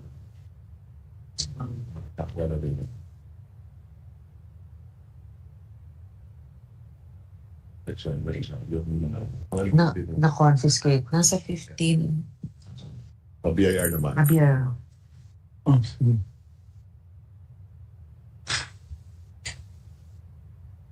Paano siya magkakakulat?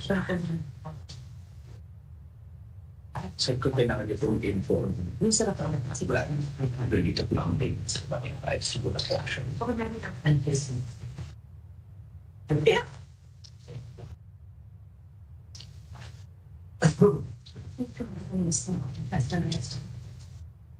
would be like, even June 1, million. Yeah, yeah. Only gets versus 1. No, if it could have been important that Yeah.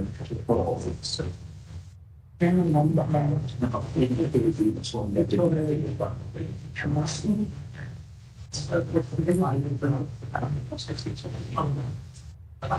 matagal na siya lang importance. Itong physical natin pinag-spend sa may kasi mga pag-spend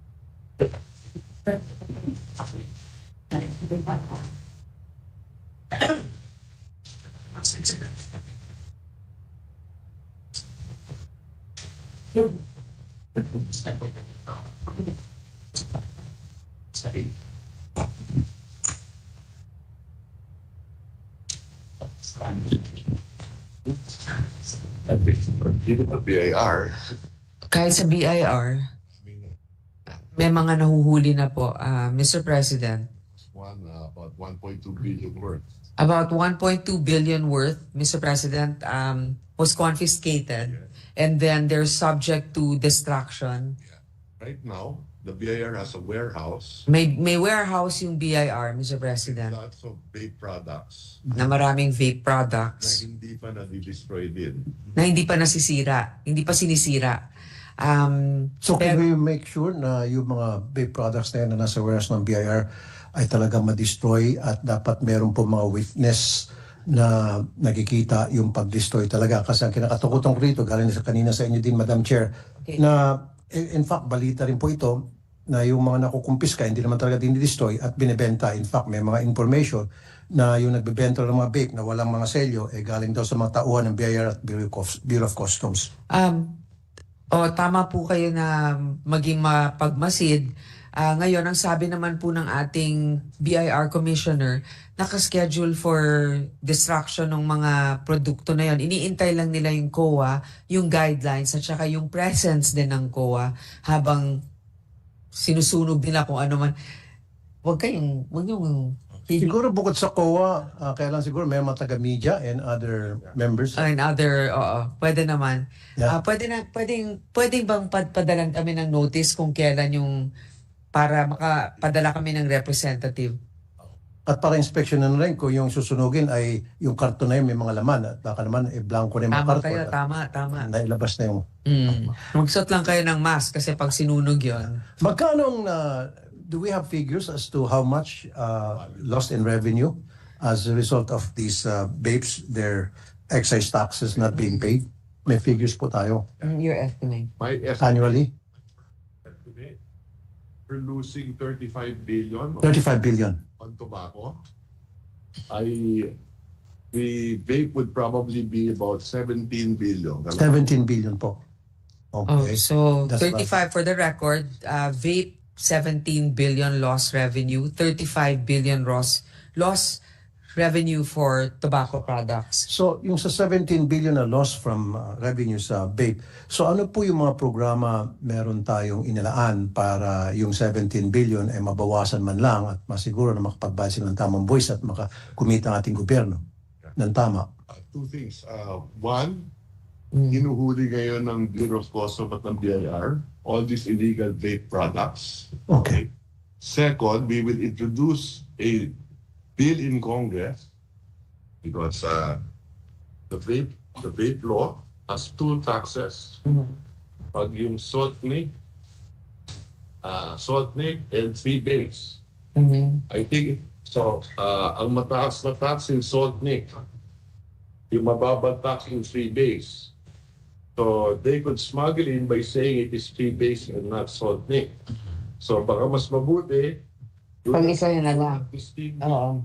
3 base and saltnik, isang rate na lang. So amendment na lang yan. So aside from apprehension, which they're now proactively doing, they propose to amend the law to remove the distinction of the type of vape products so that it's easier to monitor and also to collect an average amount, one rate. Okay. Na-appreciate po natin lahat yung pong ginagawang pag-raid ng personnel ng Bureau of Customs sa different warehouses na meron po mga vape na misdeclared or underdeclared, etc. Nakakatuwa po marinig yon. Ibig sabihin, masipag po yung ating mga taga-Bureau of Customs.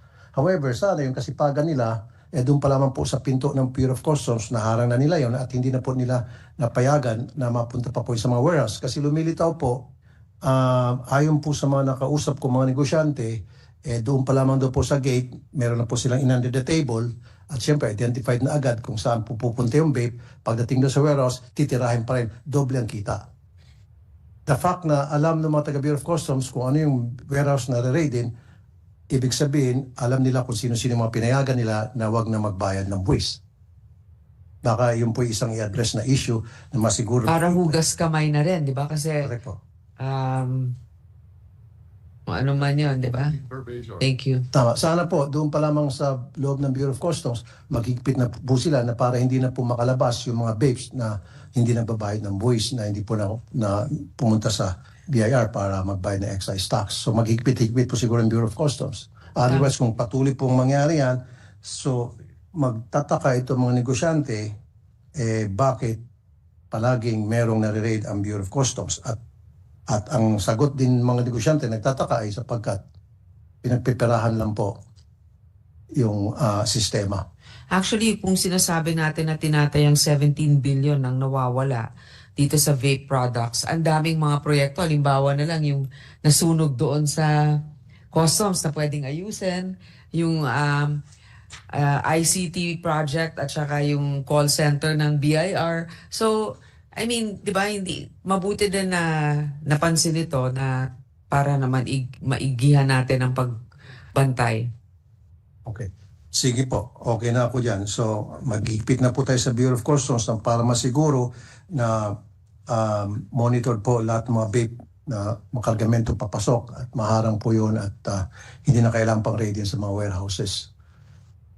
Let's move to Bugatti po.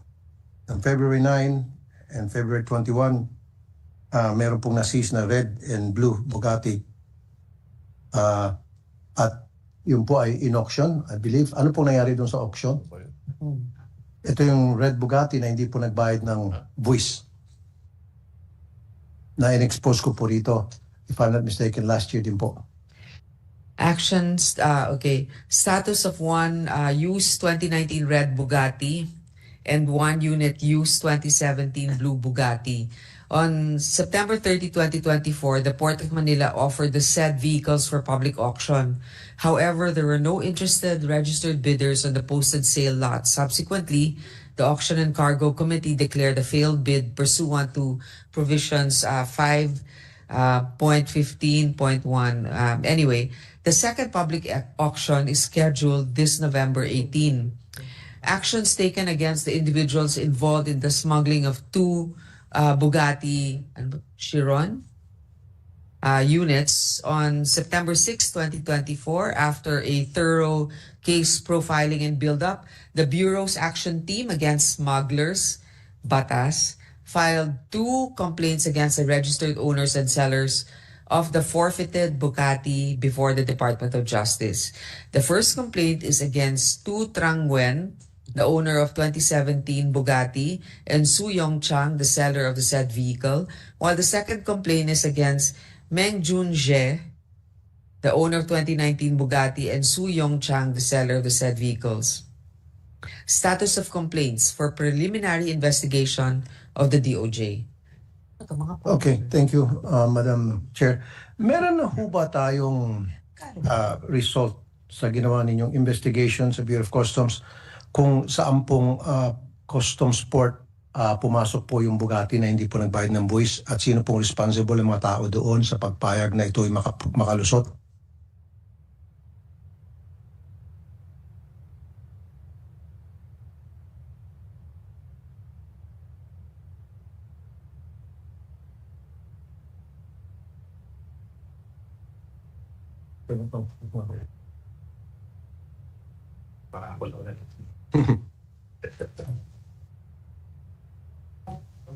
Okay, LTO relied on electronically submitted CPs,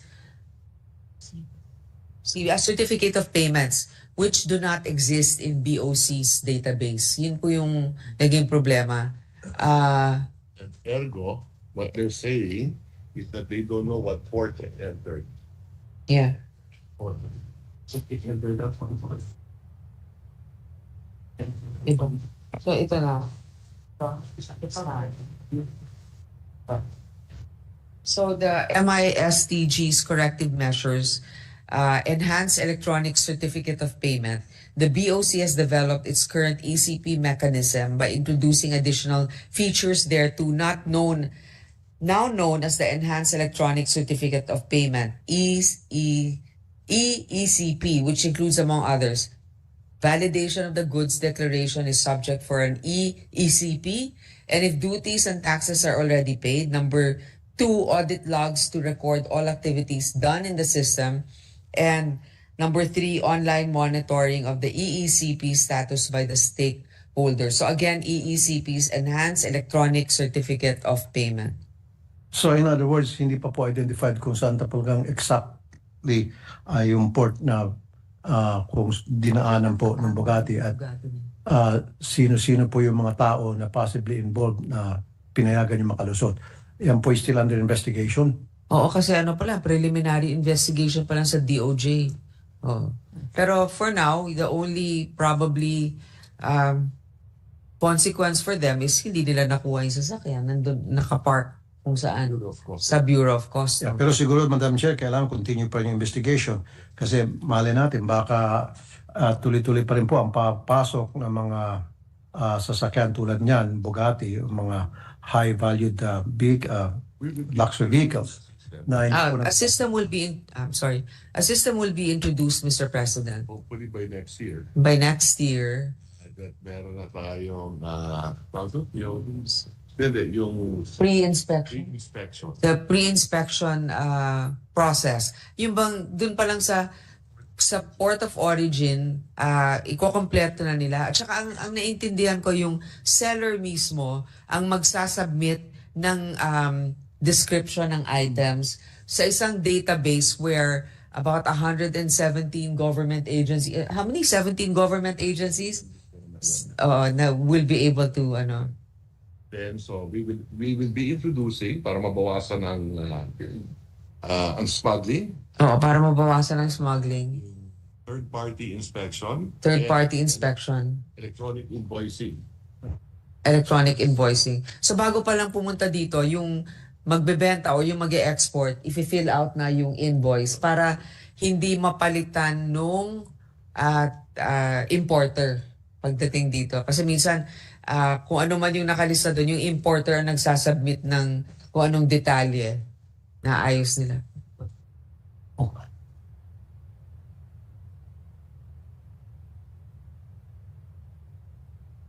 Okay. Tinanong ko, Mr. President, kung yung seller naman doon ang mag-doktor ng ng contents ng cargo, 'di ba? Pwede na nilang gawin 'yun, 'di ba? Pero we're hiring pala a third party inspector SGS. Parang SGS, it's a company na that's what they do, pre-inspection, third party. Do you still rely on SGS? The fact na several years ago na involved yun sa maraming scandal and controversy? Not necessarily. There are many other companies doing it already. Okay. All right. Sige po. Let's go to ukay-ukay. Nag-file po ako ng Senate Bill 1778 to legalize and regulate the importation of ukay-ukay. Bagamat meron pong Republic Act number 4653 na ipinagbabawal ng ukay-ukay, meaning itong mga second-hand clothing or used clothing. Marami nakapasok ng mga ukay-ukay. And I'm not against ukay-ukay. I just want to make it clear to everybody. It is socially accepted. So we have to follow the will of the people. That's why I passed a bill legalizing it. Habang hindi pa po ito naging batas, ano po ang ginagawa ng Bureau of Customs para masiguro na nagbabayad ng buwis itong ukay-ukay? Kasi hindi po nagbabayad ng buwis itong ukay-ukay. Itong mga importers na ukay-ukay, not a single penny were being paid. Ang kumikita po dito, yung mga importer. So wala pong kinikita ang gobyerno ni Singkong Duling.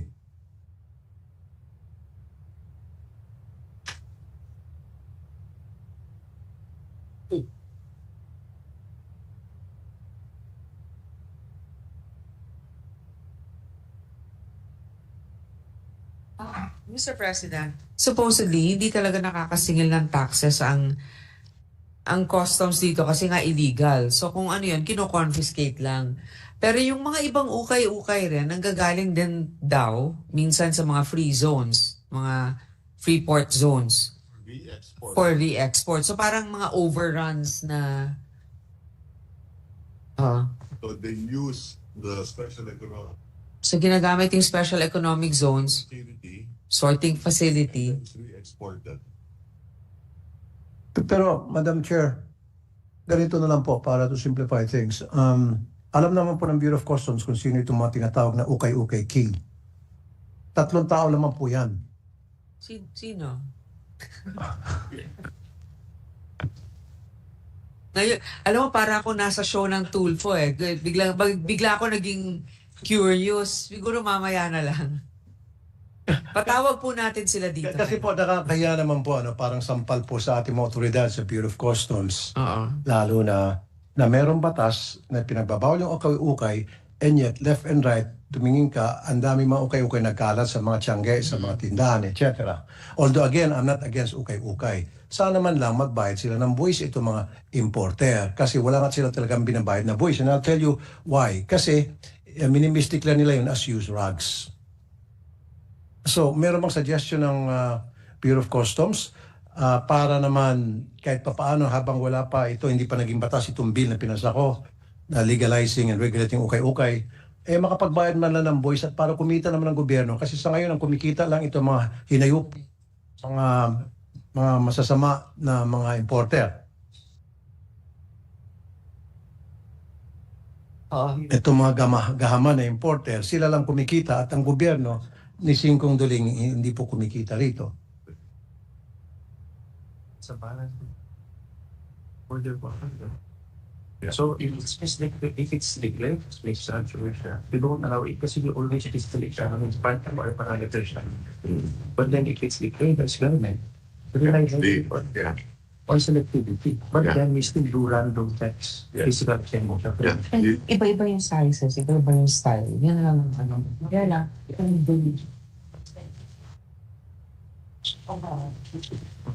Okay. So the customs admits So, they admit, customs, nakakalusot na meron talagang nakakalusot dahil nga mahirap to determine kung the garment. if it's a regular garment or yung or a rug. Yeah. Tulungan ko lang Bureau of Customs, Madam Chair. Use rugs. User Yes. Yun yung code doon, use rugs. Alam mo sa Bureau of Customs, kaya kung used rugs, buksan nila yung container, ukay-ukay naman noon. Correct. Tama. So they admit na may nakakalusot. Right? But having said that, we agree, I personally agree, I will support the bill. Yes. Senator Tulfo to legalize the importation of ukay, regulate it, and collect taxes. Yeah, pero for the meantime, kasi yung bill po pending ngayon sa committee. So dapat gumawa tayo ng way na kasi ang pasok ng ukay-ukay weekly by the containers, by the hundreds of containers to So paano natin magawa ng paraan Bureau of Customs na magbayad man ito ng buwis para naman kumita ang kaba ng bayan? Well, hindi pwede magkolekta nga sa kanila kasi nga illegal. On the other hand, siguro... So therefore, ang gagawin na lang po natin, pag nakita niyo yung used rugs, di patawan niyo na magandang ng tamang buwis kasi yun naman ginagamit, used rugs. Taasan na siguro ang buwis sa used rugs because yun yung coding nila. Kasi pag binuksan po, at nakita, Mr. President, na ito ay damit, hindi sila pwedeng magpikit mata at sabihin, use rugs natin, itatax yan. Hindi pwede. Kaya nga po, ito nalito ako. Kaya ayusin natin ito dito. Yeah. So, dapat hulihin. So, ibig sabihin, hindi na hinuhuli dahil sapagkat nakakalusot. Ayun na nga, nakakalusot talaga. Nationwide, nagkalat po yung mga ukay-ukay. Again, ulitin ko for the end time, I'm not against ukay-ukay. That's socially accepted. Wala akong problema dyan kasi yan yung mga damit na binibili ng mga mahirap nating kababayan. Tama. Because it's affordable. However, gusto ko naman na kumita yung gobyerno, wag lang yung mga importer. Kasi mga importer, itong mga naging bilyonaryo sa pamagitan ng hindi pagbayad ng tamang buwis. Pinagkakitaan nila itong sistema na kung saan hindi sila sisit ng Bureau of Customs o nabubulag-bulagan ng Bureau of Customs, dito sila kumikita. Tama po. And then So thank you can we for have come raising- up with a system until yung bill na pinasa ko ay maging batas para makakonekta tayo?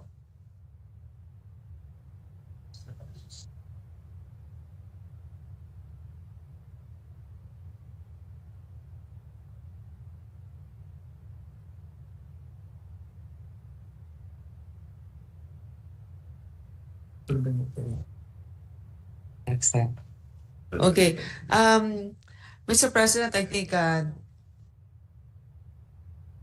there's a suggestion just to collect VAT on the value of all used drugs. Lahat. Pero it's almost like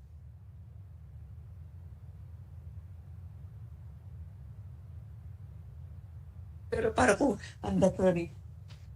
Kasi ka po, Madam Chair, kung ginagawa lang talaga ng Bureau of Customs yung kanilang trabaho, wala pong mga kalabas na ukay-ukay. Illegal act. Drugs. Okay. So anyway, there is I think this is something that can be discussed on the side. I don't want to be a party to this, but I see the frustration also, but kasi nga kailangan ng ating mga kababayan ng mas murang bilihin. Nandiyan si Senator Raffy Tulfo na nag-propose ng isang batas na illegalize ito kasi sa kaligtasan rin nila, imagine kung mag-i-import tayo ng damit na may disease, hindi maayos ang pagkaano, may mga lice or kuto or whatever, di ba? Na mapupunta sa ating mga kababayan. So, dapat mayroong responsibilidad yung importer na laban muna ito or ayusin muna ito. Dapat na aayon yan sa batas. So, Kaya nga, pero for the meantime, like I said, almost every week, by the hundreds of containers na ang laman ay ukay-ukay at hindi po nagbabayad ng buwis, paano po natin ma-resolve itong problema ito? Hindi po kumikita ang gobyerno by the hundreds of millions. Is either hulihin nila o magbayad ng VAT based on the value. Pero paano po magbabayad ng VAT? Illegal naman po yun as of now because of RA based on their declared 4653 of used drugs. Okay, so magbabayad po sila based on declaration ng used drugs. Magkano ho ba ang bayad yung computation assessment po para sa isang container na nakalagay po used drugs? Pero legal yung used drug, di ba? Hindi. magkano nga yung used drug? Yung depending on the container, the value. Yeah. Pero in-import yan, sigurado, may invoice yan. Magkano nga? Based on the invoice.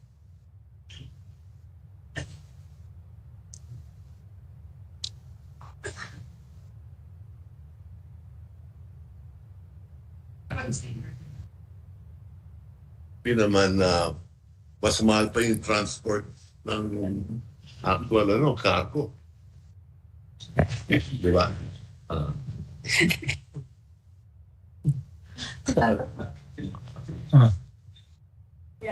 Okay.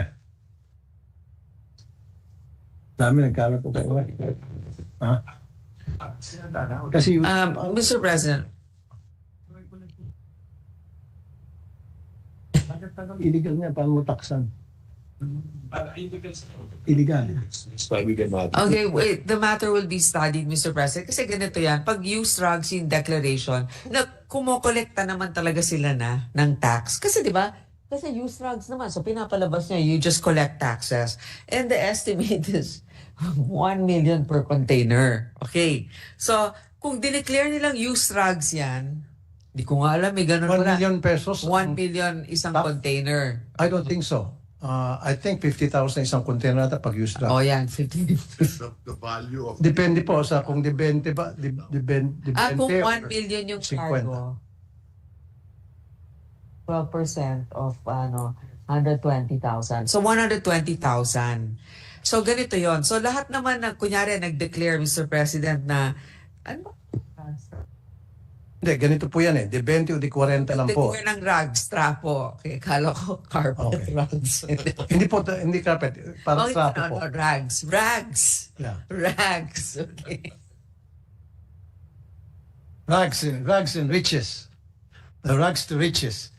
Yung rags na dinideklara sa Bureau of Customs nagiging kayamanan sa mga importers, smugglers. So kung nag-declare naman po ng rags, may tax naman talagang binabayaran doon.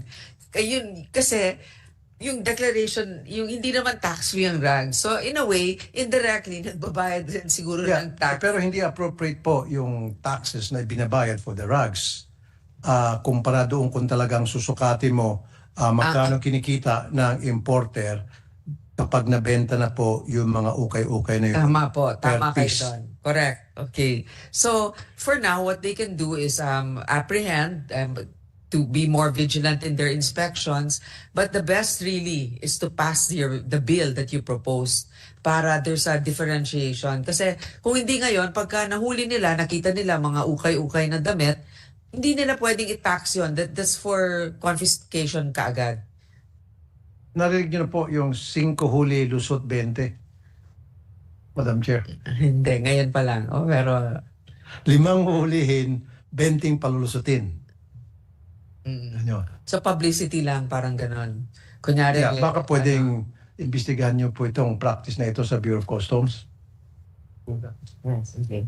At Yes. isang request ko na rin po sa Bureau of Customs, from now on, mas maganda po yung sa loob pa lamang ng Bureau of Customs compound, maharang na po yung mga kargamento na hindi nagbabayad ng buwis o yung mga kargamento na illegal. Kaysa naman payagan pa yung makalabas at pagdating doon sa warehouse, alam nila kung saan warehouse, uhulihin at tatarahan. Sabi pa nga po ng mga ibang negosyante, doble tara raw. Tinarahan na po kami sa gate bago naman mailabas. And then, pagdating po dun sa warehouse, tatarahan na naman kami. Ang masama na, 2 beses na kami tinarahan, kinukumpis ka pa yung kalahati ng kargamento namin na tinarahan na at ibibenta pa nila 3 times kumikita. Grabe. Grabe ano po, Madam Chair. Opo. Yun na nga yung problema. Siguro, ewan ko kung alam ng ating commissioner yung mga nangyayari sa baba. Yun nga yung problema doon. Siguro, syempre ngayon nangangako naman lahat, no? Kasi budget hearing natin. Pero babalik pa naman sila uli dito next year. So, kayo nang bahala mag-follow up. Okay. Sige. So magkita-kita ulit tayo next year. Mukhang sumakit na ulo mo, Madam Chair, ano? Para masalimot. Tama ba? I'd like to point out that Okay. the revenue target of the Yung revenue target ng Bureau of Customs sa susunod na taon is much, much higher than this year. ay magiging mas mataas kaysa ang taon na ito. Mm.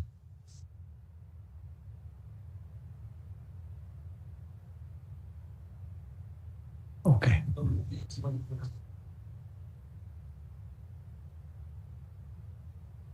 Kasi daw, To be more efficient. oo, kasi mas magiging efficient daw dahil kailangan ng gobyerno ng pondo dahil tataas na naman ang budget at siguro minimum traditionally 10% every year.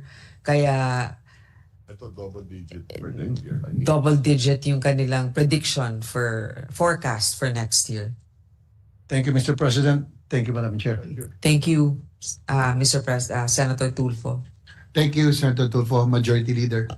Finally, Mr. President, the last to interpolate will be the Chairman of the Committee on Sports, Senator Bongo. Help. The gentleman from Davao, Senator Bongo, is recognized for his interpellation. Last. Mr. President, first of all, I want to underscore the importance of the 2025 budget in our path towards recovery. We must build back our lives and learn from our experience during the pandemic. In this regard, as chairman of the Committee on Health, I want to continue to emphasize that we must invest more in improving our healthcare system. Having said that, Mr. President, I would like to propound some questions regarding the Department of Finance. Will the good sponsor yield the floor for a few questions? Yes, Mr. President. Salamat, Mr. President. As we know, the DOF directed PhilHealth to remit to the National Treasury a total of 89.9 billion unutilized funds of PhilHealth. Nakaapat na hearing na po tayo sa Committee on Health at naabutan na nga tayo ng Temporary Restraining Order o TRO from the Supreme Court against the transfer of the remaining unused funds of PhilHealth to the National Treasury. Naintindihan naman natin na kailangan talaga ng pondo ng Department of Finance. Kailangan nila magwalis ng pondo. Gaya nung panahon ng pandemic, kailangan talagang magwalis ng mga pondo para magamit sa pandemic, no? Trabaho naman po ng finance manager yan, especially our Secretary of Finance. The DOF said it will respect and abide the Supreme Court's order. May we just know if the 60 billion already transferred to the National Treasury can also be returned? Ano ho bang plano ng DOF dito? Na gastos na ba ito? Pwede pa bang maibalik ito? Gaya ng parati kong sinasabi, maybe it's legally lusot, no? But morally, it's unacceptable po sa akin dahil marami pa pong naghihingalong mga pasyente na hindi nga po halos makalabas sa ospital, walang pambayad sa ospital. At na-discover po natin sa ngayon na sobra-sobra po ang pondo ng PhilHealth. During our first hearing, which our Secretary of Finance attended, doon po natin na-discover na meron pang 500 billion na reserve fund ang PhilHealth. Habang naghihingalo po ang ating mga pasyente, hindi makalabas sa ospital, yung iba ayaw na po magpa-hospital dahil takot sa babayaran sa ospital. Hindi po ito katanggap-tanggap sa atin na naghihingalo pa itong mga pasyente at sobra-sobra po ang pera ng PhilHealth. Kaya nakaapat na hearing na po ako sa Senado, Mr. President, sa Committee on Health. At pinipilit natin, pinipiga natin ang PhilHealth to improve their services. At marami tayong na-discovering polisiya ng PhilHealth tulad ng single period of confinement policy na bawal pong magpa-admit sa same na sakit within 3 months. Kalokohan naman po yun. Mapigilan ba natin magka-diarrhea, bleeding, pneumonia? Sobra-sobra nga yung pera ng PhilHealth. Na-discover rin natin itong 24-hour admission o requirements nila na kailangan magpa-admit ka ng 24-hour para i-cover ng PhilHealth. Kalokohan rin po yun. But hindi mo nalang gamitin yung pondo kung magpapa-admit ka ng 24 hours, yung pambayad mo sa kwarto, pambayad mo lang sa mga medisina. So nangako naman ng PhilHealth na pag-aaralan nila itong pulisiyang ito. At nakiusap rin tayo sa PhilHealth to expand benefit packages including dental, yung sa mata, check-up, early detection, at iba pang mga sakit. No? Expand benefit packages, increase case rates, at meron rin tayong naipasa dito sa Senado with our presiding officer, ang principal sponsor. Ito pong amending the Universal Healthcare Law. Sana po ma-reduce na po ang premium contribution starting next year. Kung pumasa po ito, I'm sure dadaan rin po ito sa Department of Finance na from 5% to 3.25 kung maisabatas po itong amending the Universal Healthcare Law. Babawasan po yung premium contribution from 5 to 3.25%. Dahil sobra-sobra nga po ang pera ng PhilHealth. Anyway, ang tanong ko naman po sa inyo, yung 30 billion na hindi pa po na-transfer sa Treasury, maaari po ba itong gamitin pa ng PhilHealth para sa health, para ma-improve pa ang kanilang serbisyo at hindi na tuluyang makuha at mawalis pa ng Department of Finance? Mr. President, patuloy po ang panawagan natin sa PhilHealth na huwag hayaan yung matenga po ang kanilang pondo at gamitin nila ito na mapalakas pa ang kanilang serbisyo. Expand medical services, gamitin niyo po ito sa mga mahirap nating pasyente.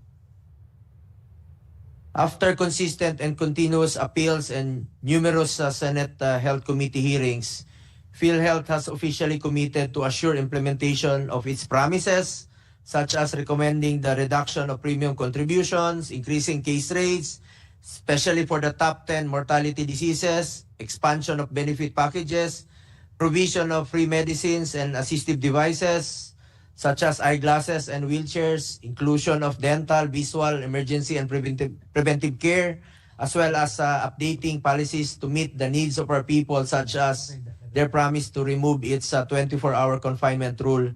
Our relentless scrutiny has already led to the scrapping of PhilHealth's flawed single period of confinement policy.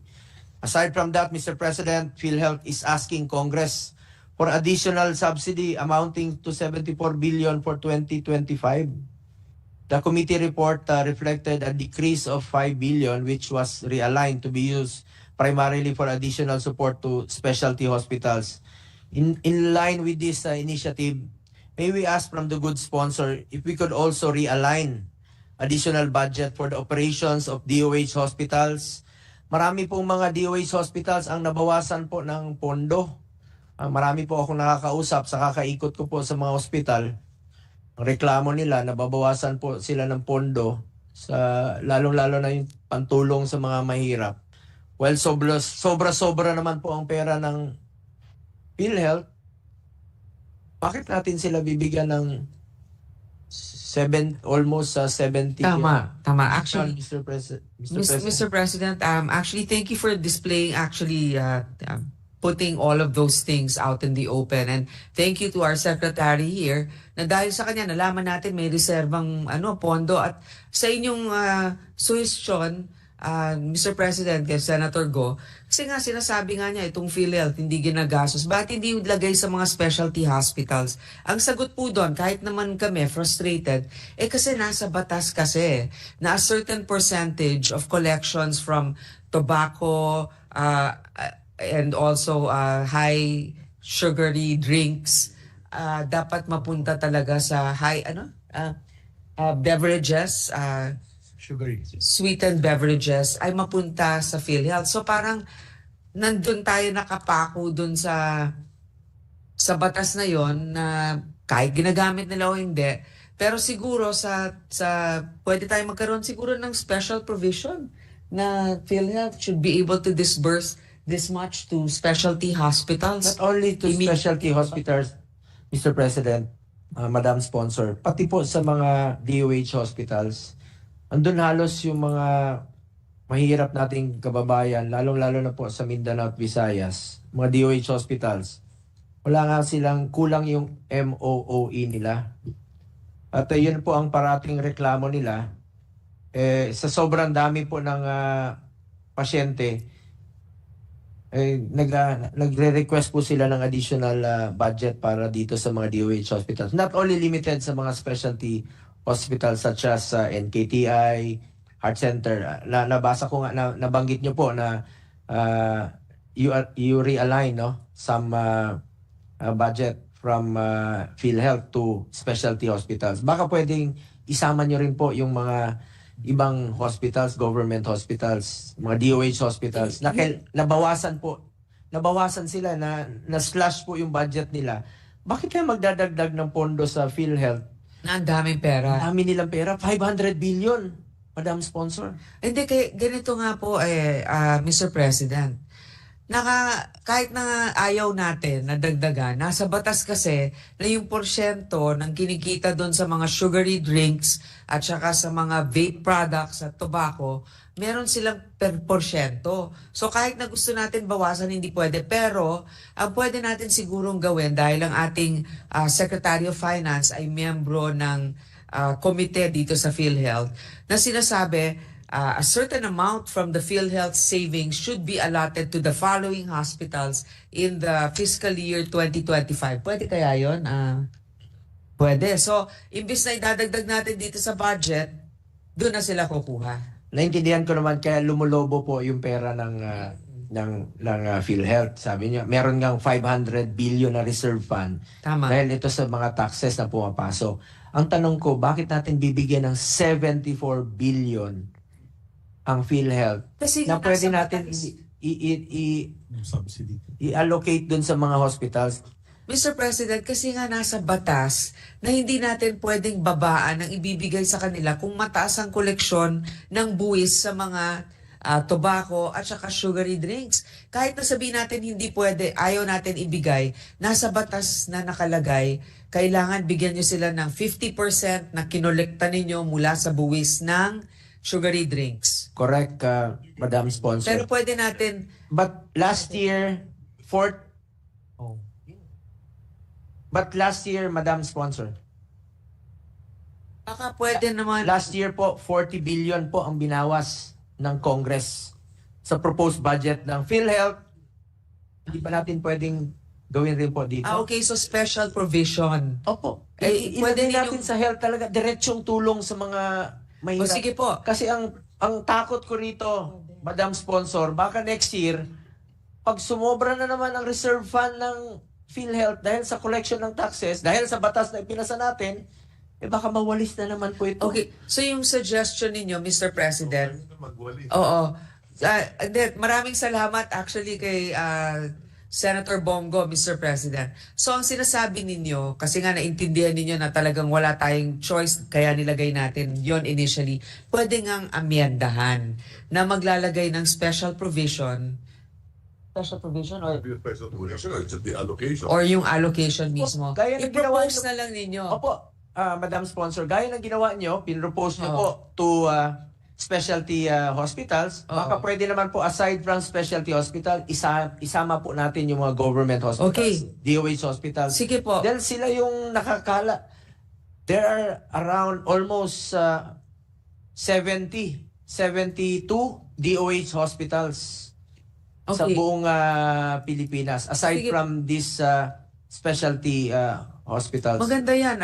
Siguro at the proper time, dun sa period of amendment, or isubmit na po ninyo yung, Mr. President, yung inyong amendments para doon, para ma-incorporate na natin sa budget. Alam nyo, Madam Sponsor, ang guro natin yan dito full support naman po ako always sa ating Department of Finance at malaki po ang tiwala ko sa ating Secretary of Finance.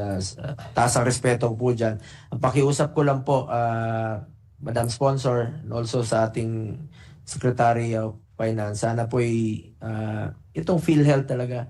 PhilHealth, kaya nga po may health Gamitin po natin sa health. Habang naghihingalo yung mga pasyente, nakikita ko talaga, pumunta kayo sa mga hospital, hindi makalabas, nagmamakaawa. Bakit sila nagmamakaawa sa mga hospital billing? Tayo na didiscover natin, 500 billion reserve fund, natutulog. Nawawalis na lang po habang namamatay yung mga pasyente.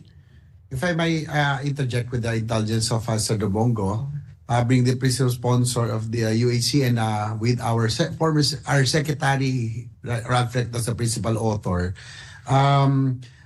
hindi naman natin masisisi ang DOF in this whole controversy. I think it's really PhilHealth who is at fault kasi dapat po ginagastos nila yung pondong yan. And I would think that if they have improved the case rates, yung pong 70 billion, kulang pa ho yun kung lahat ng pasyente, alam nyo po yun, na nangangailangan ay talagang binigyan nila ng tamang pondo. I think they have failed in the adjustments of case rates. So I think it's about time that we really have to convene our oversight committee as to where the shortcomings were. So correct. Actually, naka-4 na hearings na po ako dito sa Committee on Health sa Senado. At nangako sila, expand nila yung case rates nila. 9,000 case rates. Pinag-aaralan pa raw nila. Marami pong mga polisiya sila na 2013 pa, katulad ng single period of confinement policy. I agree. Ba't tayo pa ang makadiskubre dito? Sila nga yung mga doktor, dapat sila yung mga nakadiskubre. At membro naman po ang DOF ng PhilHealth Board. Pakitulong na lang po, Secretary Recto, para gamitin nila yung pondo ng PhilHealth para hindi nakatenga dyan at natutulog habang yung mga pasyente naghihingalo at nangangailangan po ng tulong. Maraming salamat po, Mr. President. Yun lang po yung tanong ko kanina. Yun bang na transfer na, mababalik pa po ba yun o nagastos na po ito at may babalik pa ba ito? Hindi kasama sa utos ng Supreme Court. Hindi kasama sa utos ng Supreme Court. Kung ano man ang sasabihin ng Supreme Court, susundin naman natin. So, ibig sabihin po na part na po ito ng naibalik sa National Treasury at maaaring nagastos na. Nagamit na actually para sa pagbayad sa mga healthcare workers nung pandemic na hindi nabayaran. So, at least kahit pa paano may porsyento pa rin napunta dun sa... So, itong 30 billion na hindi pa na-transfer, patuloy po itong gagamitin ng PhilHealth? Yes. Yes. Patuloy pa rin nakatengad sa kanila. Nakatenga. Matutulog pa rin. Kaya sana po, Secretary Recto, tulungan niyo po ang PhilHealth. Bilang miyembro po kayo ng PhilHealth Board, along with the Department of Health Secretary. Pakitulungan na lang po sila. And I'm sure, being the one of the authors and sponsor ng Universal Healthcare, we are very, very, very far sa full implementation ng Universal Healthcare habang nakatenga natutulog yung pondo ng PhilHealth dyan. Kawawa yung Pilipino. Thank you. This would enable us to progressively realize universal healthcare in the country and to ensure that all Filipinos are guaranteed equitable access to quality and affordable healthcare. That is all, Mr. President. I am confident that under the capable leadership of Secretary Ralph Recto, we will be able to manage our government resources more efficiently. Full support naman po ako sa inyo, sir. Thank you po, Mr. President. Thank you to our Chair of the Committee on Health, Senator Bongo. Thank you very much, Majority Leader. President, there being no other member of this chamber who will interpellate, I move to close the period of interpellation and consider the budgets of the following agencies: the Department of Finance and its attached agencies, the Office of the Secretary, the Bureau of Customs, the Bureau of Internal Revenue, the Bureau of Local Government Finance, the Bureau of Treasury, the Central Board Assessment Appeals, the Insurance Commission, the National Tax Research Center, the Privatization and Management Office, and the budgetary support to government corporation, particularly to the Philippine Tax Academy, deemed submitted for the body's consideration. I so move, Mr. President. There is a motion of the Majority Leader to close the period of interpellation and consider submitted aforementioned budgets. Is there any objection? There being none, motion is approved. Thank you, Mr. President. I move for a minute suspension. Session is suspended.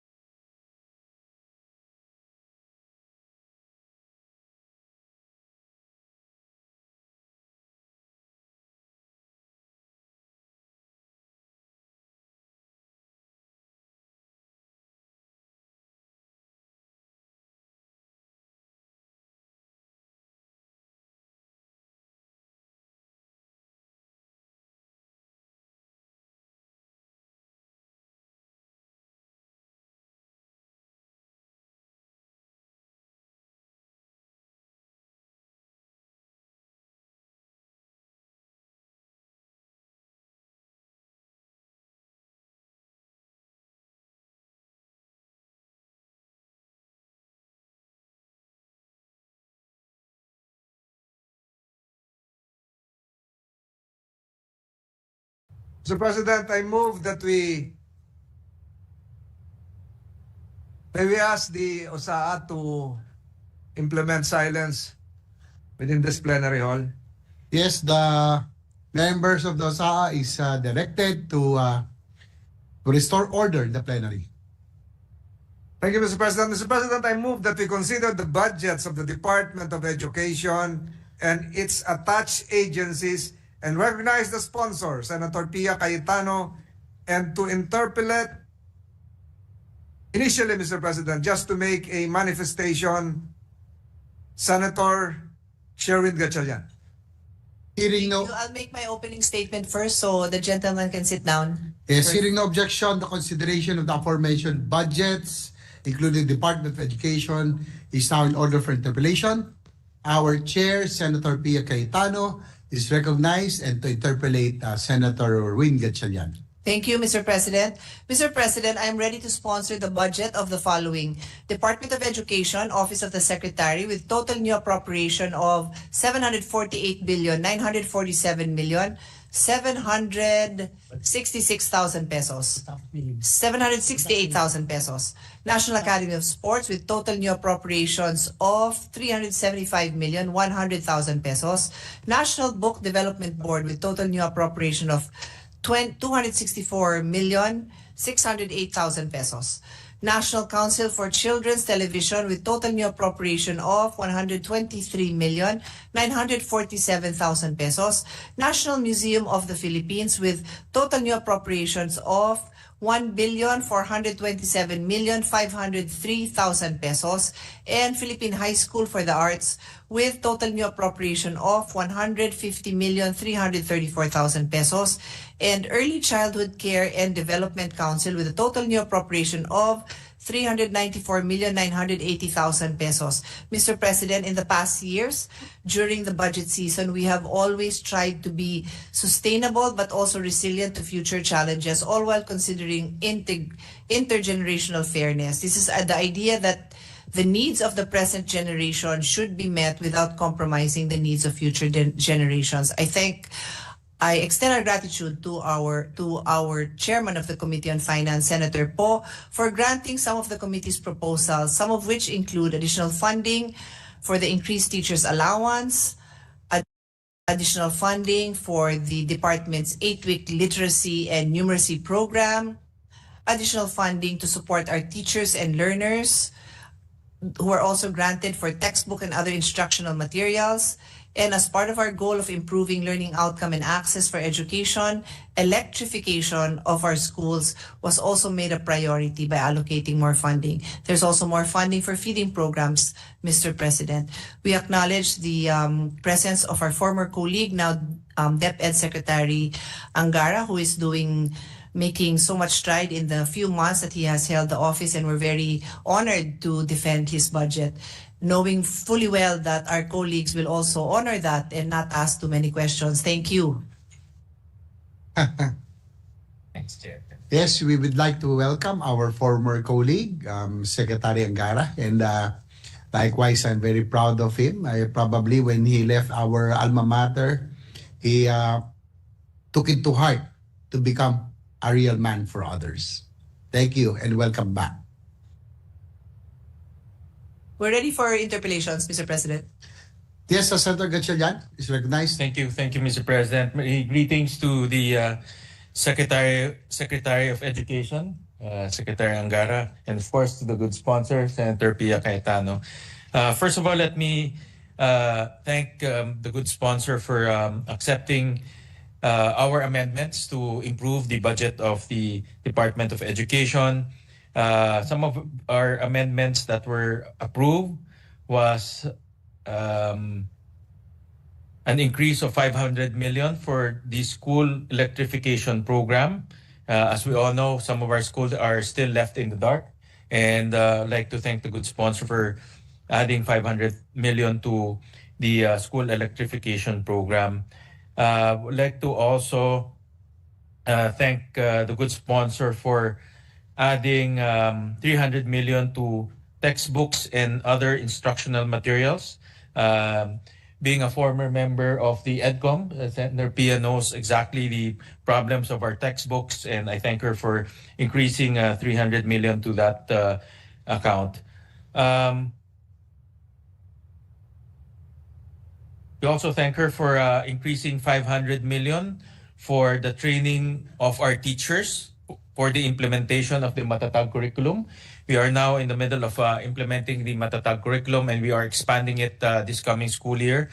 And during our school visitation and our interaction with our teachers, one of their requests, and remember this clearly, is training so that they will fully understand and be fully equipped in implementing the Matatag curriculum. So I thank Good Sponsor for adding 500 million to the training program for the Matatag curriculum.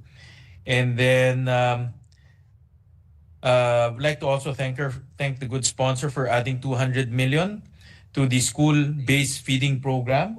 And I understand that the desire of the Department of Education is to have universal feeding program for kindergarten and stage 1, no? Or kindergarten. For kindergarten. And this is actually a commendable achievement to roll out a universal feeding program for our kindergarten students. And I remember experiencing, when I was a mayor, experiencing this phenomena we're in when students are stopped being fed during summer holidays. Their nutrition regresses and they go back to their malnourished state. So this universal feeding program will enable them to withstand that 2-month summer slide in terms of nutrition. Oh, Mr. President, Good Sponsor, would like to just appeal a few items, and this will come in the form of a manifestation, Mr. President, and the Good Sponsor can give us some of her thoughts on this. Would like to thank the department for now fully implementing one of the most important laws that we enacted here in the Senate, and this is the Excellence in Teacher Education Act, wherein we empowered the Teacher Education Council and gave it more powers to make sure that the pre-service education and also in-service training are aligned, and in-service teaching are also aligned to the pre-service curriculum. And I'd like to thank the department for operationalizing this through the Teacher Education Council. However, when we were looking at the budget to fully roll out the Teacher Education Council, to fully empower the Teacher Education Council, they would need additional positions. And when we consulted with the Teacher Education Council, they requested for additional 28 position. In the request to DBM, they requested 28 additional positions so that they will effectively do their job. And this amounts to about 28 million pesos, Mr. President. And of course, in addition to that, they also requested the DBM an additional 30 million pesos for their operations and for their activities, Mr. President. So an additional of 58 million pesos was requested to the DBM. Unfortunately, that was not carried by the DBM. So, Mr. President, this representation is appealing to the Good Sponsor and to the Good Sponsor for this additional 58 million pesos to fully equip the Teacher Education Council. I truly believe that this is a low-hanging fruit and an immediate reform in terms of strengthening and empowering our teachers, especially when it comes to training, also in locating good potential teachers to come into the system. And the Teacher Education Council has a lot of powers to improve the teaching capabilities of our education system, Mr. President. So I would like to put that on the table, and hopefully at the proper time we will submit our recommendation to her honor, to the good sponsor, Mr. President. Mr. President, another manifestation, and also this is quite close to the heart of Senator Joel. Unfortunately, he's not here with us, is to fully operationalize the Philippine qualification framework as mandated by law in 2017. And they also requested an additional of 35 million pesos to the DBM. Unfortunately, it was not carried. And the 35 million pesos supposed to hire 35 additional personnel so that they can beef up their team and they can operationalize the secretariat. This operationalization of the secretariat has been delayed for many, many years. And I remember, I'm sure the good secretary remembers this, whenever we talk to Senator Joel, this is one of his requests to already implement and operationalize the secretariat of the PQF. And I'm also happy to hear from the department that they have now plans to fully operationalizing the secretariat, but unfortunately, the funds are not adequate to do so. So, Mr. President, at the proper time, I will also request Her Honor an amount of 35 million pesos to operationalize the PQF secretariat.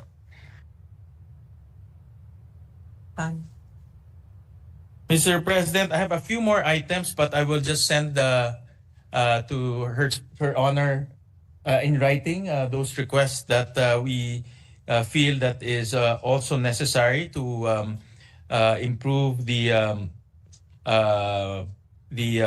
budget of the Department of Education. But those two are actually the most immediate and the most important that we feel that we should augment so that these two important laws will be fully operationalized this coming year, Mr. President. So with that, Mr. President, I don't have any more manifestations. And again, I thank the good sponsor for accepting our suggestions and augmenting some of the most important programs in the education sector. Maraming salamat po. Thank you, Mr. President.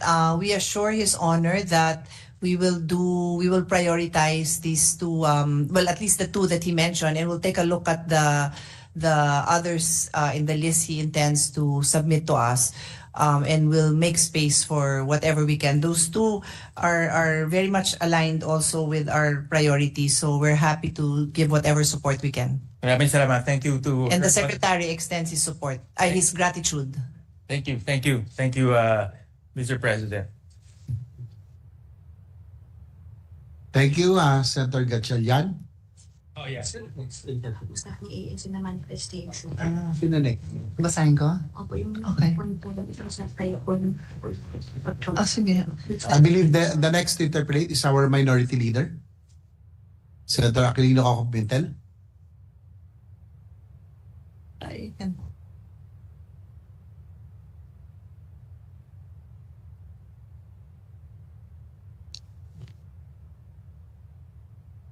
Thank you, Mr. President. With the permission of our sponsor,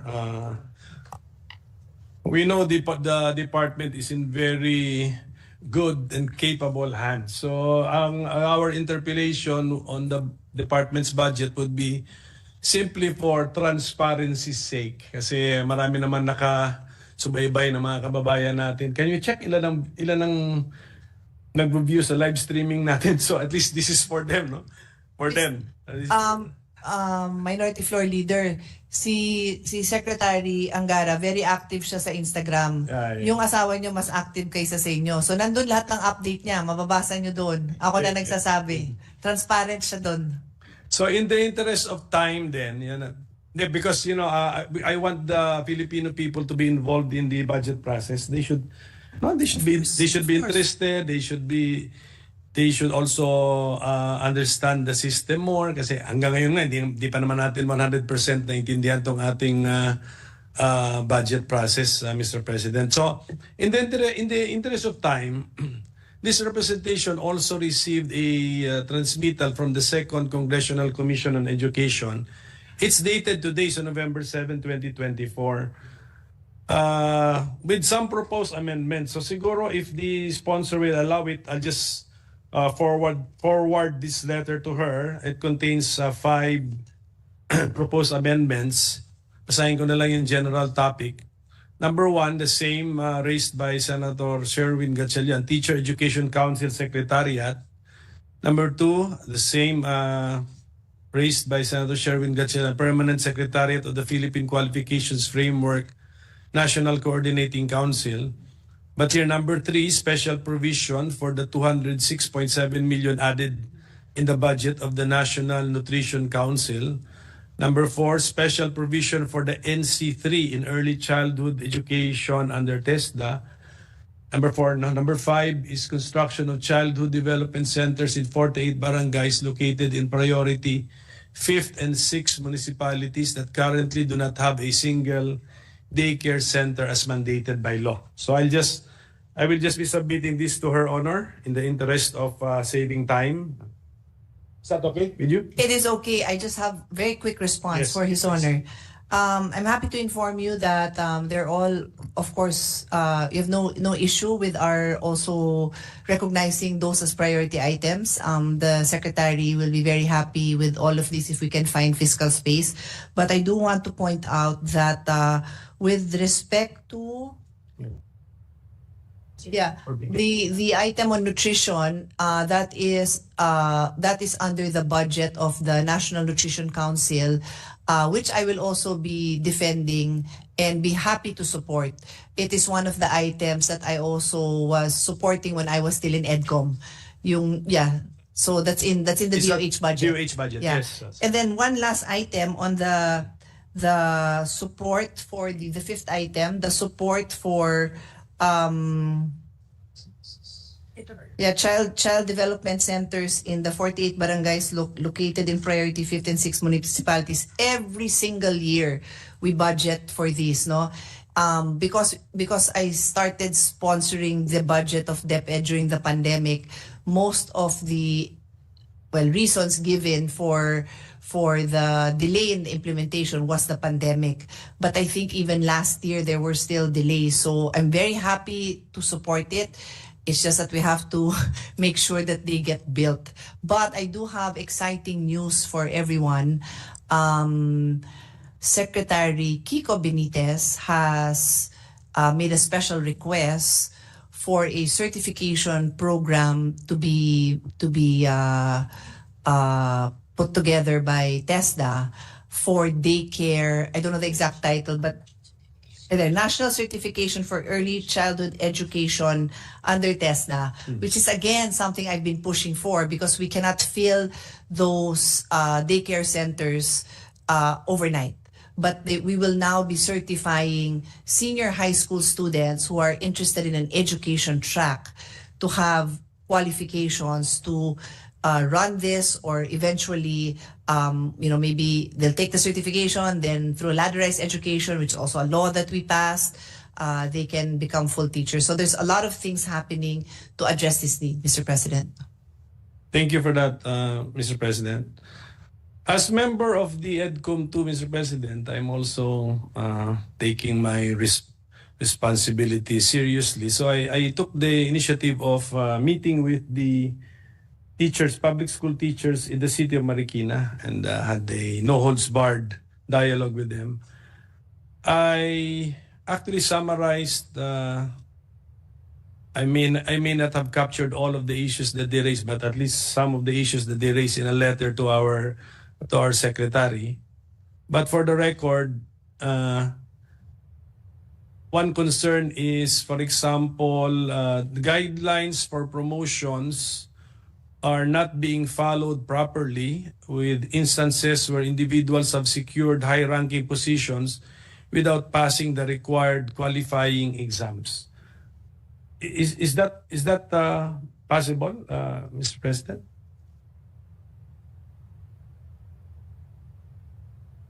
So, for example, siguro we'll apply it, a principal, a person can be appointed principal without taking the national qualifying exam for school heads. Is that possible?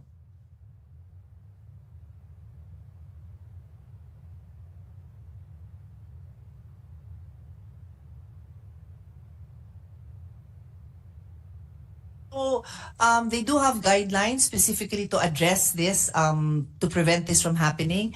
But it has happened, and when they find out, they deal with it as precisely those guidelines are there so they can be followed, and they're happy to look into this Marikina incident or cases. They also expressed concern over the school division's lack of transparency regarding financial reports, particularly those related to the Special Education Fund. The Federation President has disclosed that sometimes she has been asked to sign financial documents without sufficient transparency as to their contents.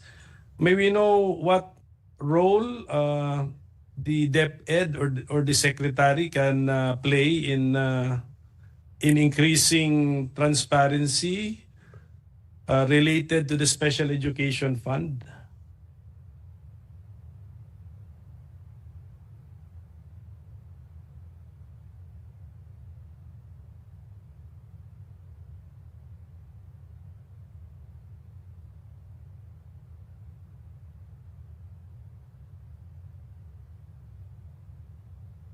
Mr. President, the control of the fund is with the LGU. Correct. But given that it is a special fund for education, the DepEd really has instructions to the teachers. They give them basic rules, no, like do not sign anything in blank. In case of any questions, magtanong muna kayo bago kayo pumirma. And if there are any concerns, of course they can report to them. But it is an LGU fund, and it is subject to COA then. But the chair is an employee of the DepEd? The chair. Or a ranking member?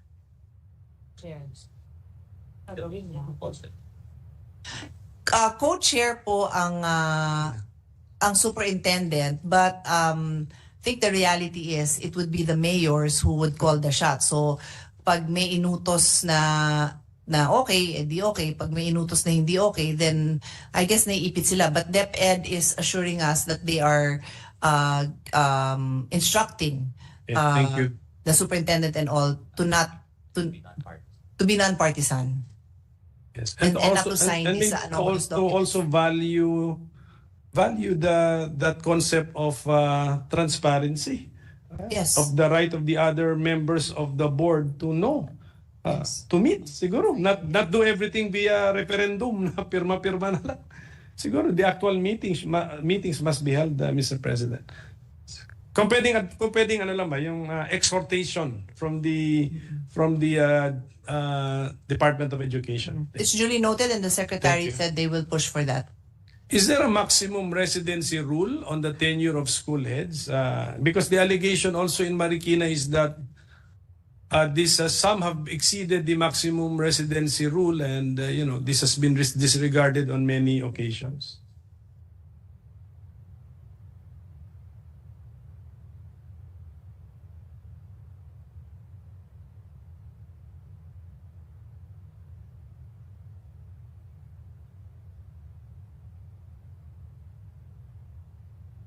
Yeah, there's a 5-year residency rule, Mr. President. Is that a very strict rule? Is that a strict rule? Strict ba yan na talaga no one should exceed the 5 years? So sometimes you allow service beyond the 5 years?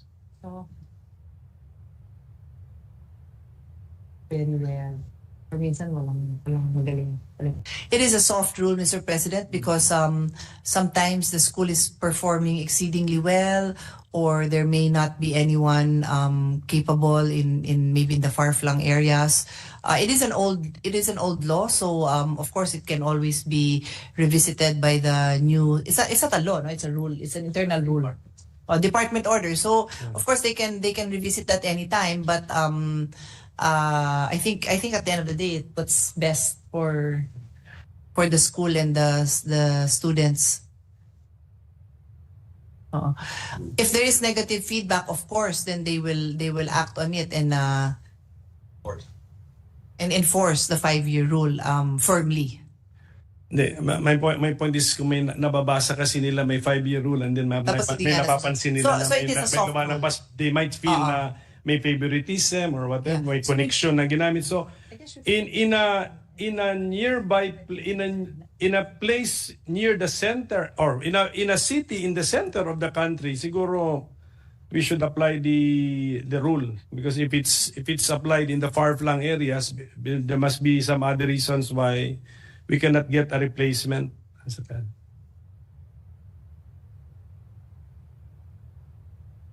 Yeah.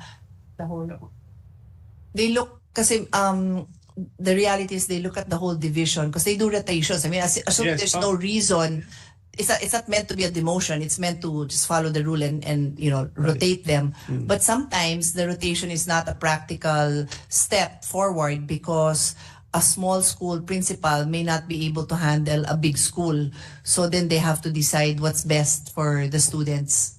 But I'm sure hindi sila nakukulangan sa tao or willing to take on the challenge. Sige, pakitingin na lang po, Mr. President. They will. And then I will not name names because I don't want to embarrass people, but there are also charges of nepotism because mga family members have secured positions within the division. If you can take a look at this, Mr. President. They will take a look at that, Mr. President. Yes. And then some additional concerns. Dapat ito, applicable siguro to kahit sa outside of Marikina City. Teachers with full teaching loads, 6 hours per day, are still being assigned ancillary services, contrary to regulations. So, number one, is that the full teaching load, is it 6 hours a day? Tama po ba yun? Yung feedback sa akin. And is the assignment of ancillary services really contrary to regulations? Per DepEd Order number 5, series of 2024, teacher ancillary tasks refer to work incidental to a teacher's normal teaching duties like preparation of lesson plans and check of exercises. This is performed by our teachers in the remaining 2 hours that complete their 8-hour day. So I think that's one that should be clear, no? Na pasok pa yan. Yeah, pasok pa yan. Then the overload is applicable to excess in teaching loads of teachers. In such cases, they are compensated by teaching overload pay. Regardless of whether a teacher has overload hours or not, they are all expected to perform teacher ancillary tasks since these are incidental to their teaching load. And a full teaching load is 6 hours. Tama po yan? Is 6 Tama. hours. Maximum. Okay. Ang second additional concern is that ito po, iba to paki-relay na lang po rin. At i-raise din natin ito pag humarap sila sa atin. The Department of Information and Communications Technology public Wi-Fi in schools is not functioning properly. So, of course, siguro we did the DepEd. Meron ba kayong feedback system na do you also get that feedback? So it's functioning? Oh, no, okay. So that's part of what was shared to me, Mr. President. So.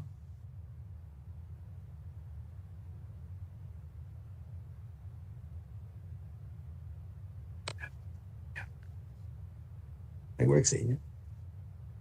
Sa Valenzuela, nag-work? Yeah. So, the vice chairman handling the budget of DICT is hereby notified of DICT's lack of performance. But yeah. And of course, I joined the secretary in his appeal for DICT to prioritize these areas with high student populations because they are very much affected. And sila talaga yung gusto nating makinabang sa Wi-Fi. Hindi lang yung entertainment, no? I mean, with all due respect, we all deserve our entertainments in whatever form. But the purpose of that Wi-Fi is really for education purposes and perhaps work purposes. So, I'm looking at the vice chairman. At least we have been given this feedback, Mr. Yes, President. thank you for the feedback. Yes. And then the teachers are requesting a 1-to-1 ratio of teaching resources, particularly laptops or computers. So relay lang po ako ng request. Trabaho na po ng congressman yon na susunod na congressman sa distrito ng Marikina. Wala tayo sa budget na ganyan program. Meron What is po. the ratio? What's the ratio? Is it 1-to-1 na? I mean, parang school building din yan. We have a big backlog. Kasi recently pa lang naman tayo nagko-computerize, Mr. President. And then one more observation shared with this representation is that the selection process for training and seminars has been in favor of individuals based on personal connections rather than qualifications. So we just asked the department to take a look into that. Yung siyempre parang ano yata yan eh, when you attend a training or a conference, it's a plus for you in your record. So siguro ang observation nila paulit-ulit or may pabor-pabor sa pagpili kung sino yung makaka-attend sa seminar. Yes, noted. The secretary will make sure that they look into this and have a fair policy, implement fair policies. So, Mr. President, just to save time, kasi my staff noticed a lot of entries in the COA report for the year 2023. Hindi naman po time ni Secretary Angara yon. So, kung pwedeng hingi na lang kami on how the department intends to address the issues raised by COA in the latest COA report, diba? Yeah. Okay po. The secretary said they will furnish us also with the response or how they're responding to that. So I just noticed in the budget for the DepEd, I noticed a 30 billion increase. So saan lang po saan po to papunta, Mr. President? 3 billion lang po, 3. From last year, I think he's talking about. From last year. GAA 2024, 715 billion, Office of the Secretary, and now NEP, unless NEP,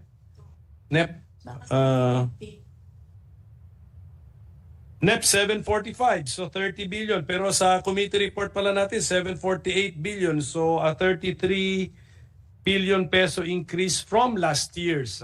From last year's GAA level. So may we know where the 33 billion will be placed, Mr. President? From last year?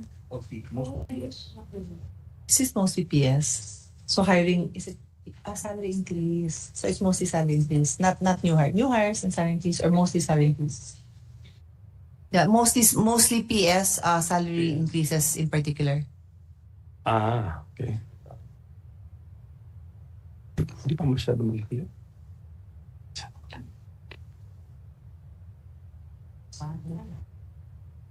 Pero pong malaking item. Ito po yung 30 billion na ito. Okay. Ito po yung lista. Okay. We have a list. We can give His Honor a sige po. complete breakdown. Yes. Is that okay? Yes, okay Just na. give you the Yes, breakdown. submission of the I have list. here a breakdown. Yes, Okay. But I noticed also some decreases. Tama po ba to? Pero tama, Mr. President, the biggest is really the personnel benefits, 579 million of the 30 billion. But we, as I said, we can give. Yes, in writing. There's like a 1.5 page Apa. of different programs, but that is the biggest. Thank you, Thank you. Your Honor. So, Pabigyan natin ng kopya. in the inclusive education program, I noticed a decrease in the indigenous people's education. 154 million, now 74 million. Tama po ba yun?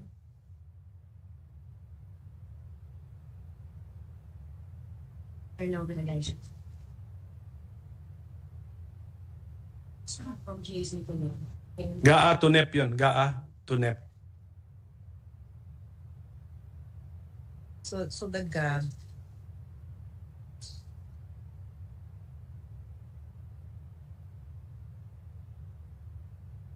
So tapos yung Senate version same as that.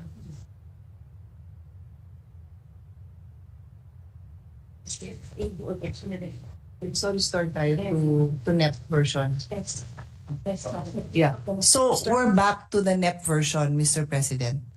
GAA to Nagbalik tayo. What did we do with the NEP level in the committee report? In-increase natin? We added 80 million. So bumalik nga. Bumalik. Bumalik, That's yes. Okay, so thank you for that clarification. And ito siguro isang good news naman. Was this maintained in the committee report?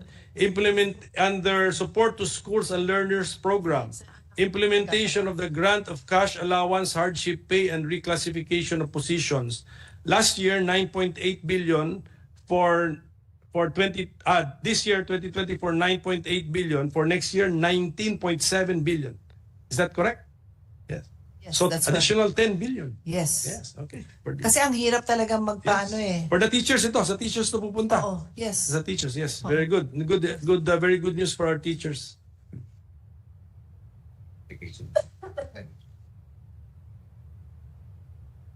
And partly is to implement the career progression. So new positions were created. Teacher 4, Teacher 5, Teacher 6. So yun nga. So parang mga exciting naman yung career path nila. As announced by the President in the SONA. Ayan po. Yun po ba yun ang mangyayari ngayon? You can have a career running the school or governing the school, and then you have a career teaching. Ganun po ang mangyayari. Or both. Or both. You can be a principal. You can be a principal and still choose to teach, unlike before. Is it possible? It's one or the other. So then before you either run the school or teach. Yun yung before. Now may hybrid tayo that you can be both if they want. Okay. So thank you for the clarification. Now I understand it better, Mr. President.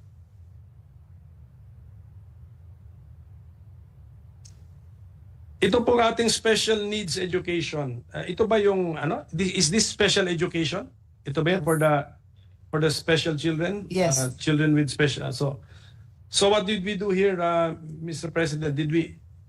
What are the budget levels for this?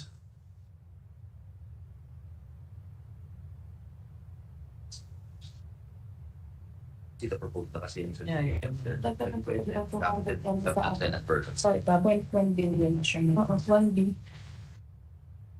1 B nga po siya POC. Same ba tayo as GAB? 1.04. So we get 12 billion. Yeah. So to compare, Mr. President, the 2024 GAA is 999 million. And then the net was lower by, it's 843.85 million. But the GAB now that we support is 104 billion. So we increased by about 200. Thank you. From the net. Thank you. Maganda po yan kasi that's in the implementation of the Inclusive Education Act. Yes. Yung for a very long time ang budget natin for textbook and other instructional materials mga 1 billion eh. Then I think for 2024 ba yung naging 12 billion? For 2023 was it 1 billion? Only 1 billion? Tama ba yung recollection ko na?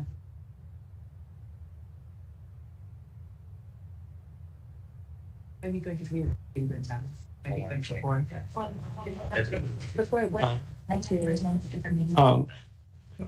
rounding it off, 1 billion.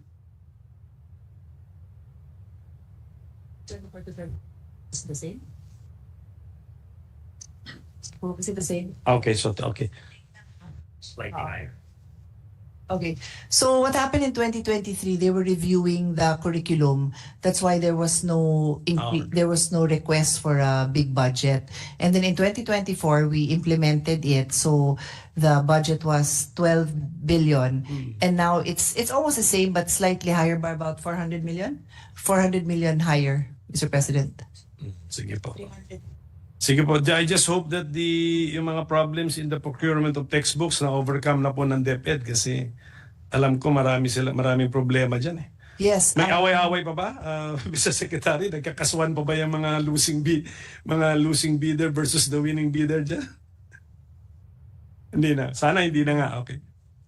But ito po, feedback lang to sa akin kaninang umaga na ito, known to us ang nagreklamo. Mayroon daw silang nagpaparinig daw yung PTA ba nagparinig? PTA? PTA school. Ha? Hindi, sino nagparinig sa parent? PTA ba? Na meron tayong isang magulang na napaparinggan na kailangan mag-donate sa pagpintura ng classroom. So,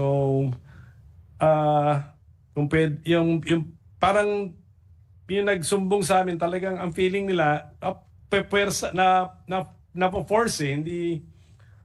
So, but ano po natin yan, i-discourage po natin kung pwede, Mr. President.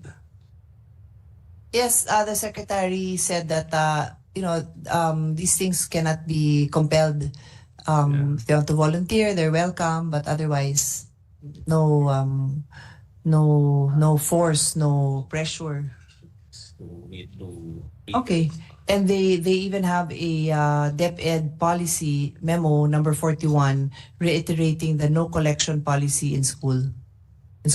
So okay, so tsaka paulit-ulit na rin po yata yan. Dapat alam na ng teachers yan, but PTAs are not expected to follow the spirit behind the circular.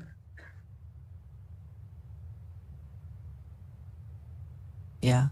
The teachers know that they should also not be compelling the parents to have to do anything beyond what they want to do. Sure, that's something. Yeah. Pero wala na tayong control sa parents. Parents to parents. Oo. That's the anyway. Sige, ayun, the teachers are members of PTA. So when they hear the parents saying this, siguro suggest na lang tayo sa teachers na i-discourage na lang po nila kasi meron po talaga kaming kilala ng office namin na na-pressure. Tinanong ko yung nanay, na-pressure daw talaga sila. Nagbigay ba? Hindi naman. Ha? O nag-donate nga, sir. Nag-donate. Well, anyway, sir, the Teacher Education Scholarship Program under RA 11713 financially supports aspiring teachers. This law was passed in 2021. Do we have funding for this in the NEP 2025? Teacher Education Scholarship. Nasa CHED siguro yan. No? Nasa CHED, which I also chair. So we can, can report to you on that. But I'm pretty sure we have. Yes, thank you. Sa CHED pala ito. So that would be all for the DepEd for me. Thank you. For the other agencies, I still have questions. For the attached agency. Yes, for the other. Yes, go ahead. Let's proceed. Secretary will stay. Okay. Yeah, he will stay. Of course. The budget for the establishment of the National Child Development Centers will increase by 55 million. Okay, so these are meant to be given to LGUs for them to build the centers. Ito pa ba? 55 million. So yes. the total amount will now be 276.9 million pesos. Tama po ba yan? Wait.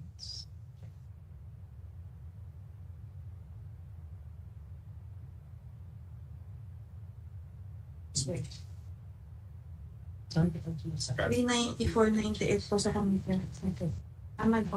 Compared to? Yeah. GAA by 25 billion.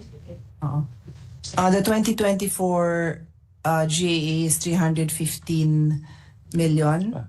The NEP for 2025 is 353. The GAB is 375. Of course, iniisa-isa ko to because the highest is our committee report, 394.98. So that is our proposal. It was carried. Yes, so that was carried by the Committee on Finance. Are the LGU recipients already predetermined? Yes, we do not recommend if they do not go through the checklist kasi from our experience with all these agencies, babalik lang yan sa atin na hindi pa prepared yung lupa, may problema pa sa location. So may listahan na po, opo. Yes. Thank you. Now going to the National Academy of Sports. It has already been 4 years since the National Academy of Sports law was passed, but the NAS System Board of Trustees has yet to comply with the mandate to formulate the policies, guidelines, and criteria to rationalize the establishment, administration, and operation of the sports high schools. Actually, this was one of the issues I quietly raised with Senator Sherwin Gatchalian in the bill on the Baguio City Sports High School. Na wala pa. Is it a fact? Is it a fact that wala pa pong policies, guidelines, and criteria from the National Academy of Sports? Yes, we do not have any policies, guidelines, or criteria from the National Academy of Sports. Yes, we do not have any policies, guidelines, or criteria from the National Academy of Sports. Yes, we do not have any policies, guidelines, or criteria from the National Academy of Sports. This is for the operation of the out.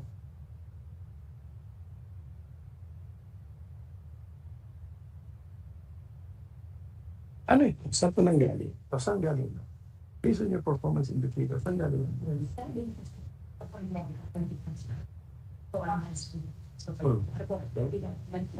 Wala pa siya. Wala. No.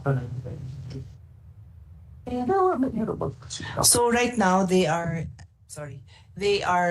in consultation with the various stakeholders, the different LGUs, the parents, and they hope to have, what do you call it, the first initial policy formulation by first quarter of next year. Okay.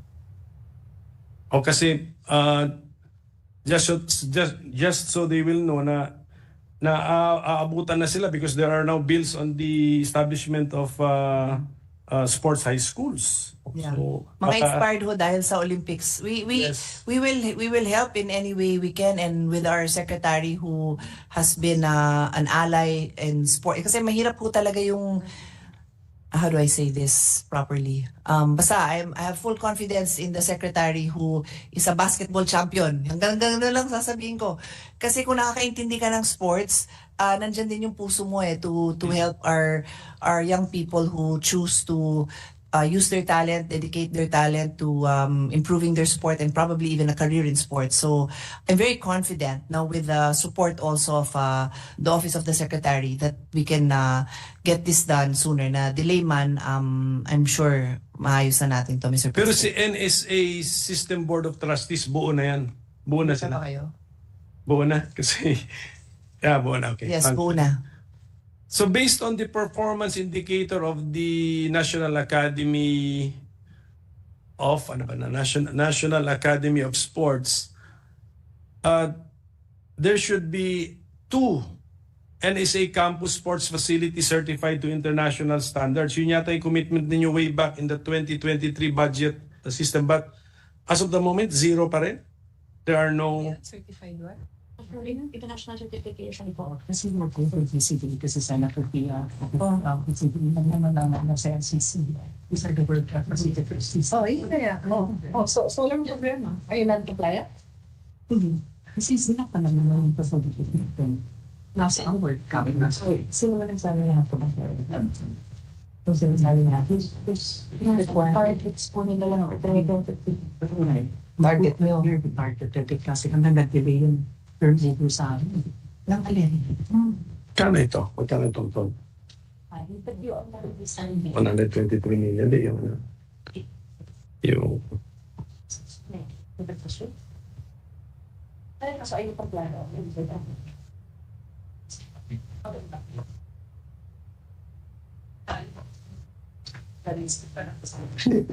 Sila mismo, wala ba sila mas sila sa Clark? Hindi ka ba international? So,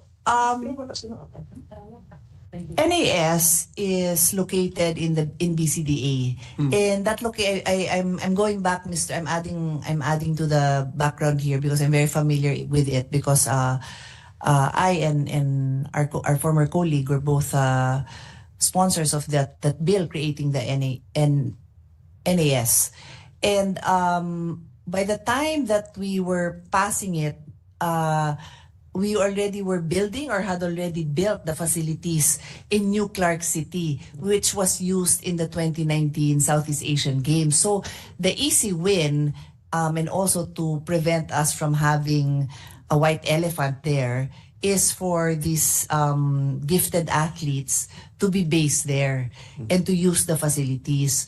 So they already have access to these world-class facilities. There are no others in the country. Unless we want to budget, which I don't personally recommend, because nandiyan may access na sila. So I think what would be more accurate is i-clarify yung target na yun because they have access. They do not own it, and I don't think they need to own it because they have access to the world-class swimming pool, the world-class track oval, and we're happy to support more. Mas mabuti ho yung ganun if well, that's my opinion, because then you can have you can have elite athletes and events also using the facilities, multi-use facilities, Mr. President, in other words. Okay, so one thing is clear, the sports facilities being used by the NAS are world class. Yes, okay. yes, that is clear. That's yes. good. Thank God. I got worried. But if that is the case, then that's good news, Mr. President. Yes, it's great news actually. Okay. And then can we now go to the National Council for Children's Television? Yes. What has been the greatest achievement of this agency in the past 3 to 5 years, Mr. President? Good question.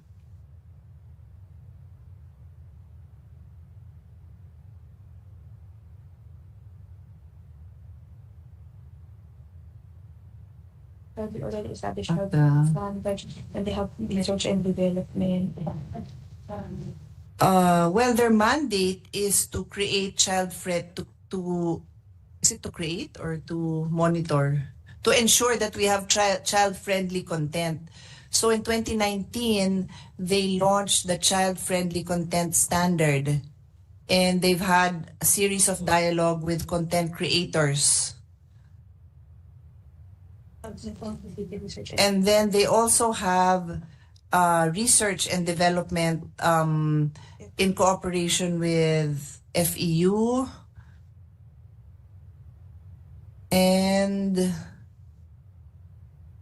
roughly 2,880 children, parents, and teachers combined participated in the data gathering part of the research.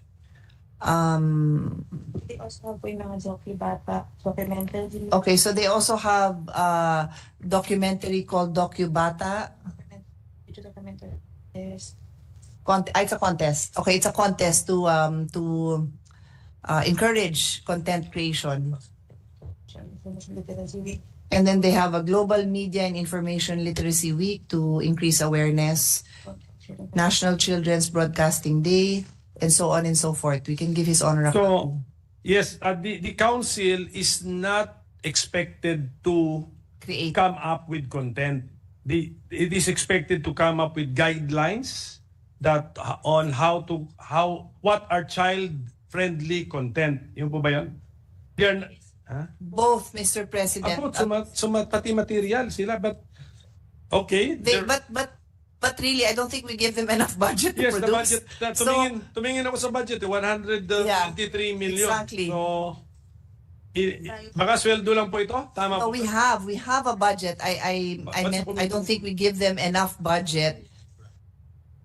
Yeah, there are grants given to them, but we have alin dito? So content. They all sinulat nila. Meron nga tayong budget, okay? It is a grand amount of 3 million. So, hindi naman sila makapag-create ng ganyan, di ba? Yung budget nila for research is also 3 million. They're monitoring, I mean, really, they're monitoring child-friendly compliance, 280,000. So, we can do better than this, for sure. Sige. Yeah. Tulungan natin I guess, sila. But the question also is, I think the research should include, what are children watching? Are they watching TV or are they watching TikTok? What should they be monitoring? Pero malaking-laki na rin yung 3 million. Sige, tatanungin natin sila. Ano po ang content na nagawa nila sa 3 million pesos? Mapapanood din ba natin sa YouTube to para ma-appreciate din natin? Pasample niyo po sa anak niyo. niyo. Ganun na lang po. Ganun na lang. Ganun lang po. Paki-inform na lang po ako. So, for the 3 million pesos, ano ang nagawa nating content at saan naman natin makikita yon para ma-appreciate natin? Yes. We will send it to you later. Ang nakita kasi ng aming... yes ma'am. Baka sabihin ka na? For Knowledge Channel? You made it for knowledge channel. Nagbigay kayo ng grant. Okay. So yung 3 million, so hindi talaga kayo yung nag-create. You give it as grants, no? That grants, okay. I thought you were saying they receive, they use it pala as grants. Endowment fund. Okay. So basically, they've given grants to a couple of, what do I call these? So they gave the creators. So like meron sila sa Knowledge Channel. So they gave the 3 million away in... okay. Yes. Sige po. Pero sige, ano pa rin yung bunga nun? So yun pa rin yung gusto natin makita. So diba sa copy? Yeah. Of the actual Sige, taga na. Tsaka sa research ng staff ko, siguro kaya i-instruct ko yung staff ko na mag-subscribe sila kasi ang YouTube subscribers daw ng council for 3 years ay 382. Okay, tulungan natin. So, instruction na ko yung staff ko na mag-subscribe po tayo sa YouTube channel ng National Council for Children's Television. Yan po. Yes, thank you for that, Mr. President. Parang YouTube channel ko po ito. Padamihin natin, po. Tulungan tayo kasi government, this is government. Yes. We're funding it, tulungan natin. So, Actually, dapat, okay, the secretary will link it to the department's social media channels. They have millions of followers, Mr. President. And I guess, no, yung isang network din, which is probably not quite covered by DepEd, would be ngayon yung mga daycares. Dapat yan talaga din. Yeah. And last but not the least, on the National Museum, we were just there last night. So thank you to Mr. Jeremy Barnes for hosting us. Kita natin yung beauty pa rin ng ating mga works of art, and the house itself, no? The house itself, the National Museum. And siguro the good news, di ba? I think Mr. Barnes and the National Museum have been approached by the Louvre in Abu Dhabi to lend some pieces, some works of art to be displayed in the Louvre in Abu Dhabi. Did you know that, Madam Chair? No. Oh. Baka it's your wife I orchestrated that. have inside information, so I'm sorry. Oh, kaya nga, sabi ko na eh. So last night, when I arrived at the National Museum, I immediately asked Mr. Barnes, Jeremy, where is that piece or work of art? Which piece? I think we will lend one to the Louvre in Abu Dhabi, and he led me to the La Bulakenya. Tama ba, Mr. Barnes? Is that La Bulakenya? So a painting by Juan Luna of a Bulakenya. In ano man tawag doon? Filipiniana attire. And when will that work of art be displayed in the Louvre, just in case it pushes through? By June next year, pag congressman na po kayo. Ay, ganun po ba? So at any rate, so congratulations to the National Museum, for that achievement. So instead of siguro asking more questions, we end on that high note, Madam Chair. We will end on that high note. Yes. A Filipino work of art is desired to be displayed in the Louvre in Abu Dhabi. So that's La Bulakenya. That's where we will end. Ang hometown ni Senator Joel. Yes, Senator Joel will be proud of mga ninuno. So thank you very much. Thank you very much for your patience. Thank you. Thank you for your questions. Thank you to our secretary, and we wish him all the best. One of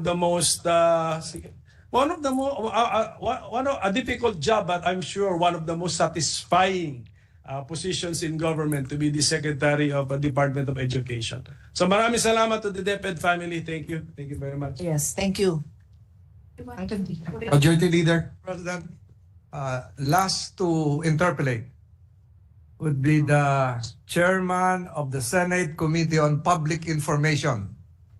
And I was told is going to focus on the National Council on Children's Television, Senator Robin Hood Padilla. May he be recognized. Senator Robin Hood Padilla is recognized. Maraming salamat po, Ginoong Pangulo. A'udhu billahi minasyaitanir rajim. Bismillahirrahmanirrahim. Una po, ako ay tagahanga po ng kalihim ng edukasyon.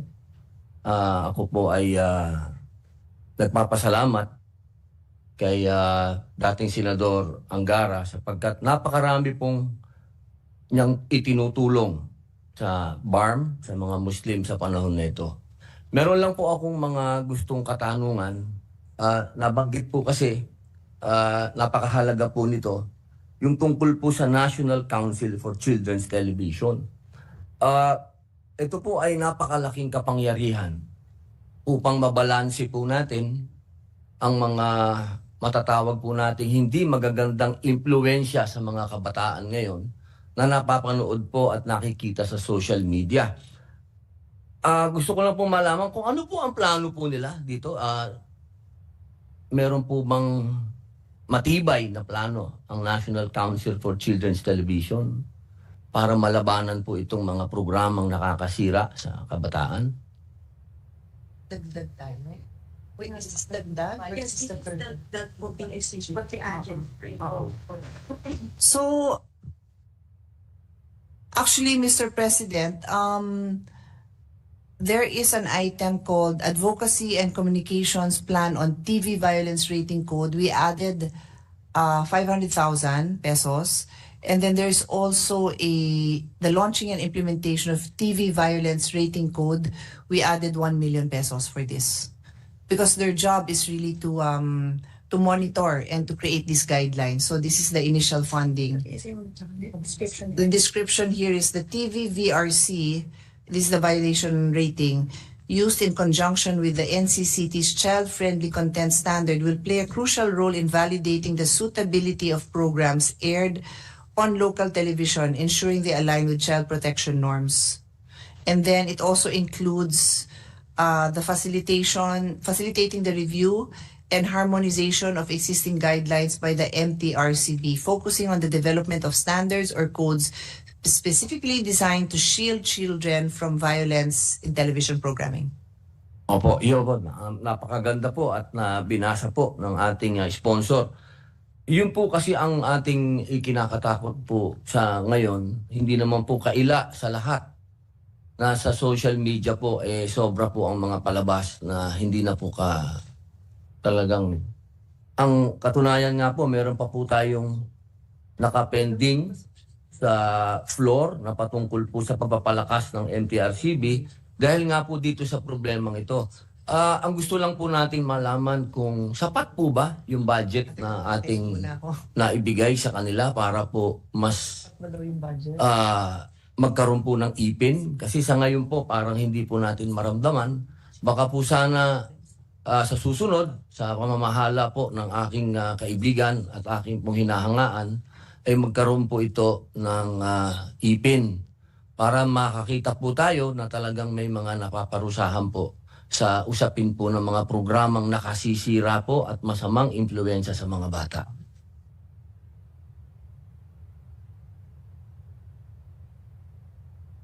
Well, definitely, Mr. President, like a lot of our agencies, pati yung mga attached agencies ng DepEd, talagang nangangailangan pa ng pondo. But in all due respect, we try to do our best. And sa 2024 GAA, 82 million yung budget.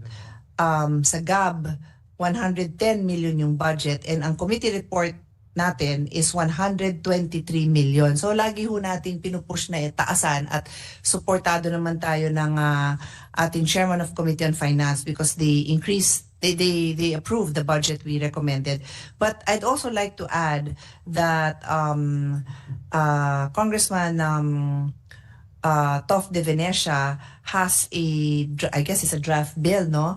To broaden the scope of the National Council for Children's Television to make it National Council for Children's Media, which is a big task. It's a Herculean task if you ask me kasi ang dami ng sanga niyan. But I personally think this is a great move in the right direction and pwede natin i-support ito, including the necessary budget to launch it properly.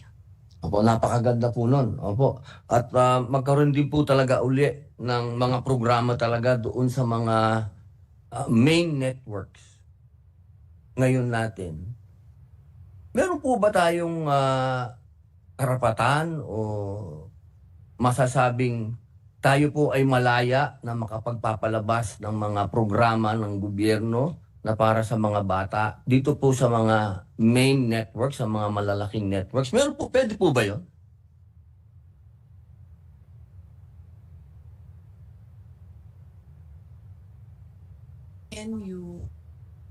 You are right.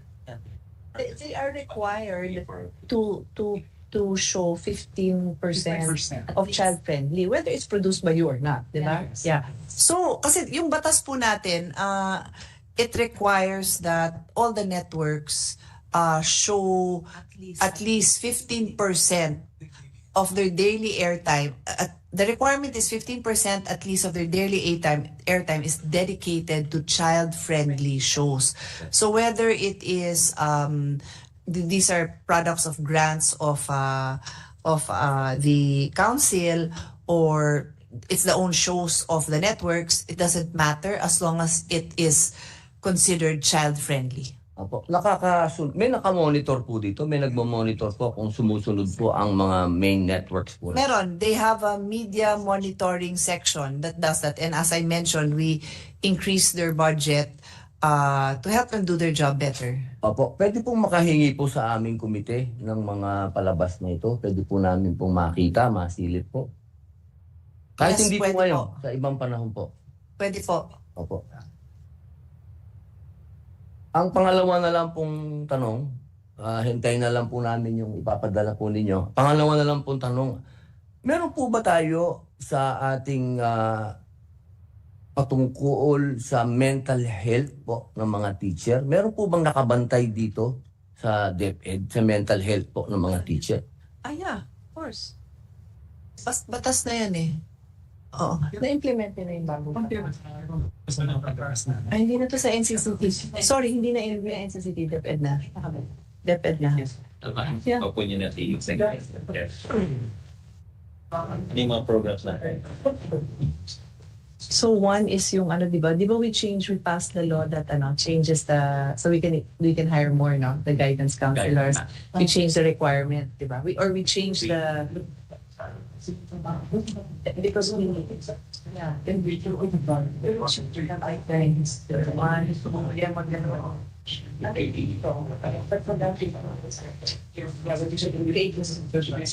So one thing we've done, Mr. President, and this is by virtue of the law na siya, right? Pumasalan. It's already a law, right? Mental health. Yeah. One of the things we've done by way of law is we created new positions, which is already being implemented by DepEd for mental health, what do you call them? Mental health experts. So no longer specialists, no longer just guidance counselors, because historically, medyo naging, put it bluntly, parang medyo naging dead-end career path yung guidance counselor, because ang taas nung requirement to get hired, you need a master's degree, and then ang baba ng sweldo. So we now have new positions to make it more exciting, and there's a career progression, and the secretary was involved in making that law, so it's also a priority of theirs. Sorry, specifically, are you asking about the wellness of the teachers? Yes, ma'am. Yes, ma'am. Yes. Then, di ba?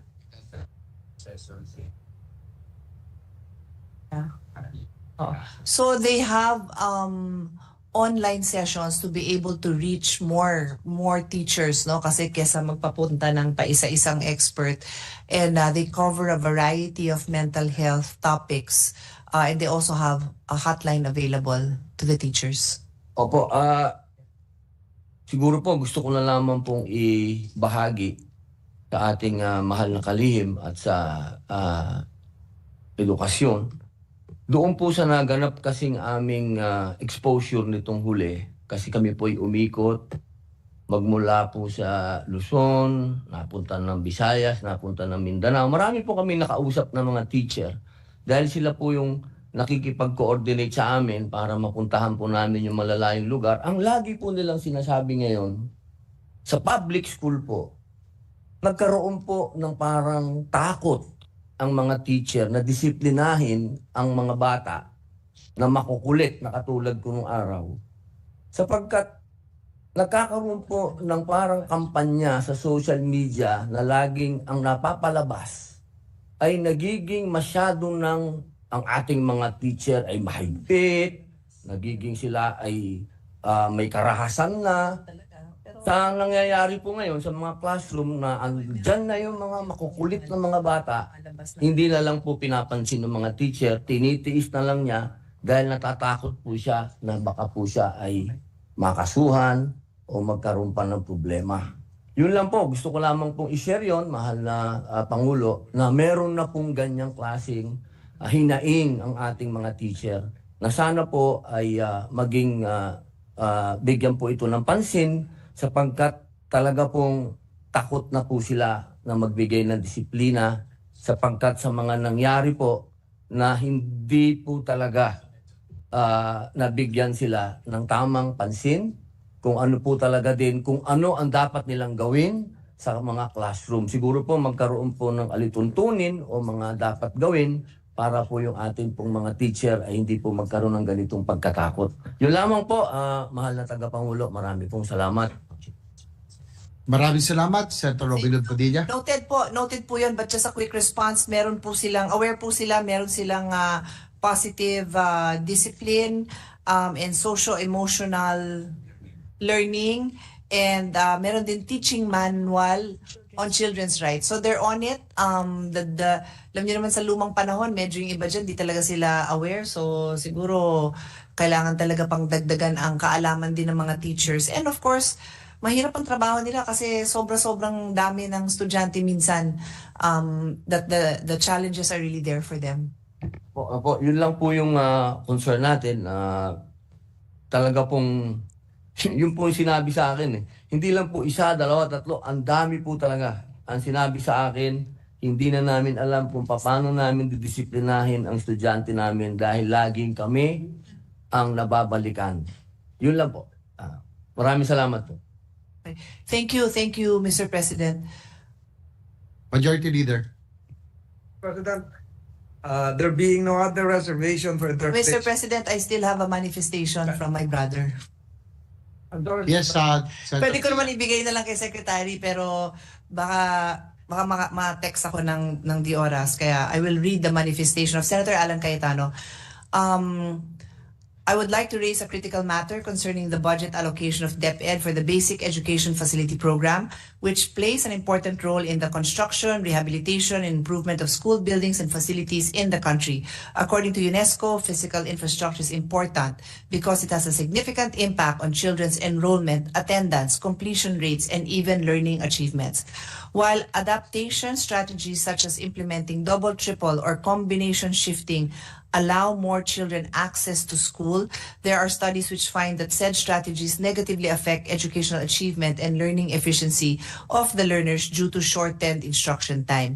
Research shows that this is merely a patch-up or temporary solution that will not really address the problem of classroom congestion. The country's existing inequalities in education, access, and learning outcomes are further exacerbated by the effects of climate change. It is noteworthy that the National Expenditure Program was prepared and submitted to Congress during the first half of 2024 before the country faced several disasters, including severe tropical storm Christine and super typhoon Karina, which caused devastating floods and landslides. These hazards leading to disasters have left widespread damage to life and property and have further strained our already vulnerable and limited educational facilities. Despite the urgent need for repair and rehabilitation, the proposed budget of 6,132,800,000 for DepEd's Basic Education Facility Program, specifically for the rehabilitation, renovation, repair, and improvement of kindergarten, elementary, and secondary school buildings under the NEP 2025 was slashed by 2 billion to 4,132,800,000 under the General Appropriations Bill. Curiously, however, the budget for DepEd's Basic Education Facility for the construction, replacement, and completion of kindergarten, elementary, and secondary school buildings and technical vocational laboratories and others jumped from 15 billion under the NEP to 24 billion in the GAB. Curiously, as annex titled Department of Education School Building Program was attached to the GAB, where beneficiary schools were already identified. Given the urgency of rebuilding efforts, maximum utilization and efficiency are needed to expedite the restoration and improvement of our educational facilities. These challenges, compounded by the damage caused by extreme weather events and climate change, call for a firm commitment to rehabilitate and improve our education facilities by restoring the amount slashed from DepEd's budget for the rehabilitation, renovation, repair, and improvement of kindergarten, elementary, and secondary school buildings. So this is the manifestation of Senator Alan Cayetano. As I told the secretary, actually, without having even read his manifestation, that this representation will do our best and hope to at least restore 1 billion. If our colleagues will join me, then let's try to restore the entire 2 billion. Thank you, Senator Cayetano. Majority Leader.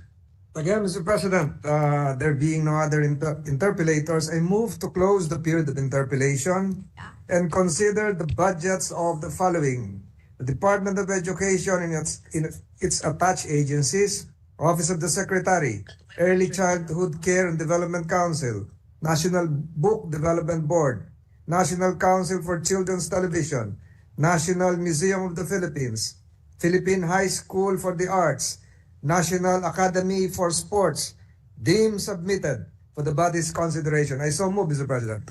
There's a motion by the Majority Leader to close the period of interpellation and consider submitted the budgets of the Department of Education and its attached agencies. Is there any objection? Hearing none, the motion is approved. Mr. President, I move for a minute suspension to enable us to have a picture with our favorite basketball player and Session Secretary of suspended. Education.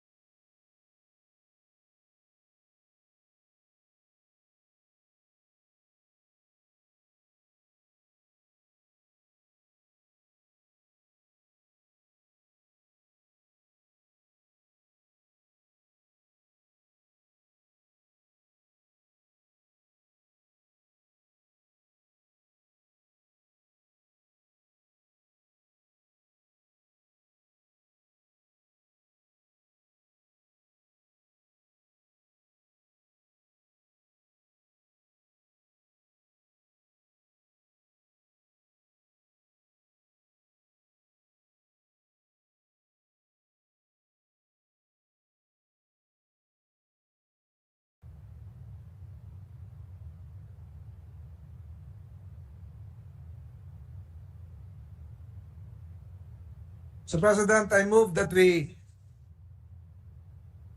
consider the budgets of the National Economic and Development Authority and its attached agencies, budgetary support to government corporations, including that of the Philippine Institute for Development Studies and the Development Academy of the Philippines, and to recognize the sponsor, Senator Grace Poe, and to interpellate Senator Coco Pimentel.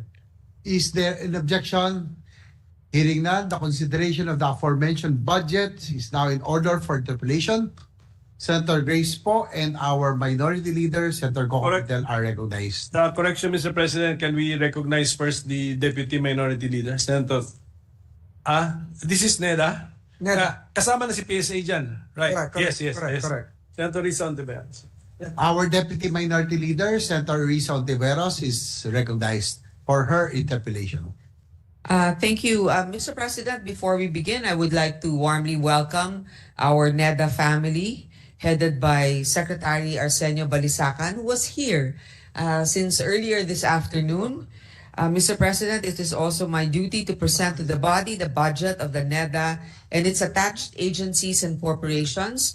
Based on the Senate Committee report, NEDA's total agency budget for fiscal year 2025 amounts to 13,307,298,000, composed of 13,024,559 as new appropriations and 282,739 as automatic appropriations.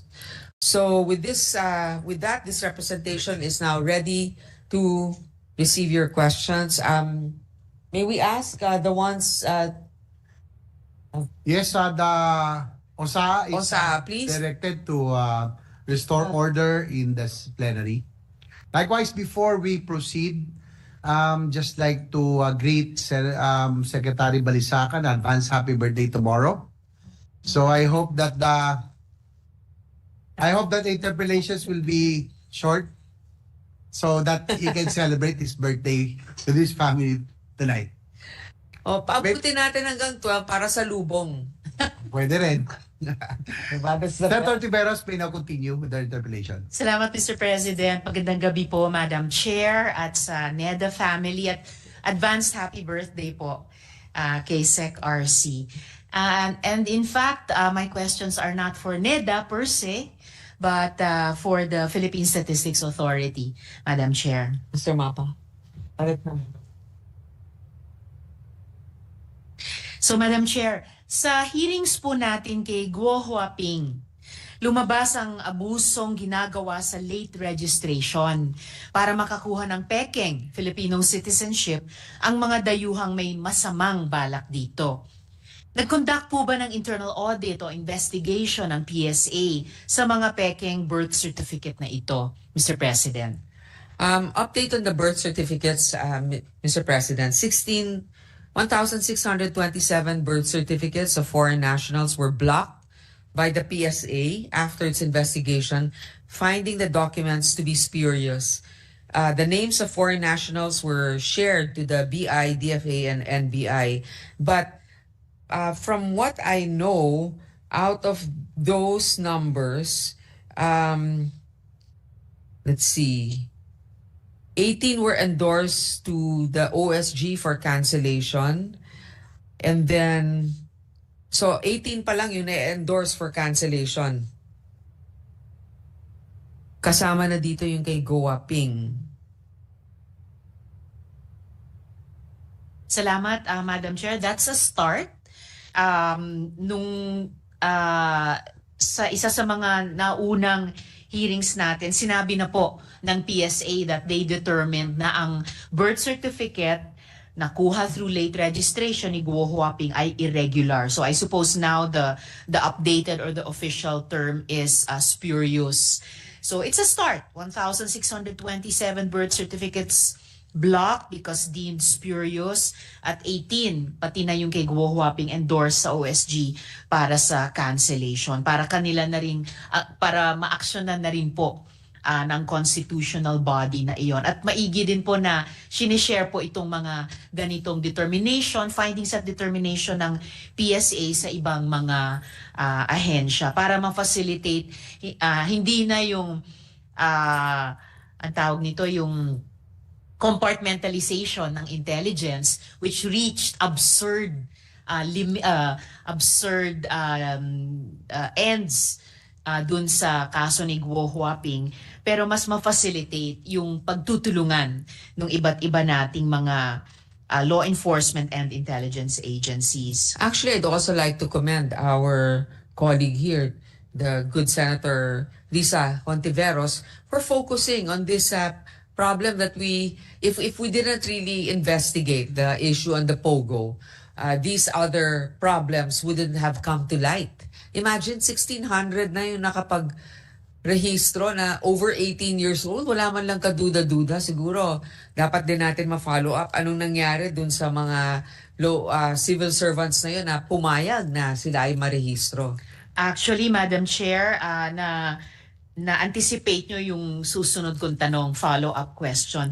Pero bago yung follow-up question na yun, gusto ko rin pasalamatan lahat ng mga colleagues natin na nagtutulong-tulungan para mas gawing tapat sa tamang proseso, requirements at iba pa, yung ating late registration of live birth. Dahil, at ito yung isa pang pahuling tanong ko mamaya-maya, dahil ito ay proseso na kinakailangan din naman nung iba nating mga kababayan na acting in good faith at wala pong masamang balak, mga totoong Pilipino. Kaya lang, kinakasangkapan yung prosesong iyon ng mga di naman totoong Pilipino at may masamang balak nga. So, muli maraming salamat sa marami nating mga kasama dito na nagtulong-tulungan sa prosesong ito ng pag-iimbestiga ng POGO at pati itong usapin ng pagkasangkapan sa late registration of live birth. Marami po sa ating mga kasamahan and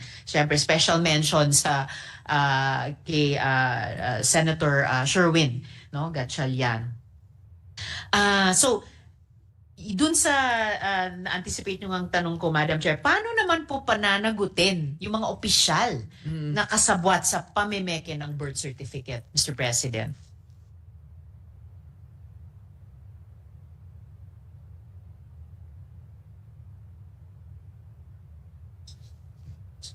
The names have already been forwarded to the mayor of Santa Cruz.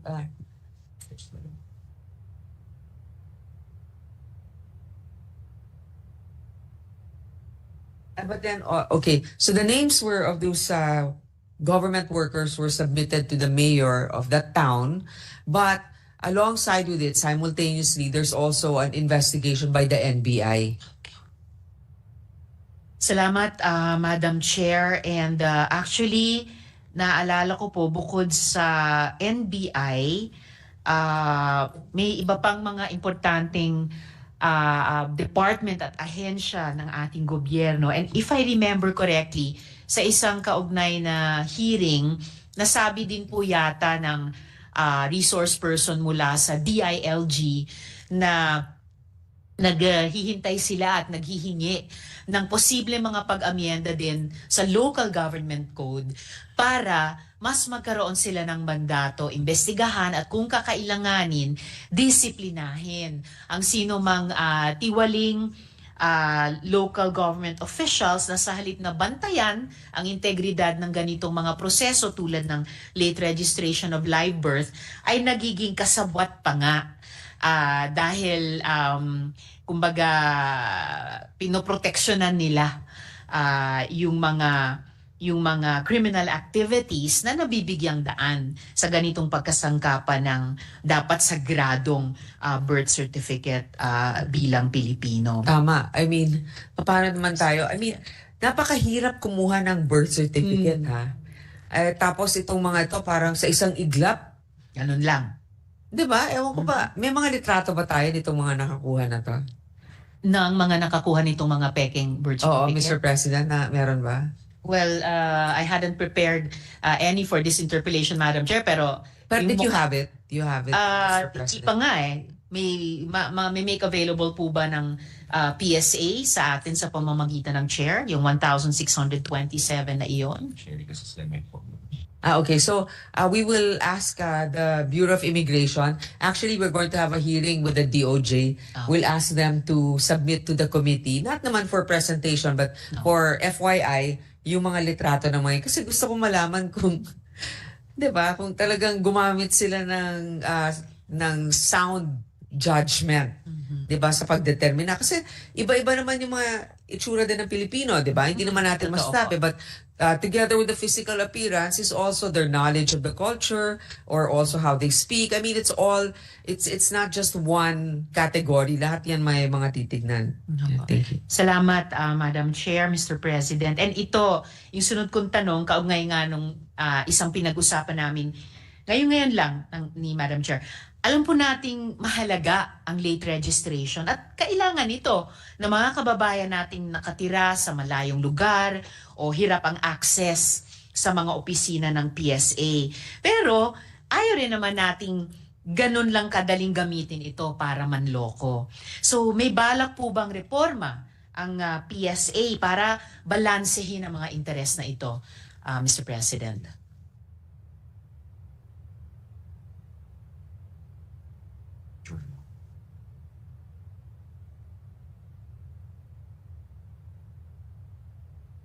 So they issued now a memo circular requiring them to submit an ID picture already together with their biometrics for the national ID.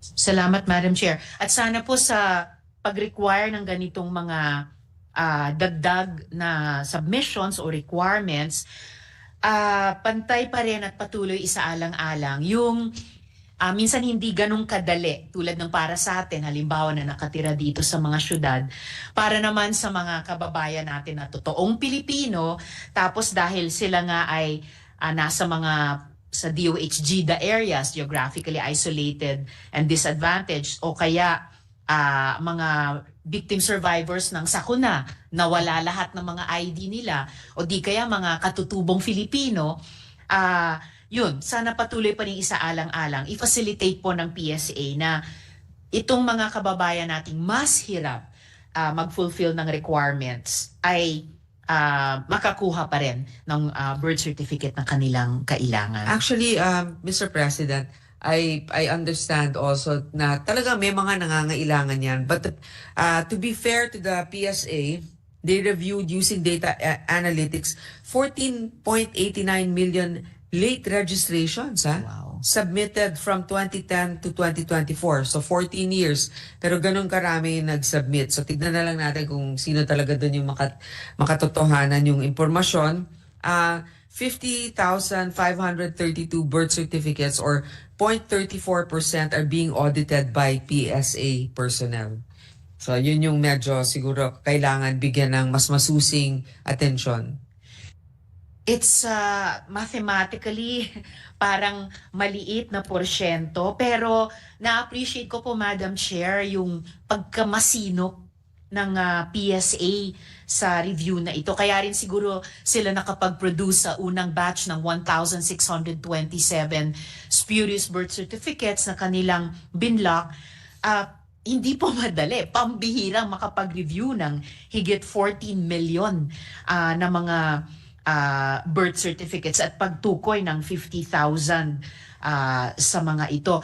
I hope na itong ginagawang sa pamamagitan ng kanilang audit, itong ginagawang audit ng PSA ay magsilbing isang best practice, magandang huwaran din sa iba nating mga ahensya na higpitan talaga yung pagprotekta sa integridad ng mga procedures natin at yung mga naibubunga nitong mga dapat na official at makatotohanang mga dokumento. And I think also, Madam Chair, this voluminous hard work bodes well also dun sa pinapangarap natin across agencies na digitization, no, ng mga government documents at paggawang electronic ng mas maraming mga proseso natin. At yung pangarap din natin na magkaroon ng consolidated database, yung mga magkakatulad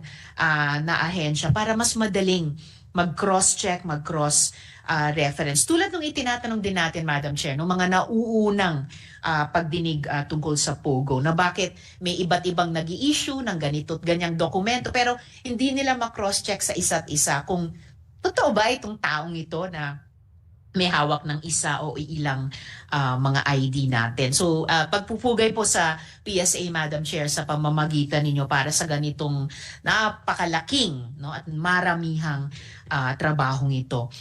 At may efforts din po ba, Madam Chair, ang PSA para padaliin din yung access sa lahat ng Pilipino, mga totoong Pilipino, para di na ganon kahirap at least ang original registration ng birth certificate, Mr. President.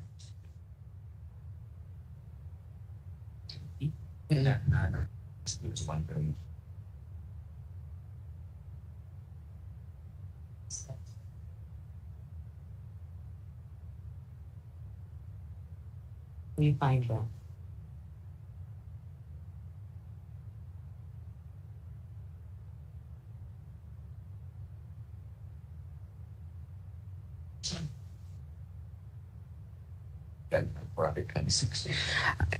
So ito is actually very proactive. There are about 1,214,531 individuals verified or having no official birth records in the PSA database as of which 426,035 individuals were registered under BRAP, or 35.1% of the verified no birth record individuals. This accounts for 21.3% of the 2 million target registrants. With this number, the PSA has issued 197,012 certificates of live birth in security paper, or 46.2% of the registered records. So, hinanap sila talaga physically, pinuntahan sila dun sa mga probinsya, dun sa mga barangay nila para madala sila sa civil register at matulungan silang mag-register. So this is as of we recognize Senator Francis. Just to interject, Yes, Mr. with the President. permission of the two ladies, ilan po kaya dito ang mga kapatid nating Muslim doon sa sinatrack nila? Because I understand, Mr. President, iba po yung registration process ng ating mga kapatid na Muslim. But ang targets tomorrow are out of the leading points. So we are working with the Office of the Presidential Advisor on the visa process para itong sa Sulu and Mindanao. So kasama.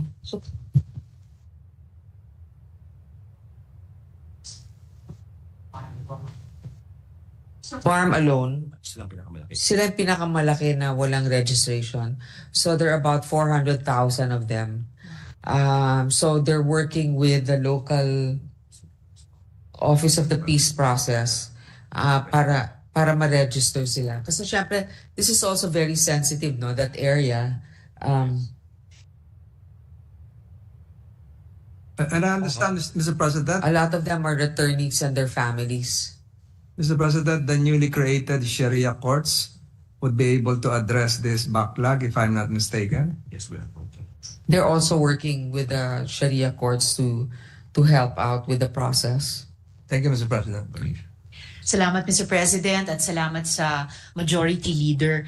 And muli, Madam Chair, gusto ko ring magpasalamat sa PSA na gaya ng sinabi nyo, hinanap nila yung mga kababayan natin na posibleng at na-verify nilang wala pa ring original registration ng birth certificate hanggang sa ngayon. Baka sa atin, tinitake for granted natin na lalo na kung naipapanganak tayo sa ospital or kahit home-based birth, pero nire-rehistro tayo ng kumadrona na nakakakuha ka agad automatically ng birth certificate. Pero para sa maraming kababayan pala natin, yung 1 milyong nahanap na ng PSA, yung 400,000 dun sa BARM, napakahalagang dokumento talaga at pala ito. Nakikipagtrabaho, halimbawa yung opisina ko ngayon, Madam Chair, sa isang NGO na ang pangalan ay Ideals.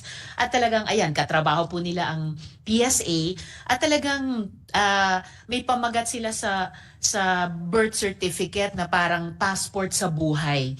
Kasi ito po ay dokumento na patunay ng pagkakilanlan sa isang tao bilang mamamayang Pilipino, kaya't may entitlements sa karapatan, sa benepisyo, sa social protections, at pagkakataon sa pag-unlad sa buhay sa bawat mamamayan. So, huli na siguro, Madam Chair, tinatanong ko dahil may natanggap po kasing request for assistance ang opisina ko na isang letra lang ng middle name ang mali ang spelling.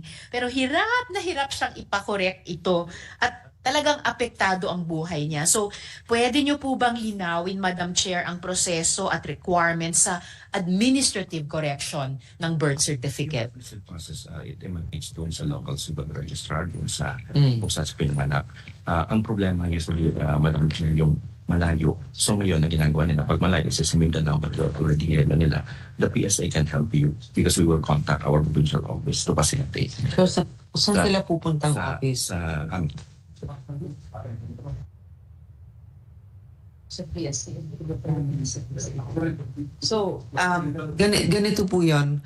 Kung kunwari merong problema, it's an administrative matter, obviously.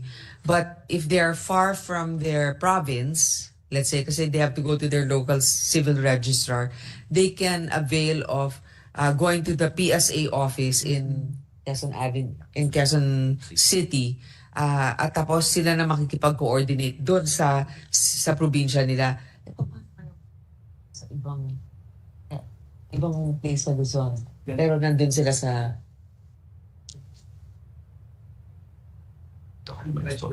Okay, so they can go to any PSA provincial office. So if they're in another town or province or region, they can go to the local PSA to make that correction. Pero ano nga ang tawag doon? Basta lapit lang sila? Administrative correction process. Administrative correction process. Anong kailangan nilang gawin? Proof. Ilang document, ayun. And... This is for record, baptismal. Okay. And then, yun ay process na lang. Okay. So, additional proof of the correct name, baptismal records, maybe school records, employment ID. Kasi kung pareho lang naman ang muka, di ba? Ang medyo weird lang kung lalaki tapos babae yung nagpapalit ng pangalan. Okay, so siya, Madam Chair, spelling. E-I-O-U. So we have already a process. Okay, normally it's expected. Like, there are certain letters that are easily misread. And so it's or even cut. And I have a side story about that, my friend. Anyway, wag na dito. Okay. Hintayin ko yung side story, Madam Chair, kahit mamaya or sa susunod na araw. Salamat po. And I suppose whatever the circumstances of our citizens, no matter how unfamiliar they may be to us now, inaasahan po natin na yung mga attached agencies ng ating gobyerno ay nag-evolve over time at magiging mas inclusive para kung ano yung entitlements ng mamamayan, halimbawa birth certificate, ay yun na nga po, nag-evolve para maipaabot yung serbisyong iyon dun sa nararapat at may karapatan po dun. So, yun lamang po, Madam Chair. Maraming salamat. Salamat din po sa PSA. At maligayang bati muli kay Sec RC. Salamat po, Mr. President.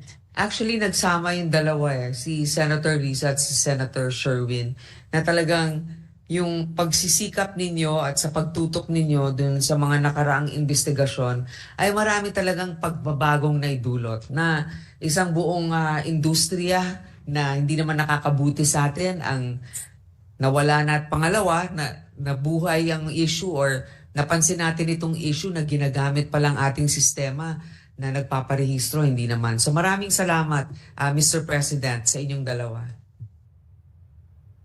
Thank you for the compliments. Majority Leader.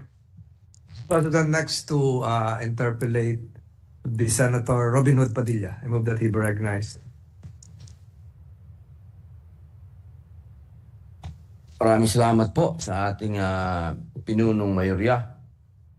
Ginoong Pangulo, nais ko lamang pong malaman sa kalihim po ng NEDA kung pareho pa din po ba ang posisyon po ninyo tungkol po sa binitawan po ninyong salita doon po sa pagdinig sa Kongreso tungkol po sa iba't ibang RBH na nagpapanukalang amyendahan ang ating konstitusyon.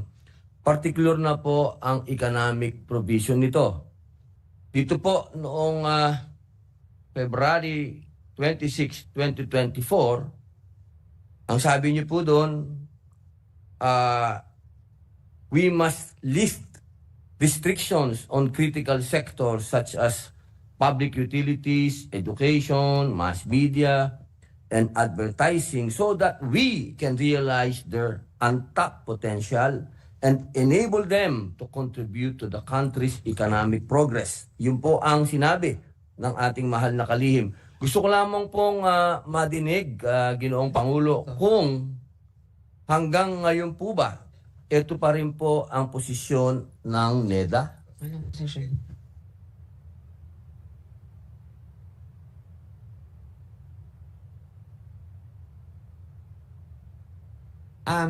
Mr. President, pareho pa rin ang posisyon niya, pero ang nagbago yung sitwasyon natin sapagkat sa kaalaman din ng ating kasama dito, ako po ang unang naglagda at dumepensa kasama ni Senator Drilon dito sa Public Service Act kung saan ay nabuksan ang sektor na dati ay sarado para pwedeng mamuhunan kahit na sino dito, katulad ng sektor ng telecommunications, sektor ng transportasyon, sektor ng power generation, tapos at kung ano-ano pa, nabuksan yan, pati advertisement. Ngayon, Mr. President, pagdating dito sa Public Service Act, ang unang-unang nag-apply dito para makapag-operate, I believe sa National Telecommunications Communications, NTC, Communication, Application 001 ay ang ano nga to? Yung SpaceX. Okay? Yung SpaceX na yon ni Elon Musk, kaya sila nag-apply, nalaman nga nila na binuksan na natin, ano? So namuhunan na sila dito at narinig natin na sila ang nagko-connect sa mga malalayong mga lugar sa ating bansa na walang internet service. At ang unang matutuwa kayo, Mr. President, si Senator Robin, sapagkat ang naging beneficiaryo dito ay ang Tawi-Tawi at mga ilang lugar sa Mindanao na hindi makapunta sa korte para mag-attend ng hearing. Ang mismong Korte Suprema ay gumawa ng teleconference para maabot ang mga may reklamo dun sa mga iba't ibang lugar sa Mindanao na walang signal dahil meron ng SpaceX, nagkaroon ng signal. So, maraming salamat sa patuloy ninyong pagtutulak dito na mabuksan ang ating ekonomiya at hindi naman kinailangan pang palitan ang konstitusyon para ito ay ating nakamit. Okay po. Kasi po, mahal na Pangulo, na-aproban po ang batas na napakaganda po ng ating mahal na Senadora Grace po noong 18th Congress. Ito pong binasa ko po ay noong 2024. So ibig sabihin po ba, hindi na po yan ngayon ang posisyon ng NEDA? Hindi na po ba nila ikakapit pa ang direktiba ng mahal na Pangulo na ang sabi po niya ay meet the daunting challenges of the present and prepare us for the uncertainties and complexities of the future. So wala na po ito. Yun po ba? So ang sinasabi ninyo, Mr. President, ito pala ay nabanggit lang ni Secretary Balisacan itong taon na ito. kung saan napasa na yung batas na yon. Pero yun pa rin ang sinabi niya. Opo. So, Ito natin po siya. ay hearing po ito noong pinag-uusapan po nila sa malaking kapulungan. Yung patungkol po sa ating mga resolution of both houses po. Opo. Ano lang po, mahal na Pangulo, gusto lang po natin matinig kung ito pa din po ba ang posisyon ng NEDA o hindi na po. Yun lamang po. Kung hindi na po, ay okay po. Maraming salamat. Kung yun pa rin po, maraming salamat pa din po. Okay, I stand corrected. Oo nga pala, yung education and advertising hindi pa kasi kasama pala dun sa Public Service Act. So, yun ang nire-reiterate niya. Pero, magpakatotoo na lang tayo dito, Sen. Robin. Alam naman natin yung mga galaw noon. Siguro si Secretary Balisacan, ayaw na lang kumontra dun sa mga gustong ipagpatuloy yung, ano nga tawag doon, yung People's Initiative at na kailangan palitan yung so hindi na lang kinontra siguro. Pero dapat napaalala rin na napasa na yung PSA. Kaya nga ito ay ating napapakinabangan na ngayon. Opo. So, ano po ang pwede ko pong iwan, mahal na? Hindi po ba? Anong official answer ninyo, Secretary Balisacan? Opo, yun lamang po. Susundin po ba yung direktiba ni Pangulo o hindi na po? Okay. So his position remains the same, Mr. President. Buksan ng ekonomiya at kung hindi naman kinakailangan na magkaroon ng, kung yung simpleng batas, di ba, na hindi na kailangan halughugin pa lahat ng buong konstitusyon, doon daw siya. Yun na yun, for the record. As of, ano ba ngayon? November 7, 2024. Balikan ninyo to next year. Maraming salamat po. Maraming salamat po. Maraming salamat po, Ginoong Pangulo. Thank you, Mr. President, kay Senator Robin Padilla.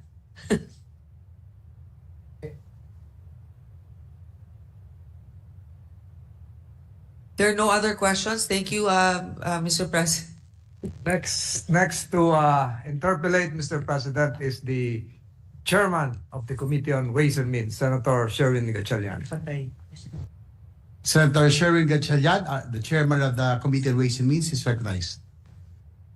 Thank you, Mr. President. Good sponsor, Mr. President. I'll just continue where Senator Risa left off. And this is on the topic of birth certificates. I think we all agree that we were surprised with the revelation that there are thousands of fake birth certificates scattered all over the country. It was so glaring and surprising that even one person who was holding a fake birth certificate managed to run for public office and won as mayor. And the sky is the limit for her because with that victory, she can go on to become congressman, governor, and so on. So it is very crucial that we plug all the loopholes as well as all the gaps in attaining birth certificates. And I heard earlier with the answer of the good sponsor that memos and directives were issued in order to plug those loopholes. But aside from that, I truly believe that with the use of technology, we can weed out all of these fake birth certificates and improve the process of application. And that's what I want to focus. Are there any moves from the PSA to use technology to prevent fake birth certificates from happening, to scan and use technology to ascertain that the existing birth certificates are indeed authentic and indeed are only given to people who are qualified to get birth certificates. Meron ba tayong ganun na technology or are we do we have any plans of using those technologies?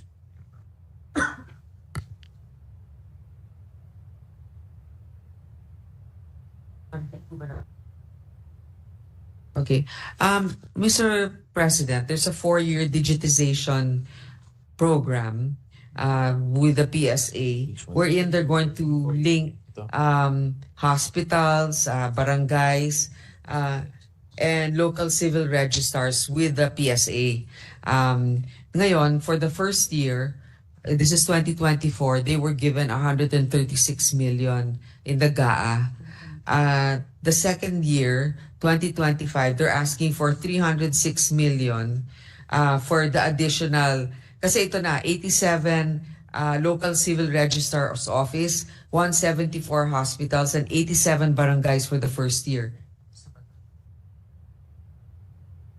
Nasa pilot program na raw. And then the second year, an additional 387 local civil registrars and 477 hospitals and 411 barangays will be included. Paano mabigay for this digitalization?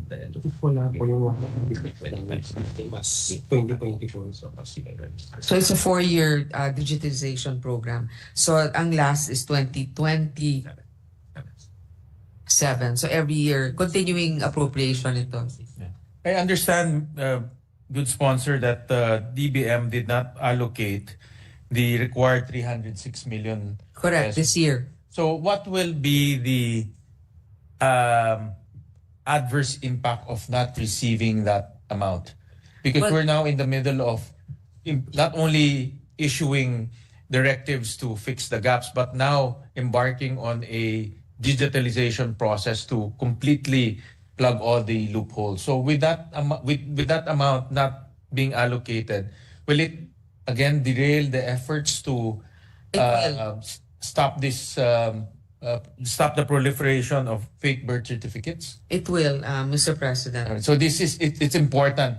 It's important. I mean, it's certainly something that can be introduced for an amendment. Okay.